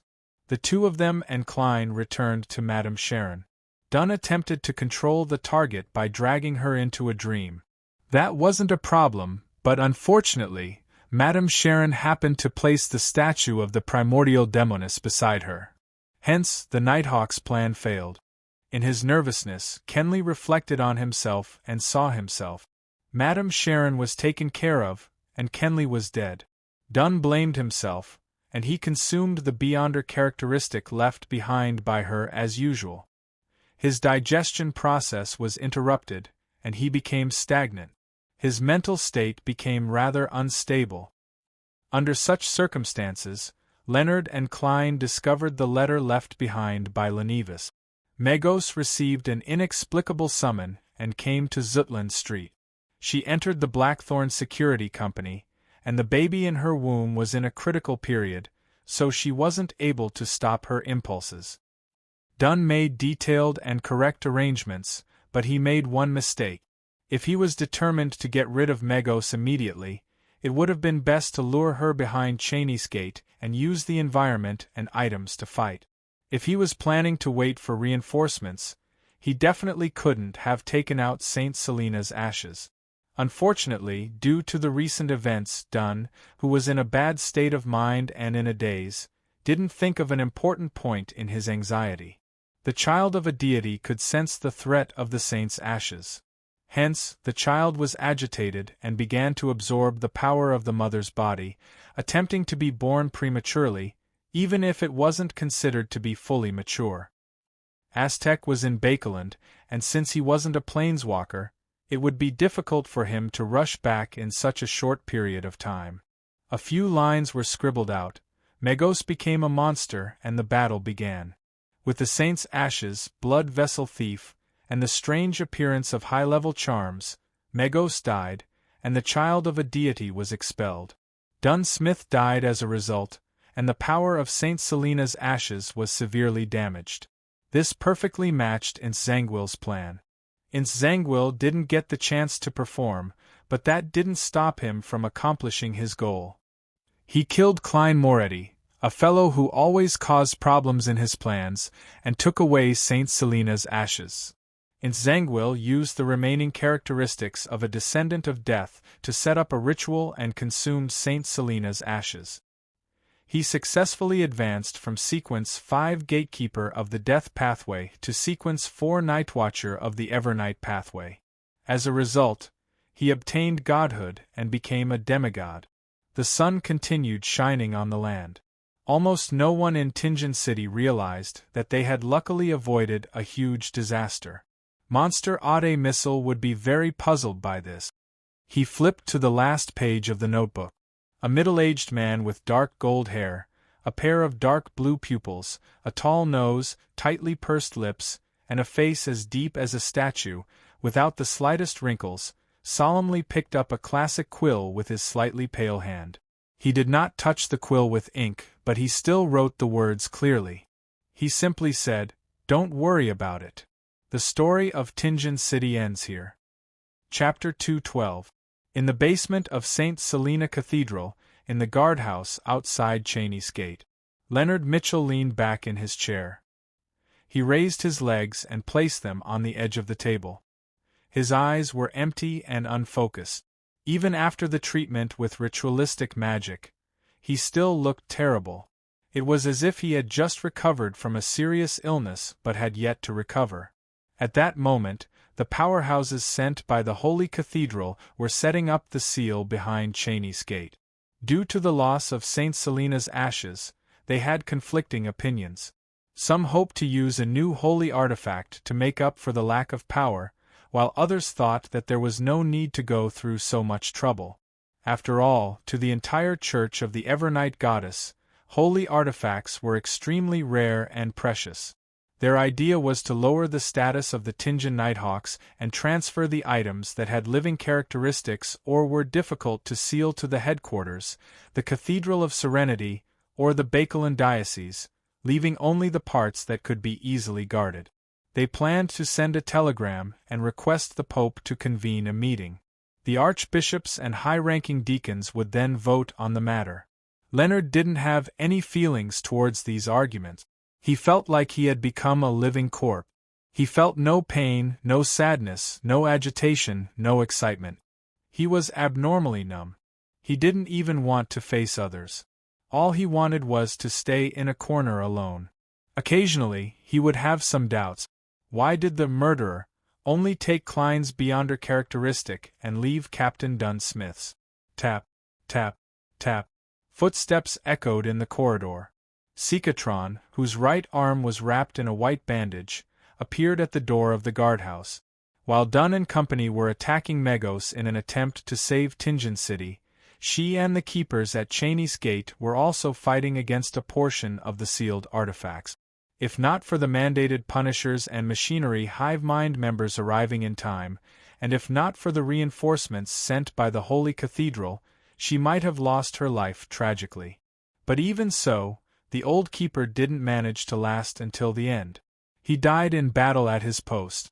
Leonard, I found a telegram in the captain's office that hasn't been decoded.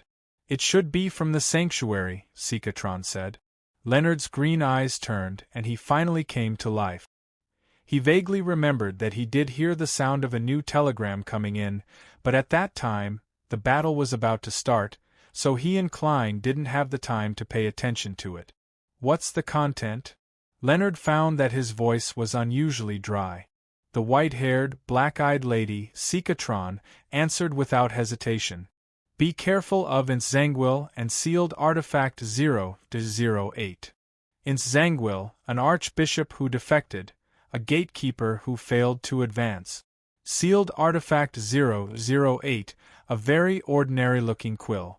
Leonard first muttered the memories he had dug out before turning his ears to the side. He suddenly narrowed his eyes, and the dispiritedness and dejection on his body disappeared at the same time. So that's how it is. Leonard retracted his legs and stood up. His green eyes seemed to burn with flames. He looked at Sikatron and said, I plan to apply to join the Red Gloves. Red Gloves was the name given to the elite teams within the Nighthawks. Typically, the various Nighthawk teams were stationed in their respective areas. Without permission, they couldn't go out of their areas to pursue criminals. However, some evil fellows would always change locations after each battle, which caused a lot of inconvenience. For this reason, the Church of the Evernight Goddess specially established the Red Gloves within the Nighthawks. They were elites who were strictly selected, and they even had control over some holy artifact. Their mission was to reinforce the Nighthawk teams that sent out the signal, as well as to pursue and capture evil without any restrictions. In some circles, they are known as trackers and hounds. Red Gloves? But their minimum requirement is sequence 7. Besides, the danger that Red Gloves face is many times that of ordinary Nighthawk teams, Sikatron said with concern amidst her puzzlement. Leonard's lips curled into a smile without a hint of a smile. I'm almost ready to advance. His eyes turned cold as he gritted his teeth and muttered to himself. I want revenge. Intzangwil, you must stay alive until I become stronger. All right. Sika seemed to have guessed Leonard's thoughts and sighed. Half of our team will be new faces. Even for a Nighthawk team, it's rare to see such a tragedy. Leonard's eyes darkened as he gritted his teeth. Have you dealt with the corpses? Yes. Sika nodded indiscernibly. Leonard suddenly took a step forward and walked towards the door. I'll inform their families. I'm going to face the scene I don't want to face. I'll go to Daffodil Street. Melissa sat on a single-seater sofa, repeatedly studying the 3 tickets in her hand. She studied the words on them, as well as the printed date and seat number. Banson sat beside her, smiling at his focused sister. His posture was very relaxed. Suddenly, they heard the doorbell ring. Ding-dong, ding-dong. Melissa glanced at the maid, Bella, who was busy in the kitchen. She casually took the 3 tickets and stood up in puzzlement. She ran to the door. Her black hair was much sleeker than before, and her face was no longer thin. Her complexion was rosy, and her brown eyes were bright and spirited. She twisted the doorknob and opened the door. Melissa was stunned for a moment because she did not know the visitor. It was a young man with black hair and green eyes. He was good-looking, but his face was abnormally pale. His eyes were filled with deep sorrow. "May I know who you are?" Melissa asked in a daze. Leonard had specially draped a black suit over his white shirt and replied in a hoarse voice, "That's right." He replied in a deep voice, "I'm your brother, Klein's colleague." Melissa's heart suddenly skipped a beat. She instinctively tiptoed to look behind Leonard, but she did not see anything. Her voice trembled for some reason as she asked, "Where's Klein?" Leonard closed his eyes, took a deep breath, and said, "I'm very sorry. Your brother, Klein, died at the hands of a vicious criminal in order to save some people. He's a hero, a true hero." Melissa's eyes widened bit by bit as her body swayed indiscernibly. The 3 tickets in her hand fell to the ground. They were facing upwards with the title of the play, The Return of the Count. In the Moretti family's living room, Leonard almost didn't dare look at Melissa and Banson. However, he couldn't help but think of the other party's appearance. The youthful girl's eyes were wide open without a word. Her pupils were unfocused, and she was as quiet as a puppet. The man who resembled Klein tried his best to maintain a normal posture, but he would fall into a daze from time to time, and his speech would be slow. "That's what happened. I'm very sorry that I wasn't able to stop it in time. The Blackthorn Security Company, the police department, and those who were helped have promised to give you a compensation, about £6,000. Leonard's eyes seemed to wander as he spoke. Suddenly, Banson interrupted him and asked in a hoarse voice, "Where's his corpse?" "I'm asking about Klein's corpse." He pursed his lips and paused for a moment. "When can we see him?" "In the company." "We can do it now," Leonard answered, unable to hide his sorrow. "All right." Banson twitched his stiff lips and said, "I'll go to the washroom first." Without waiting for Leonard's response, he quickly entered the washroom on the first floor and slammed the wooden door shut. Without waiting for Leonard's response, he quickly entered the washroom on the first floor and slammed the wooden door shut. Walking to the sink, Banson turned on the tap and let the water run down. He bent down and buried his head. He cupped the water with both hands and kept splashing it on his face. As he splashed, he suddenly paused. There was no change for a long time, and only the sound of running water reverberated in the washroom. After a few seconds, Banson looked up at the mirror and saw that his face was covered in water droplets. His eyes were so red that he couldn't hide them anymore. A few days later, in a corner of Raphael Cemetery, after ending Dunn's funeral, everyone gathered in front of a new tombstone. On it was a black and white photo of Klein. It was a very scholarly photo. Melissa stood in front of the grave, her eyes unfocused. Beside her, Elizabeth kept wiping her tears. Leonard, Banson, Fry, and Bright carried the coffin over and placed it in the grave. After the priest's eulogy and prayers, the soil began to fill the grave, covering the black coffin bit by bit. At that moment, Melissa squatted down and threw the copper whistle she had found on her brother into the grave. Leonard looked sideways at this scene. His heart ached, but he also admired the girl's strength. After hearing the bad news, she didn't cry or make a fuss. She was so silent that it was heartbreaking. The grave was filled and the stone slab was covered. Leonard took one last look at Klein's tombstone. There were 3 lines on his epitaph: "The best brother. The best brother. The best colleague." In the mournful atmosphere, the people from the Blackthorn Security Company gradually left. Selina and Elizabeth also bade farewell under the urging of their families. Only Banson and Melissa were left at the scene. "I'll hire a rental carriage." Banson was in a bad state. He looked like he hadn't slept for a long time. "All right." Melissa nodded lightly. After watching her brother leave, she looked back at the tombstone in a daze. Suddenly, she squatted down and buried her face in her arms. In the silence, after an unknown period of time, Melissa suddenly cursed. "Idiot!" she cried. Her tears flowed silently. She couldn't stop her tears. At Raphael's cemetery at night, the bronze-skinned Aztec held a bouquet of white flowers and stood in front of Klein's grave. He didn't speak for a long time. Finally, he sighed and said to himself, "I'm sorry, I'm 10 minutes late. But I should know who it is." He bent down to put down the bouquet of flowers and turned to leave the cemetery. He also left Tingen, but he didn't take the copper whistle with him. The crimson moonlight shone on the area. There was an indescribable silence and coldness.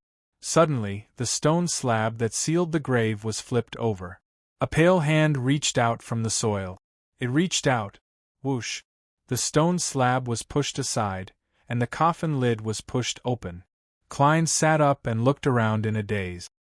His memory was still fixed on the pair of bright leather boots and the hand holding Saint Selena's urn. After that, it was as if he had fallen into a dreamless sleep. Klein instinctively lowered his head and unbuttoned his shirt. He looked at his left chest and saw the hideous wound and the missing piece of his heart wriggling as it healed. It was just like how he had seen the bullet hole in his son Acupoint recovering rapidly in the mirror. The only difference was that it was slower and more difficult this time. P.S. Thank you again for your tip, boss. Chapter 213. In the north of the Kingdom of Rouen, the cool September wind was tinged with a chill. After passing through the cemetery, it felt even colder. Klein jolted from the wind. He snapped back to his senses and muttered to himself with a wry smile, "That's right." He smiled bitterly and muttered to himself, "This transmigration really does have some secrets, but from the looks of it, I won't be able to resurrect after 2 more times. I wonder if this regenerative ability that doesn't usually appear will still be useful if I'm chopped into minced meat."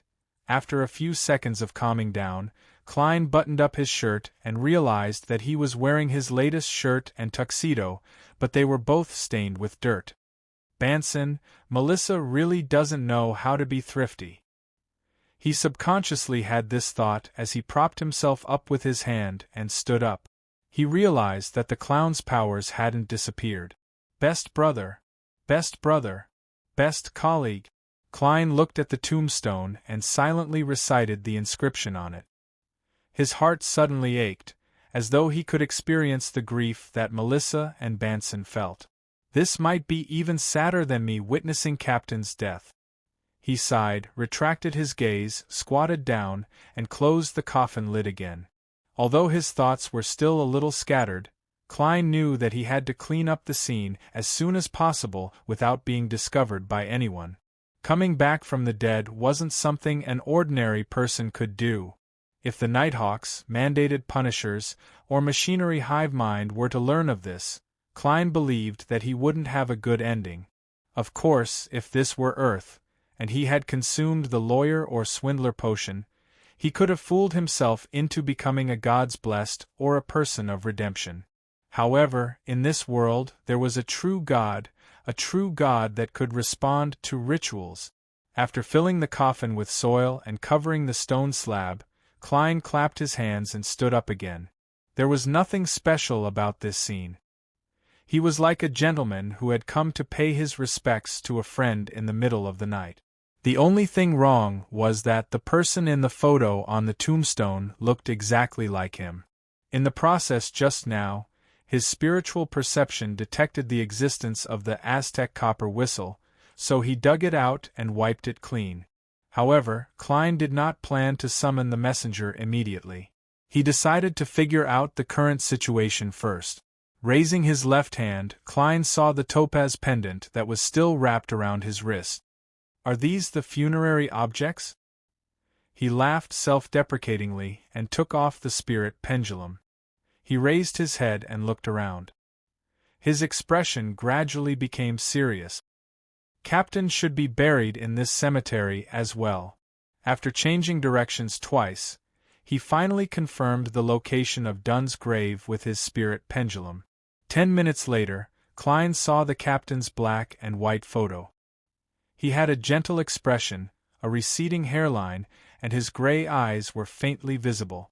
He did not look much different from usual. Under the photo were Dunn's name, date of birth, date of death, and the epitaph: a true guardian. The most trustworthy companion. Captain forever. Klein looked at it in a daze. For some reason, his vision blurred again. He vaguely returned to that day when he saw the captain turn his head and squint his left eye at him. He said in a deep voice and relaxed tone, "We saved Tingen." "Captain," Klein silently shouted. He stood there like a statue for a few minutes before he suddenly laughed. "Captain, you definitely weren't in a good state of mind that day. You even said that if old Neil hadn't lost control, you would have been able to bring him into a dream. He's a mystery prior, and you're a nightmare. There's no way for you to consume the Beyonder characteristic he left behind." Back then, you didn't even ask me what powerful attacks I had. Did you trust me, or did you forget about it? But you must have guessed something. I only took one sealed artifact, saying that it was for Leonard. You should be able to figure out with your toes that I have additional powerful attacks. At this point, Klein paused. He shook his head and sighed. "I don't know what I am now. Maybe I'm just an evil spirit that crawled out of hell and wants revenge." As he spoke, he suddenly couldn't go on. Tears streamed down his face. Finally, he choked with sobs and shouted in a low voice, "Captain, we miss you too."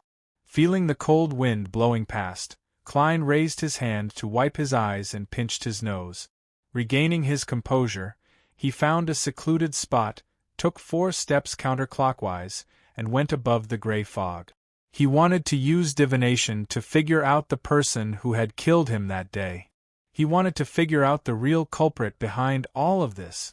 Since it has already appeared in front of me, I can definitely divine some information. Klein pursed his lips tightly as he saw that the majestic palace and the ancient mottled table hadn't changed at all. He sat in the seat belonging to the fool and conjured a yellowish-brown goatskin and a fountain pen in front of him. As his body was in a sparse state, he didn't waste any time. After some thought, he wrote a divination statement. After some thought, he wrote the divination statement: "The person who killed me." He recited it 7 times and leaned back in his chair. With the help of cogitation, he entered a dream. In a gray world, countless specks of light fluttered and gathered, finally converging into an image. A pair of bright leather boots, a slightly pale hand, and St. Selena's urn in the former's hand. As his gaze gradually moved up, Klein saw a middle-aged man with short dark blonde hair. He wore a black double-breasted frock coat, and he was obviously blind in one eye. His eye was a deep blue that was nearly black, and his facial features looked like they were carved without any wrinkles. The scene shattered, and Klein woke up from his dream. He frowned slightly, finding his murderer very familiar. As a seer, he quickly confirmed why he found it familiar. It was because he had seen the person's photo and description on the wanted poster. The murderer was Ince Zangwill, the former archbishop of the Church of the Evernight Goddess who had defected with sealed artifact 0-08, the gatekeeper who had failed to advance. It's him. Countless scenes flashed through Klein's mind, and finally, it stopped at the scene of the man picking up St. Selena's urn. Tap, tap, tap. He reached out and tapped the edge of the long bronze table, feeling that he had figured out many things.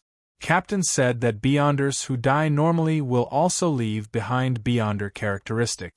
When they are gathered together, it's equivalent to a potion without any supplementary ingredients.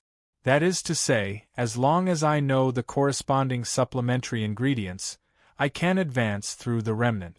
Of course, I can't consume it at a higher level, otherwise it's easy to lose control or go crazy. Advancing to a high-sequence Beyonder requires a special ritual. This is something mentioned in the incomplete, unshadowed formula.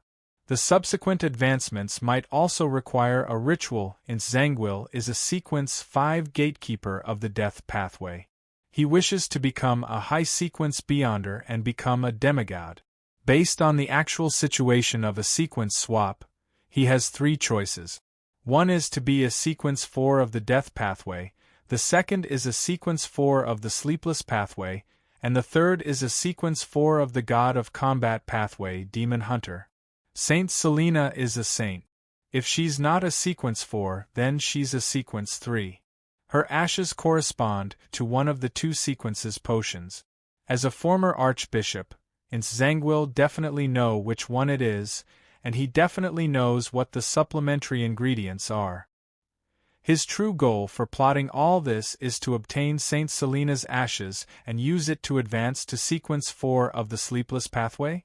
Yes, the skull of a descendant of death might be an ingredient needed for a special ritual. After all, it's originally the death pathway. From the looks of it, his target is Captain and not me. He's indeed the mastermind. After figuring out this matter, Klein wrote the corresponding divination statement. He picked up the spirit pendulum and let the topaz dangle over the surface of the paper, nearly touching it. After chanting, he opened his eyes and saw the topaz spinning clockwise. This meant that there was enough information, and the divination was a success. This meant that Zangwill had indeed plotted a series of events for the sake of Saint Selena's ashes and advancing to sequence 4. Klein tapped the edge of the table again, and thought about another problem. Zangwill is only a sequence 5 gatekeeper. It's impossible for him to create so many coincidences by himself, allowing Megos to visit the Nighthawks at the right time according to the arrangements. So, it's the power of sealed artifact 0-08? Its appearance is that of an ordinary quill. Its function is that whatever is written down is destined to come true? No, it shouldn't be that simple. Otherwise, all Zangwill needed to do was write. Saint Selena's ashes grew wings and flew into Zangwill's hands. Then, he could just sit at home and wait. There must be a certain limit. 0-08 likely doesn't have any direct offensive abilities. Otherwise, Zangwill would have barged into Tingen City's Chinese Gate a long time ago. This item at the top of all the sealed artifacts can make people act according to its description without realizing it? Is this the reason for all the coincidences? If that's the case, 0-08 is truly terrifying. Even Megos, who's pregnant with an evil god spawn, followed its arrangements. It's no wonder that Grade 0 sealed artifacts are extremely dangerous. They have the highest level of importance and confidentiality. They cannot be inquired about, divulged, described, or spied on. Klein stopped tapping the edge of the table and did a divination based on his conjecture. Unfortunately, the information was incomplete, so he failed. Seeing that a few minutes had passed, he planned on returning to the real world as soon as possible. Therefore, he stopped letting his thoughts wander and wrote the penultimate divination statement. The city where Zangwill is currently at. Due to the existence of sealed artifact 0-08 and the fact that Zangwill had likely become a demigod, Klein was unable to directly divine Zangwill's exact location. All he could do was magnify the range and make a vague inquiry. Of course, without the mysterious space above the gray fog to eliminate any interference, even a vague inquiry would have definitely failed his divination and left him without an answer. Leaning against the high-back chair, Klein recited the divination statement 7 times before entering a dream once again. He entered the hazy world. The hazy world suddenly split open, revealing a surging, wide, and slightly turbid river. There was a magnificent bridge over the river, and there were docks on both sides of the river. There were many goods and workers. On the northeast bank of the river, there were rows upon rows of houses. Most of them had the architectural characteristics of the Ruan kingdom. They had polygonal roofs, oriel windows, and no verandas facing the street. Apart from that, there were also many Gothic buildings. The streets here were bustling with people. Horse carriages followed one another, and from time to time, strange machinery could be seen. The further east one went, the more chimneys there were, and the more smoke there was. The further west one went, the higher the terrain. Houses of various colors, grayish-blue, beige or pale yellow, spiraled upwards, surrounding a gorgeous palace and a tall Gothic bell tower. Gong. The bell reverberated as Klein woke up. He knew which city he had just seen. Land of Hope, capital of capitals, Bakeland.